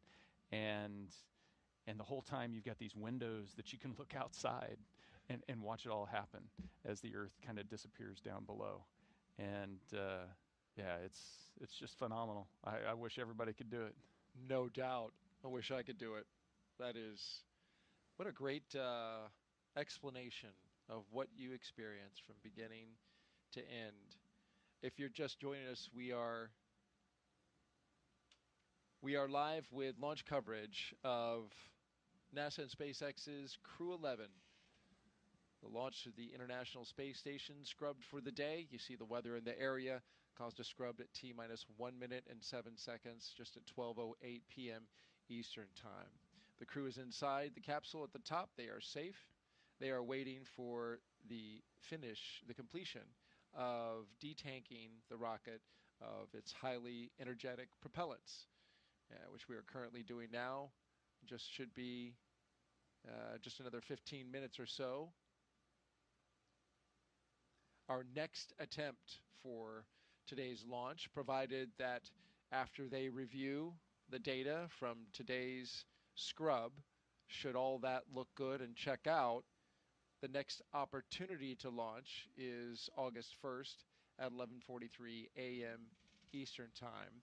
Weather for tomorrow is 85% go.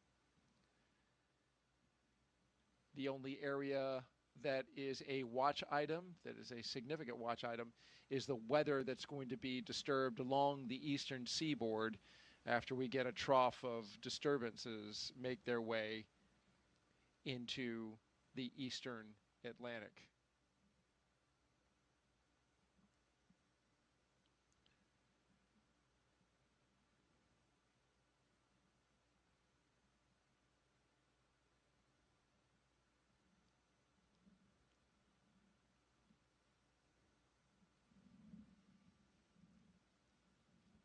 Going back to your description about launching, what are the emotions, right? So when you first launch, I'm imagining when it lights and that first thrust off the pad, like the anxiety, a little fear. What are you feeling? You feel, for me, it's the swirl of emotions up to that point. I've got a swirl of emotions leading up to it, where there's this desire to be perfect, right? I don't want to make a mistake. I don't want to let down the people that spent the better part of a couple years training me to be perfect in the moment. So you don't want to make mistakes. There's this anticipation of the unknown, especially on your first launch when you don't know what to really expect. But even on subsequent launches, it's the unknown of what could happen. Just that heightened sense of vigilance that you need in order to be able to react in the moment appropriately. There's the joy of, like, I'm getting to do this thing that I love to do and I've wanted to do, and now's this moment. So there's just intense excitement and joy. Yeah. There's a tinge of sadness because everybody you love is down on the ground and you just said goodbye, and you're not going to see them for a long period of time, and so it's this blender of emotions. But as the clock ticks closer to T-0, the focus starts to narrow in, and it becomes, okay, now I'm in operator mode. Let's execute. We got a mission to do. And so at the moment you lift off, you've got a radio call, and you've got radio calls you need to make all the way up just to confirm what launch abort phase that you're in, and all of that. And so you're trying to absorb and monitor everything that's going on and listen to and see what the vehicle is telling you. And you have to put that swirl of emotions off to the side, and do a job in that extremely exciting moment. And that's one of the, that's a skill you have to have in the job, because it's not just launch that happens. It happens all the time, and so we train to be able to stay focused on the task at hand. But then also recognize that you can't just bottle that stuff up. So you got to process it at some point. And so finding the right ways to process that and the right moments to process that. Fascinating to listen to everything that goes in to a launch day, to the launch moment, the emotions, the feelings, and the preparation, the skills required to get through it. Thank you so much for sharing that with us, Nick. Let's toss it out to SpaceX in California for our continued documentation and coverage of today's scrubbed launch attempt.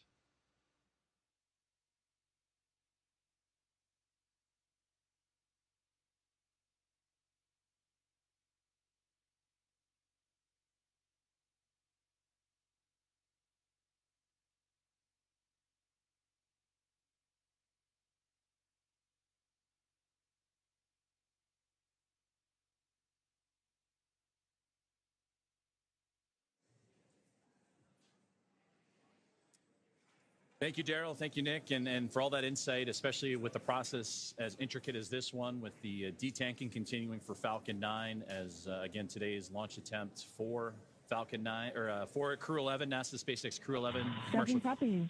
Go to disarm LAS per section 2 of 5.100.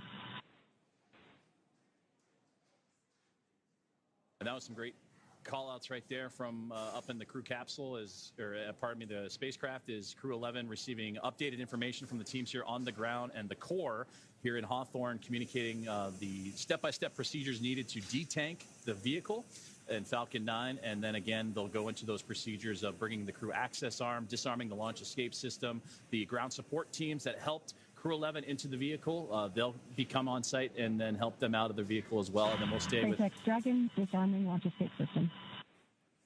And they'll help with them. Companies, we're with you. all the way down to their eventual return to crew quarters. So again, there you heard that the disarm of the launch escape system is underway, and that was the voice of Commander Zena Cardman, copying those commands from the core and communications teams in SpaceX here in Hawthorne. So that's where we're at the moment, but still a couple more steps to go, and they've given continuous updates on the process of how long it would take to detank the Falcon 9 of both the RP-1, that rocket-grade kerosene, as well as the liquid oxygen tanks necessary to then, Dragon again... SpaceX launch escape system is disarmed. You would go to open visors and then proceed to Section 3. Dragon copies. Go to open visors and proceed Section 3. Crew arm engage sequence has started.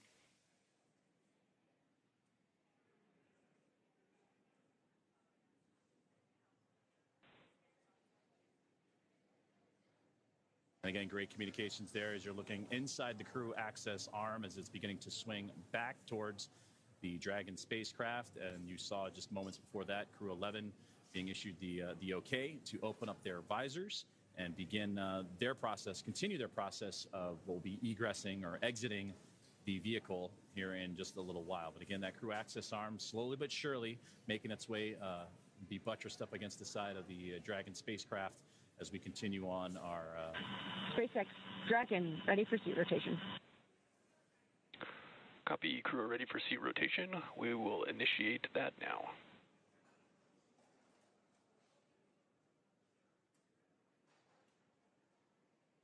So again, great communication happening between the team in SpaceX and Crew 11 on board the Dragon Endeavour spacecraft as today's launch attempt has been scrubbed due to the cumulus cloud rule, and another launch attempt will be coming tomorrow. And that launch attempt will be at 11:43 a.m. Eastern time, and of course with Daryl, Nick, team out in Kennedy, the team here at SpaceX, and at NASA's Johnson Space Center and the International Space Station Flight Control Room. We'll bring you right back and get you prepared for another launch attempt for Crew 11. And again, that'll be tomorrow, August 1st, as we turn over to a new month at 11:43 a.m. Eastern time. And that's where they will hopefully begin their journey then, en route to the International Space Station and sync up with their Crew 10 colleagues, as well as those of Soyuz MS-27. And that crew of 7 on board the International Space Station will become... Dragon SpaceX, seats are in the upright position. We will be working through steps with the closeout team to return to the pad tower and open up the side hatch. I'll keep you abreast of their progress. Dragon copies.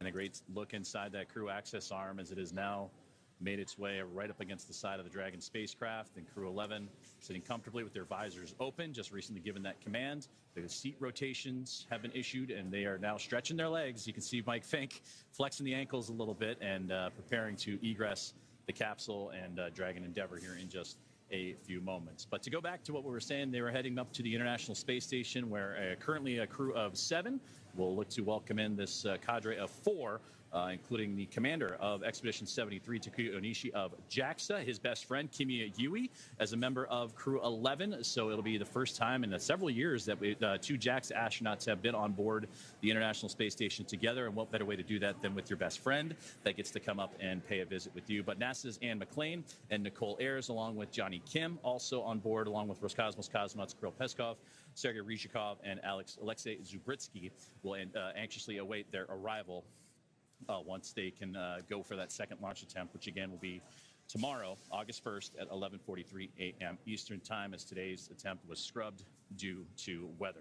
So we're going to continue to follow along with the detanking procedures that should be wrapping up here pretty soon. As you saw, the crew access arm has swung back into place. The ground support team will make its way up towards the spacecraft to help the crew exit, egress, as they say, the capsule as well, and then we'll stay with live coverage all the way up to the crew's return to crew quarters, where they will remain in quarantine. And that's what Daryl Nail and Nick Hague have been discussing of those procedures and how things will shape up and ready to turn the page for another attempt tomorrow.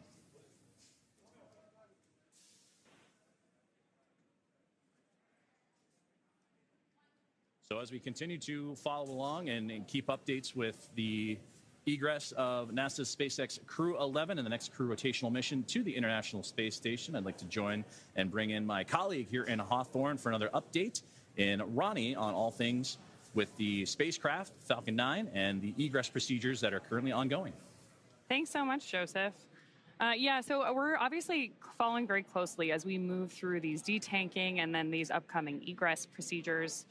For those of you who have been following along with this mission since we picked up our launch coverage today, you can really tell that we are doing everything that we did in the lead up to liftoff now just in reverse.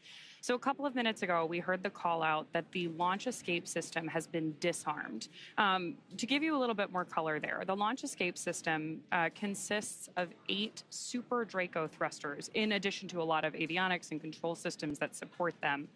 And those engines provide fault-tolerant propulsion for Dragon's launch escape system. In the extremely unlikely event of an emergency, those Super Draco engines can actually power Dragon off the top of Falcon 9 and away from the launch vehicle in less than 8 seconds. To be able to do that, obviously those engines are extremely powerful. So we only want that system armed and capable of doing that emergency exit procedure when it's absolutely necessary. Our flight rules dictate that that is necessary anytime we have propulsion and astronauts on board the vehicle. So right now, knowing that we're clearing the completion of that detanking process, it was safe to go ahead and disarm that launch escape system. Now, of course, on your screen, you've got this view of the crew access arm, which is the primary way that our astronauts walk out from the White Room, to the White Room and then enter the Dragon spacecraft. But it's important to note that all these systems we have working together, the Super Dracos that are part of the LES. The crew arm engage sequence is complete. Crew arm is fully engaged and pinned. Confirmation there that we've got the crew arm fully engaged and ready for our astronauts to begin that egress process. Obviously, that's going to start by having our ground support team come back up and help with that hatch opening procedure.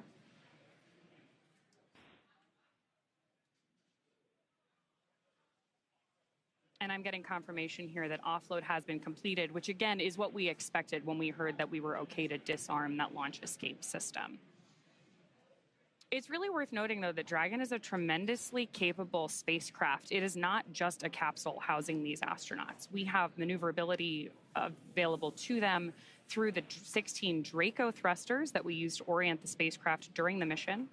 We obviously use those, rely on them really heavily as we do all of the maneuvers in our approach to the International Space Station. And then those Super Draco thrusters that are part of the launch escape system, as well as all of the avionics, the controls, everything that our astronauts are using to monitor the vehicle progress, both now in more off-nominal situations like this, where we've had a scrub due to weather, but also throughout their flight to the International Space Station. As we were talking about earlier, our crew today was scheduled for about a 38-hour trip to the International Space Station. All of the information that they're getting from our mission control team is displayed inside of Dragon for them. Still seeing little bits of rain. One of the things that we talked a little bit about earlier, but is still really interesting, anytime you are leaving Earth, we're monitoring weather not just at the launch site. It's really all the way along the ascent corridor. Obviously, Falcon lifts off and then does a gravity turn so that we can get up to space going 17,500 miles an hour horizontally. We're not just going up. So we're moving through a huge portion of the atmosphere on our trip to space. And the weather for that entire ascent needs to be clear. And again, if we were going to leverage that launch escape system in flight for any reason, you'd hear on a typical ascent, our crew will call out certain abort modes where the capsule might have to, the spacecraft may have to eject to, in the instance that anything were to go wrong. That weather also needs to be good. We need to be able to get to the crew, make sure that they're healthy. And then, of course, anytime we have crew entering or exiting the vehicle, we're working those carefully rehearsed and fine-tuned procedures like we're seeing them step through now.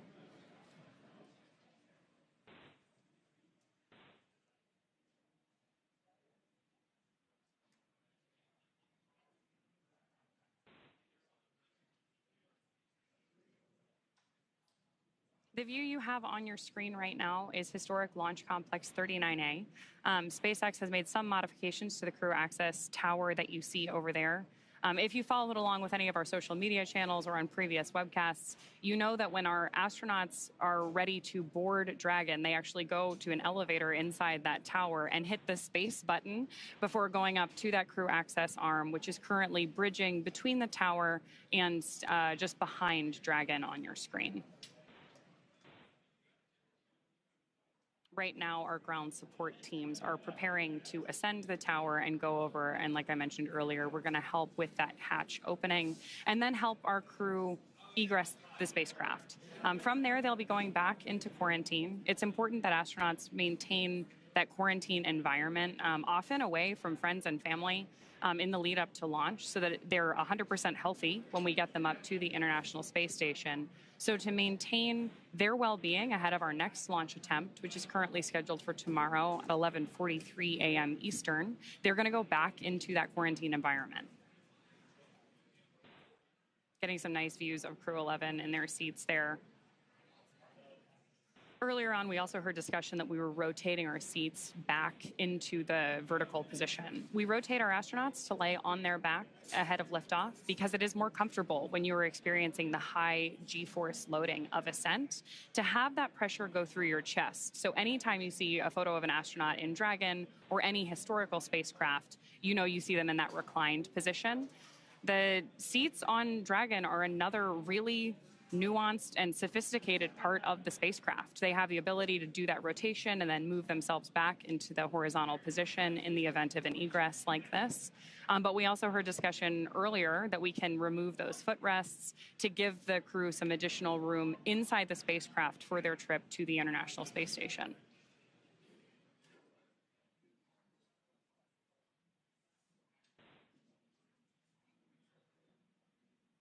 Seeing some smiles from the crew there. And of course, we're following along very closely here, not just with our coverage, but of course the entire mission control ground support team. Everyone's keeping a careful eye on all of these procedures because anytime we have astronauts on board the spacecraft, we want to make sure that we are doing everything we can to keep them safe. Again, all of this is rehearsed during dry dress. And you can see our astronauts are pretty comfortable with it, right? They seem like they're having a pretty good time, waiting to exit Dragon, go back, get a little bit of rest, and then try again.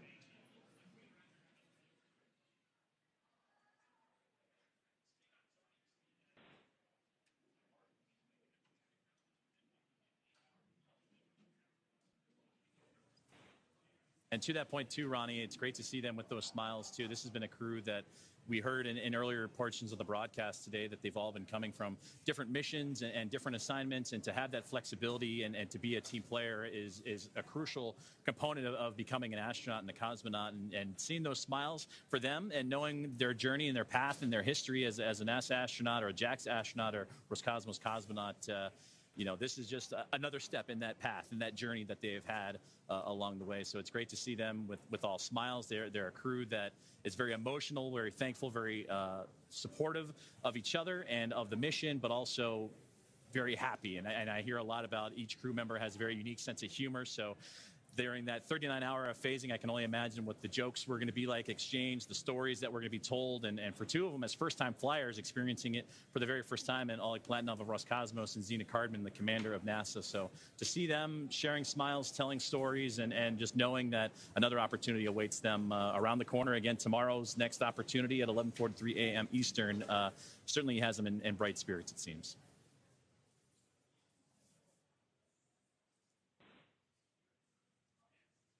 So we'll continue to stay with our live coverage of the egress procedures of NASA's SpaceX Crew 11 as their launch opportunity this morning unfortunately comes to a close due to a weather violation. They were scheduled to launch at 12:09 a.m. Eastern time, but that violation came into play right in the key moments of the countdown, almost right up to T-minus 1 minute left in the countdown. They called the hold and addressed the crew that weather, unfortunately, was not cooperating with them and that they would have to stand down from today's launch attempt and make their way back to crew quarters after detanking and safely egressing the vehicle for the next launch attempt. But again, opportunities tomorrow and for the foreseeable future, so there are opportunities aplenty here in the near foresight for NASA's SpaceX Crew 11 team.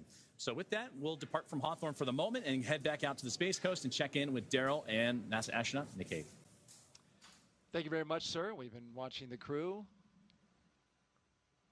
I'm here with Nick Hague, NASA astronaut, and in a moment like this, when I look at the crew biding their time, waiting patiently for the moment to egress out of this capsule and get back to the astronaut crew quarters, I see Mike Fincke talking a lot. In a moment like that, it's pretty good to have somebody who's, you know, a jovial, talkable fellow like Mike Fincke who likes to crack jokes and. Yeah.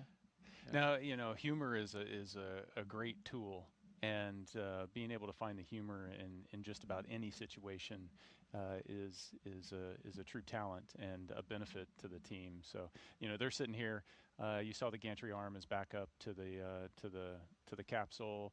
Pad teams getting access. They're going to pop open the side hatch here and get them out of the capsule. So now's the time they can relax a little bit.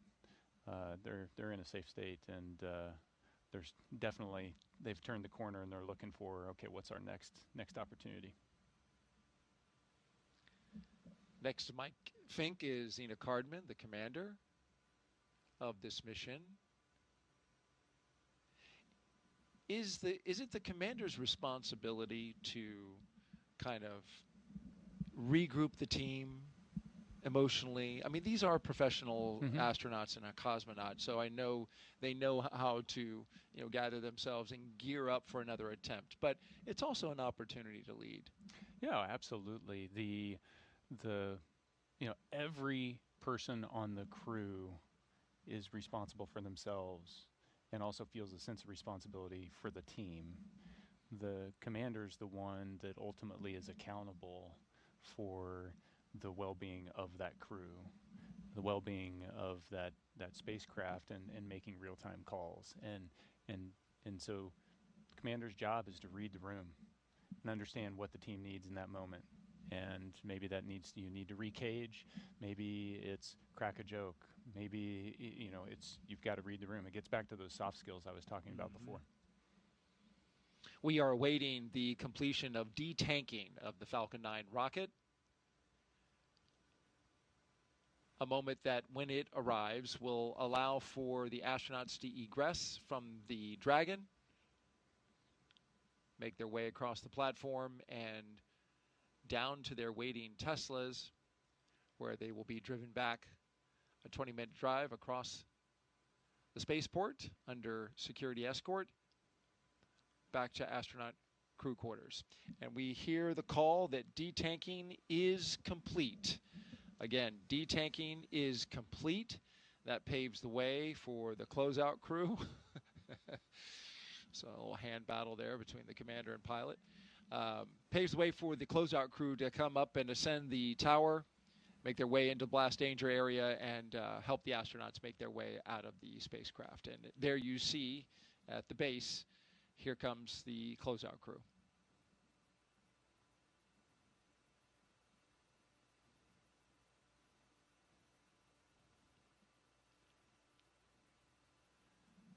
Have the first member of the closeout crew making their way across the access tower. And this is actually the final steps up to the 275-foot level, where they go into the crew access arm.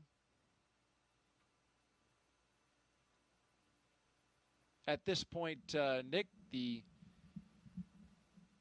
can say that the rocket has been safed. Yes. You've detanked the rocket, the launch escape system is off. As soon as those two things were complete, then they were able to rotate the seats and pop visors and essentially sit there and wait for the pad crew to show up. We saw a pad crew walking down the arm. They'll put some safety restraints in place to secure the gap between the arm and the capsule and pop open that side hatch. Dragon SpaceX, the team has reached the White Room. We're now beginning preparations for configuring the White Room and side hatch opening. Dragon copies.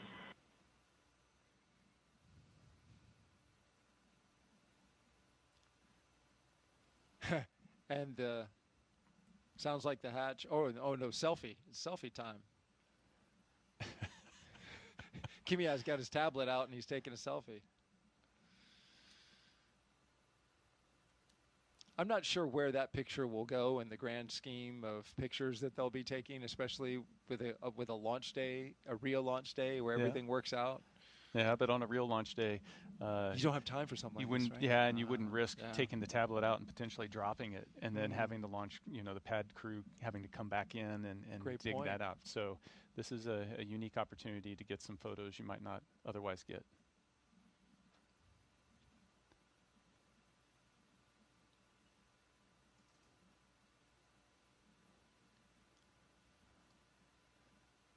Not the easiest thing to work with a tablet like that when you're wearing big gloves. Right. Yes, those gloves. Yes. So now they're doing it again. Yeah, those gloves are touch sensitive. Yes. You can use them on the tablets and they work, but they do look pretty bulky. Yeah, and your fingers, there's some layers associated with it, so you're not as dexterous as you would be otherwise. And you get used to it, though, because you spend a lot of time in training sitting in the suit, working in the capsule. Weeks at a time in Hawthorne out in Los Angeles. As the closeout crew brings their equipment necessary to unseal the side hatch, open it up, and get the crew out.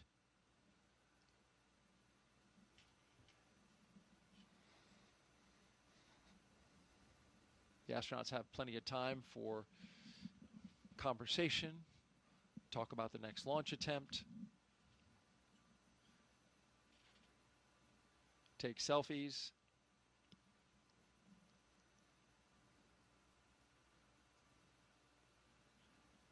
So you launched 3 times, and you never had a weather scrub? Never had a weather scrub. That is fortunate. Yes, indeed. We had a delay. We didn't actually scrub. We had a delay because of a hurricane coming through. Oh, right. But we saw that days well in advance. So yeah, never got to the point where we did that. Although, and the point was brought up earlier, every crew practices a scrub when they do dry dress. Right.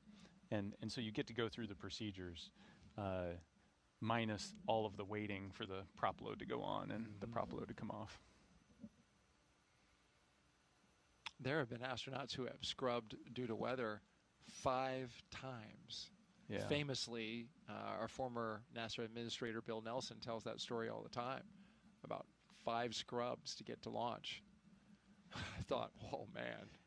Space is hard. There's a lot of factors that going into everybody feeling comfortable that it's safe to launch. Is there any way to put in a food order back at astronaut crew quarters? Food will be waiting because you got to remember they suited up almost 6 hours ago. So hungry. it's been a while since they've had a meal. Right. There'll be food waiting. And the staff at crew quarters does an amazing job of making sure that you've got the right food, it's nutritious food. They do an amazing job that extends not just from crew quarters, but also gets into the food system on board the International Space Station. And it's just, again, every time we talk about something, there's another facet of, hey, there's this team, and they are experts in their field at doing what they're doing, and what they do is so critical. And the food lab is another example of that. I hear great things about the chef over there and his ability to make these meals that are requested, by people from other countries, right? The international astronauts asking for cuisine from their homeland, and I hear they do a pretty good job. Yeah, absolutely.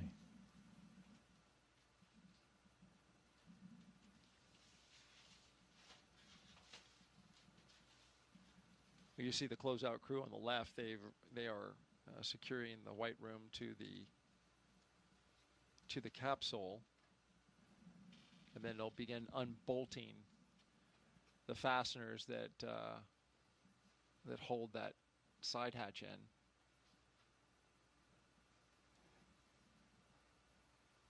Yeah, you want to mind the gap. That's a little bit of a drop. Yeah, that's a just 275 feet straight down.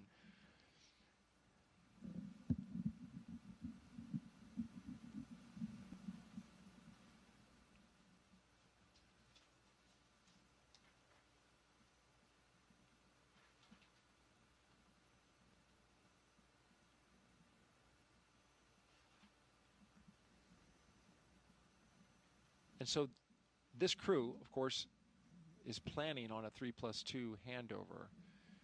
Now, does that calculus change?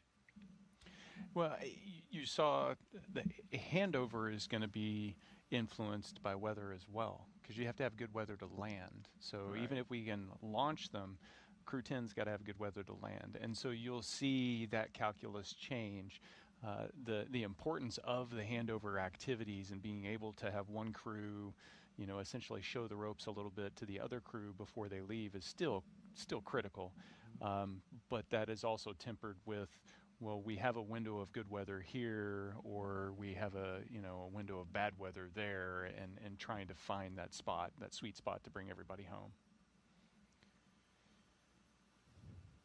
Lots of moving parts with regards to the planning in that regard. Yeah, Mother Nature gets a vote. Every time. So they must maintain quarantine along with the support team. How does that factor into whether or not they get to see or talk to family in close proximity? Yeah, so the family will maintain quarantine. The immediate family will maintain quarantine. They didn't break it after up and they through drove off? the launch, so that if something like this happens, you can still be able to, go to the beach house and have dinner with the family if you've got enough time to do that kind of thing. Okay. But yeah, quarantine it's serious business, because we're trying to make sure that we keep the crew safe on orbit, and we know that we don't want to take sickness up there. So again, there's another team that monitors all of that and make sure that we're able to maintain it.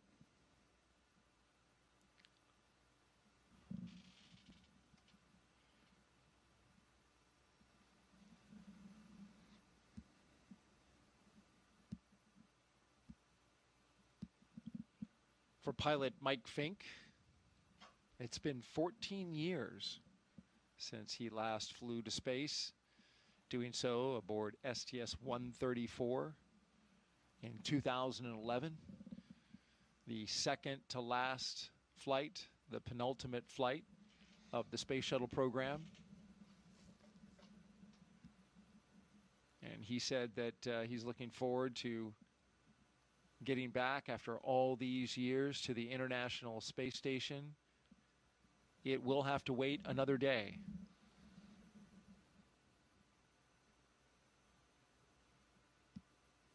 That's going to be really interesting for him, because he was telling us that he saw Space Station here on the ground, here on Earth, the segments of this incredible orbiting laboratory, which is the size of a football field in space. He saw all those parts and modules on the ground, helped assemble it,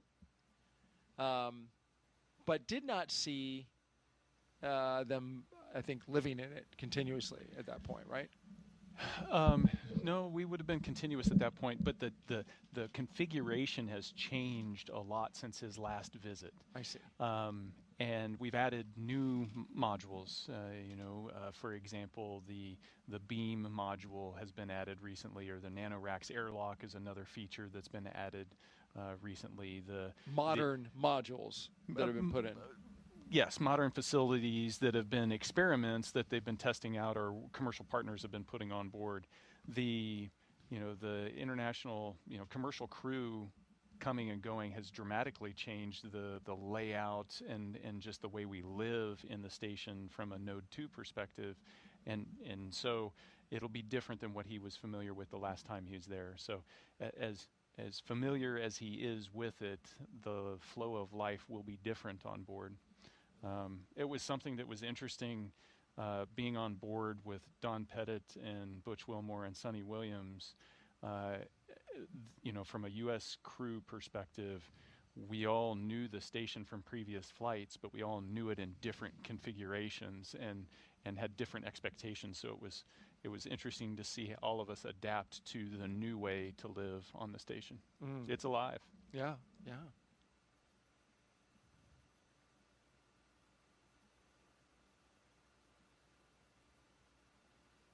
So we got a question that has come in from Joseph Zashevsky, our commentator in Hawthorne. Okay. He has a question. He wants to know, do you mix up the procedures tomorrow? So, for example, instead of Eggs Benedict, do you eat oatmeal? Do you put your left shoe versus your right shoe? He's just curious. Yeah, you know, that's a personal question. How superstitious are you? Right. Do you need to change up something just to turn the tide of fate your direction? Or do you not want to change something because you're concerned it might throw your own personal, preparation off? and you know, for me personally, it was I keep a routine consistent. So even during quarantine and the weeks leading up, it's not like I'm trying to have every meal I'm going to miss crammed into 2 weeks, you know, the meals I'm going to miss over 6 months. It's having some level of consistency. What do I normally have for breakfast? What do I I don't want my body to go through that kind of shock. Right, because you can order anything, but it's probably safer to go with some food that you're used to having. You order anything, and everything carries some consequence.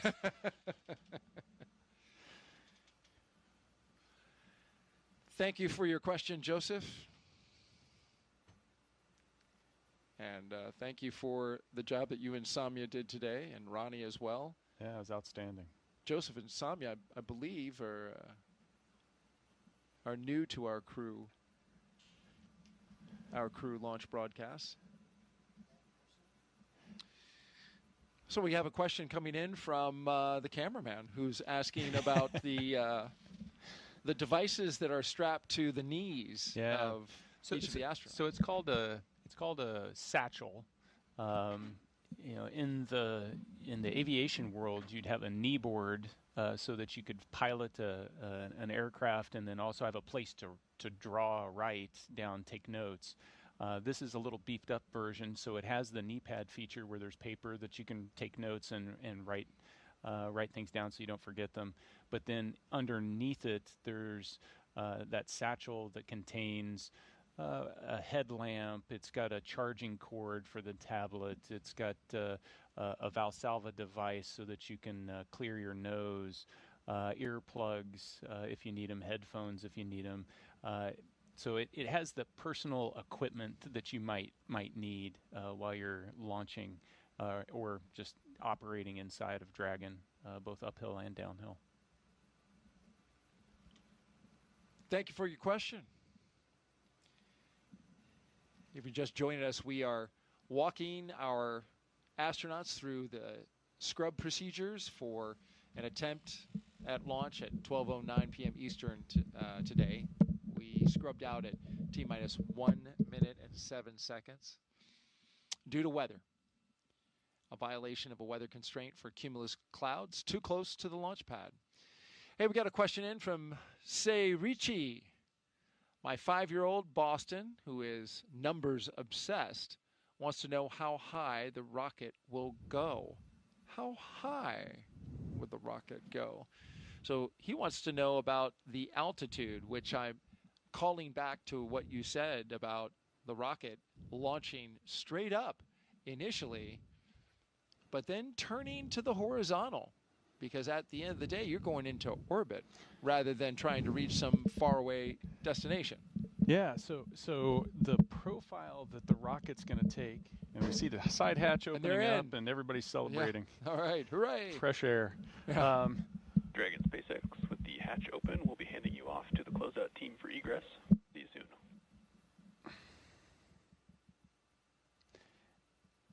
And so the rocket's going to initially go straight up to get some clearance from the ground, and then it turns horizontal. And at about the 200-kilometer mark, it's turned horizontal, and all of its thrust is trying to accelerate it downrange. It's trying to cover ground on the Earth. And it essentially is coasting and slowly falling back down to the Earth until it's reached that 17,500 miles per hour, at which its arc of its fall matches the curvature of the Earth. But it's only a few hundred kilometers up. And then as as we spend the next 40 hours, or what they would have spent 40 hours rendezvousing with the space station, they would have raised that 200 kilometers up to the 400 kilometers or 250 miles that the station lives at. So it's not that far up. It's, you know, it's the distance between major cities in the U.S. It's drivable if you could drive there. Cape Canaveral to Miami. There you go. It's not that far. And what's even more impressive is if you've flown on a plane and you look out the window of a plane, you can see a really long way, but you're looking the entire distance through the atmosphere. The space station, when you look down, you're looking a really long way, but it's only the last few miles that you're looking through the atmosphere. And so the Earth, the surface of the Earth is really clear. And so it doesn't feel like it's that far away. If you fly over New York City, you can see Central Park in the middle of Manhattan with just your naked eye. Huh. You can see major bridges. You know, if you fly over San Francisco, you can see the Golden Gate Bridge. These things stick out pretty prominently. It's just surprising how clear everything is. Right. Slicing the atmosphere through its thinnest point right over top of it versus looking out across it, out your window, as you mentioned, with all that atmosphere inhibiting your view. Yeah, it distorts everything. Yeah.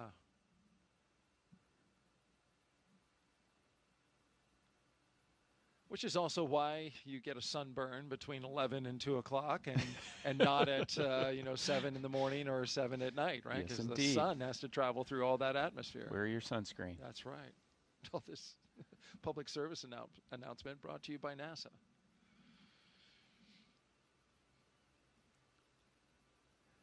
Most, but not all, of the station windows have a special coating to minimize UV exposure. But not all. Well, some of them we don't want that because we want to do scientific experiment. You know, we want to collect scientific data through them, and so those you have to be careful. You know, those, if you're in them for a handful of minutes without any protection, you can get burned. How about that? Yeah. Also, do you put special cameras in those windows as well, or do you just shoot through the regular UV protected ones? You can. We just use the regular cameras through.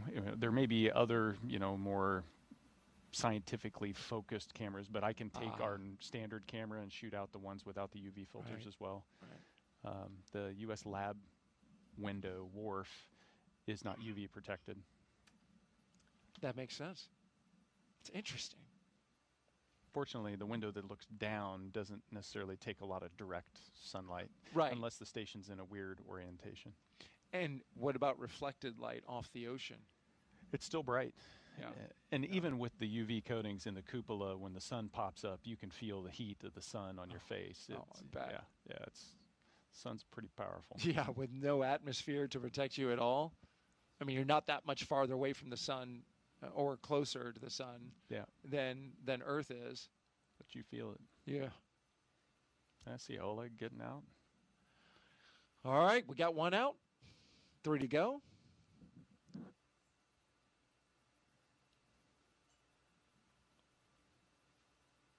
And they just go reverse order.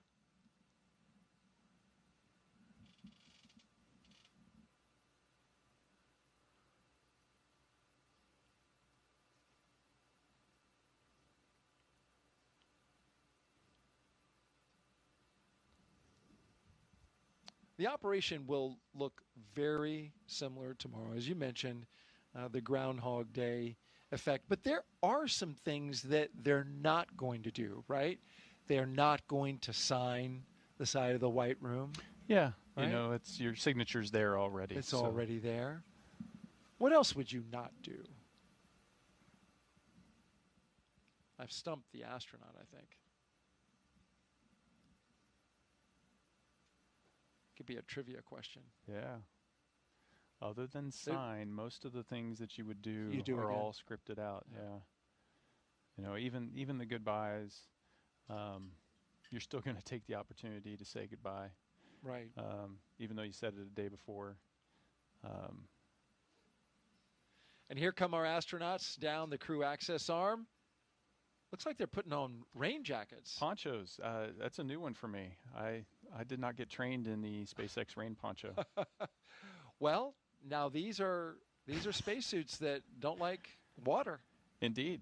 They're not, not necessarily designed for that. And they also carry umbrellas with them. The closeout crew does, so that extra layer of protection. But this is a first for me. I've not seen this before.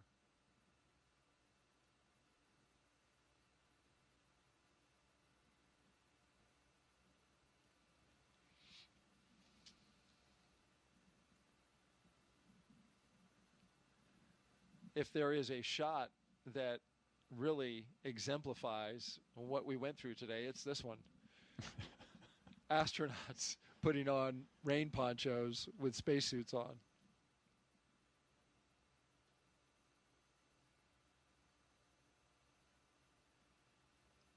So they come out of the gantry. They have to walk down a flight of stairs over to the elevator.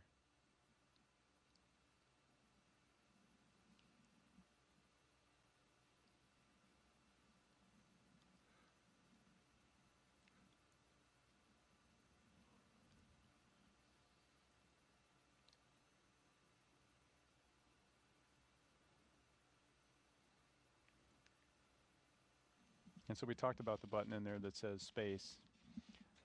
There's also a button in there that says Earth. Yes, that's right. Come back to Earth, everyone. There'll be another chance tomorrow. Rain on the lens tells the story. Now we have these passing rain clouds going over the pad. Of course, this was the reason for the scrub. At 12:08 p.m. Eastern Time today, we scrubbed the launch attempt of NASA and SpaceX's Crew 11 launch to the International Space Station. Now looking ahead to the next opportunity, tomorrow at 11:43 a.m. Eastern Time. Our coverage on NASA Plus and our streaming channels starts at 7:35 a.m. Eastern Time. And so next up, we are watching as the astronauts go down the tower, making their way to their Teslas, which are parked at the base of the launch pad where they left them earlier today, about 3 hours ago.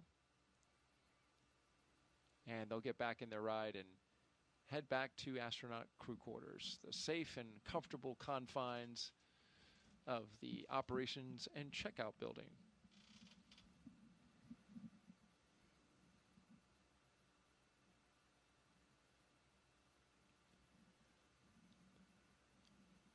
We talked about the next opportunity for a launch tomorrow. One thing that will be considered, teams from SpaceX and NASA and the Commercial Crew Program will take a close look at that weather in the ascent corridor to see if it is worth taking a shot.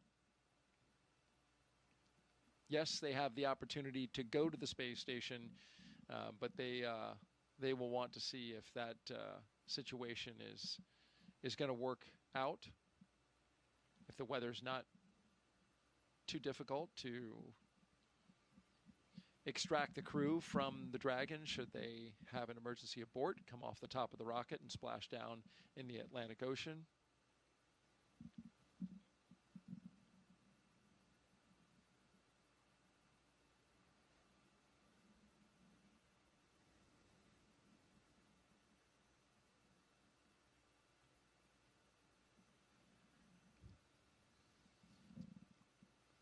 Fortunate for us, astronaut Nick Hague has changed his departure flight, so he's going to stay with us another day.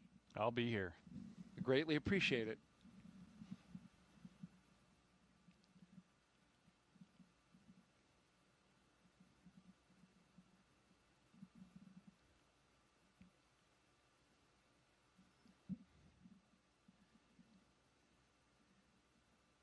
You talk about the support of the crew in throughout the operations, both getting ready for launch and, of course, in this capacity for a scrub procedure. But there are thousands of people who came to see this launch today in person. There are hundreds of media, 222 credentialed media who are with us right here on site, who are here to document and report out the results of today's launch. And they all have to change their plans as well. Yeah. Hotels, stays, to reset for another attempt. Yeah. Yeah, you'd think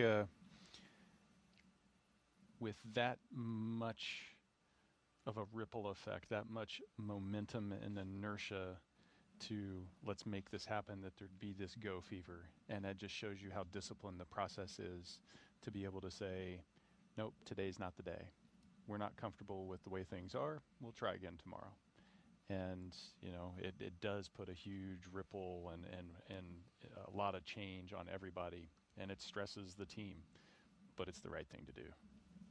Absolutely. And the rainy ride back to astronaut crew quarters requires us to wipe the windshield if we're going to see out the front window. Did you bring an umbrella? Because we're in a studio where, it's not a straight shot back to the press site. I've got 10 feet to get to my car once that door's open, so I should be okay. You're going to be all right? I won't melt. No, you don't have a black rain poncho on you? No, Stuff in your pocket. I'm not critical spaceflight hardware. Well, you are critical to our launch broadcast, I will tell you that, my friend. It's been fun. It'll be fun to do it again. Absolutely. We'll need you to bring all new material tomorrow. My son would tell you it's just the same stories over and over.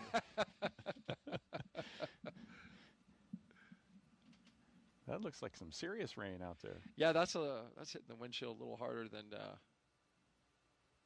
it was when you and I were outside watching the launch and just saw the rain off into the distance. It was like we've got the storms really built up.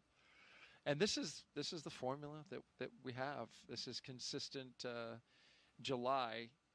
Meteorologically speaking, in July, we hit the high point for thunderstorm activity and buildup. But it's not till August where we actually get the high for rain. That's according to Launch Weather Officer Melody Levin, who's over there at the 45th Space Wing. Yeah. So August is our high for rainfall events, and it really dumps rain. Not necessarily thunderstorms, because that's not the same. We get highs for thunderstorms in July. We get high rain totals in August. So August is, of course, the month that Floridians turn off the sprinklers and, have to be concerned now about standing water. You saw the helicopter. Helicopter's still there with the team, with them on the security ride back to astronaut crew quarters. They're not just there for TV purposes. They are there to keep an eye on everything and make sure that we don't have anybody who is somewhere they shouldn't be with regards to this crew. Yep, critical support, security. They just let us strap a broadcast camera on top of or underneath the helicopter, and it's very helpful, though. We want to thank them for that. It gets amazing views. They really do. And they're out there flying in the rain, so we appreciate their efforts today. They did a great job with those shots around the pad.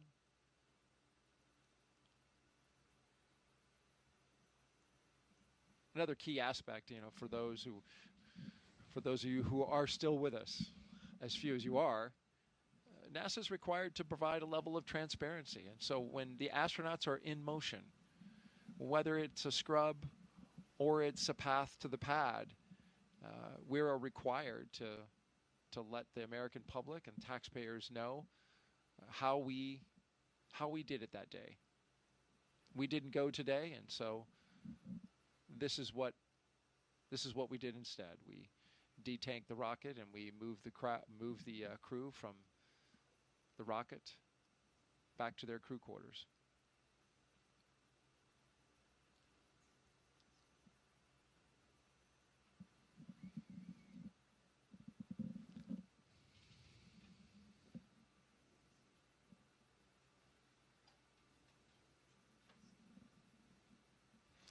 You know it's coming down when you can't see the VAB.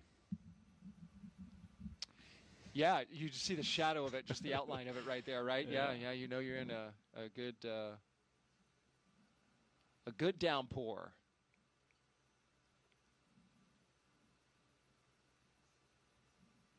So again, for those of you who are still watching, want to emphasize we have an opportunity tomorrow, but like I was saying earlier, the teams at SpaceX and NASA are going to evaluate the weather downrange, and they're going to look at the entire picture to see if a launch attempt makes sense for tomorrow. But there is an opportunity tomorrow, should they need it. 11:43 a.m. Eastern Time. Broadcast start time, 7:35 a.m. Eastern Time. We have opportunities as well on Saturday, August 2nd, and Sunday, August 3rd.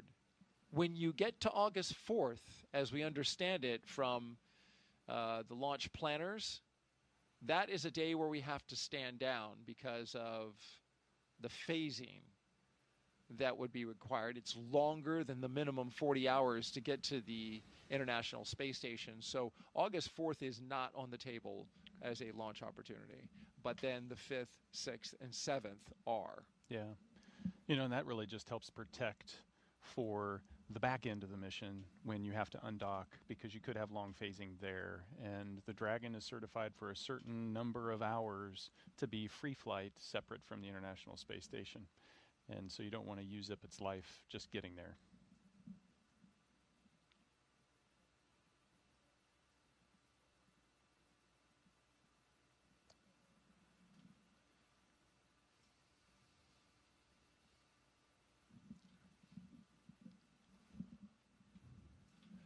Making the left-hand turn now from Saturn Causeway onto NASA Causeway. Halfway home to astronaut crew quarters.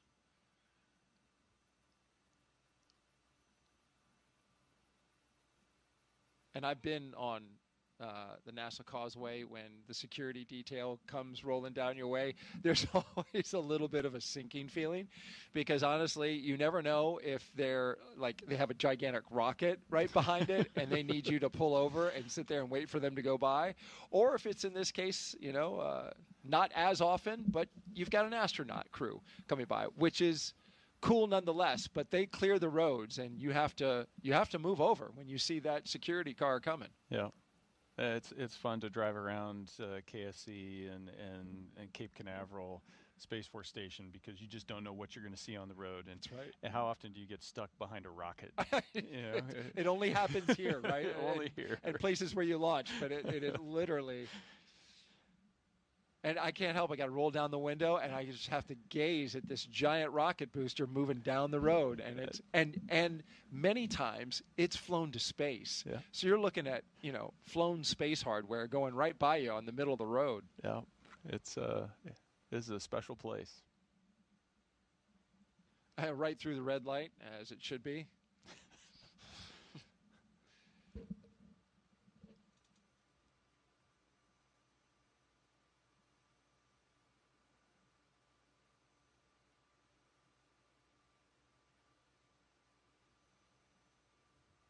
You see them with the 3 lanes and the road right there.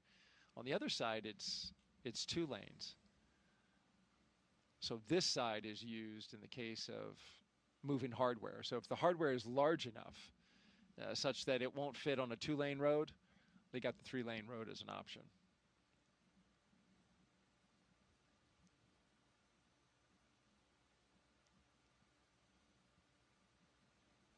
That's when you're talking big rockets. Oh, you're talking real big stuff right there, yeah. And, some of the hardware that is required to work on the rockets, right? That stuff is pretty large as well.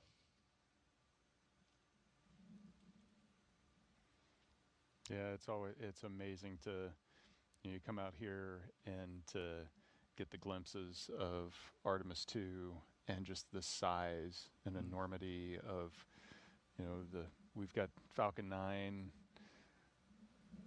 takes us to the International Space Station, and then you look at what it takes to get to the moon, and it's an order of magnitude more difficult. Absolutely. that's going to be an impressive launch to watch. No doubt. And as you say, and have said many times before, with crew on it, not only is it an impressive rocket when it launches, talking about the Space Launch System, and Artemis 2 coming up early next year. We saw Artemis 1 back in 2022. But you've got just the enormity of that rocket blasting off and the thunder and the power that it emits. Just like you say, you got to have a lot of horsepower to get to the moon. Did you get a chance to go over to the VAB and see the SLS? I haven't been on this trip. That's true. I will. I'm sure. It's worth the price of admission. In your case, they will lay out the red carpet.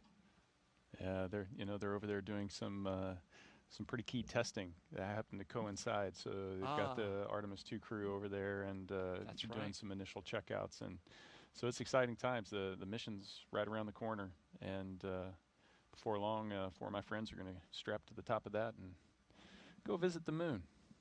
How cool is that? That is going to be. I'm really looking forward to that.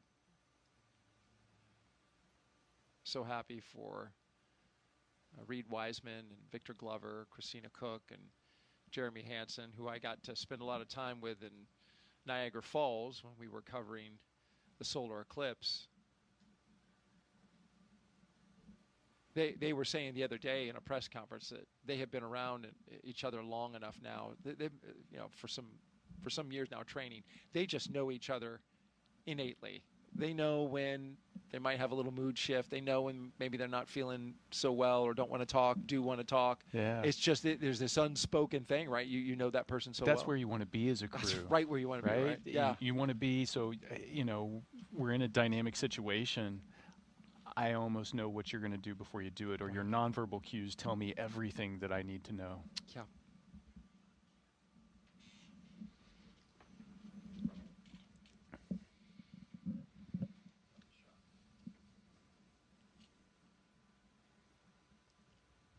That's why we train the way we train.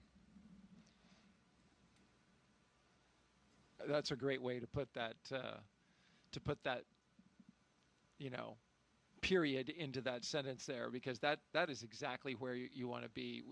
Sometimes I look at the training, I'm like, wow, that's a long time training. But the better integrated you are, the more you know your crew member, your fellow crew members. That just, like you just said. That has to lend itself to a higher level of mission success. Well, it's the last leg here as we make our way. You can see the operations and checkout building on the left in view. Getting ready to wrap up our coverage here. The astronauts, they're up on the third floor of that building.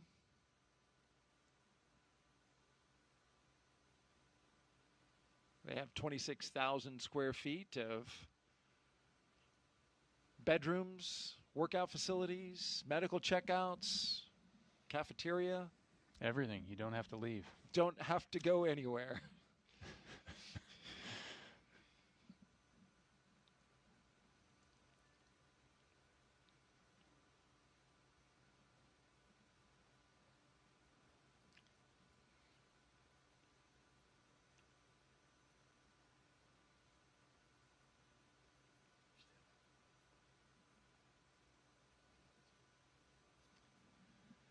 And we are back to where we all started this thing,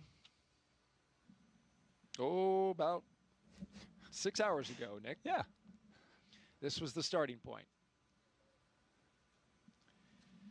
Well, we really appreciate, if you're still with us, joining us for our launch attempt today, the attempted launch of Crew 11 by NASA and SpaceX. We were scheduled to launch at 12:09 p.m. Eastern Time, but scrubbed out our attempt at 12:08, just about 1 minute and 7 seconds before we were set to lift off. We had a weather violation on the range inside the 10-mile radius area, had a cumulus cloud that just swooped on in and fouled the launch, the weather criteria. And so that's the way it goes. In the interest of safety, as we've said for the past hour or two, This is the reason that we have so much safety surrounding the astronauts and so many launch commit criteria. These criteria, when violated, we don't take any chances. We follow through and pull the crew out and reset for another time. Yeah, absolutely. Safety is paramount. Today's an example of that. I want to thank all of our guests who were with us today. I want to thank SpaceX, of course, and the team over at Johnson Space Center for joining us on this launch attempt. And thank you, sir, Brigadier General. My pleasure. You'll be back tomorrow? Absolutely. Happy about that. We hope to see you there.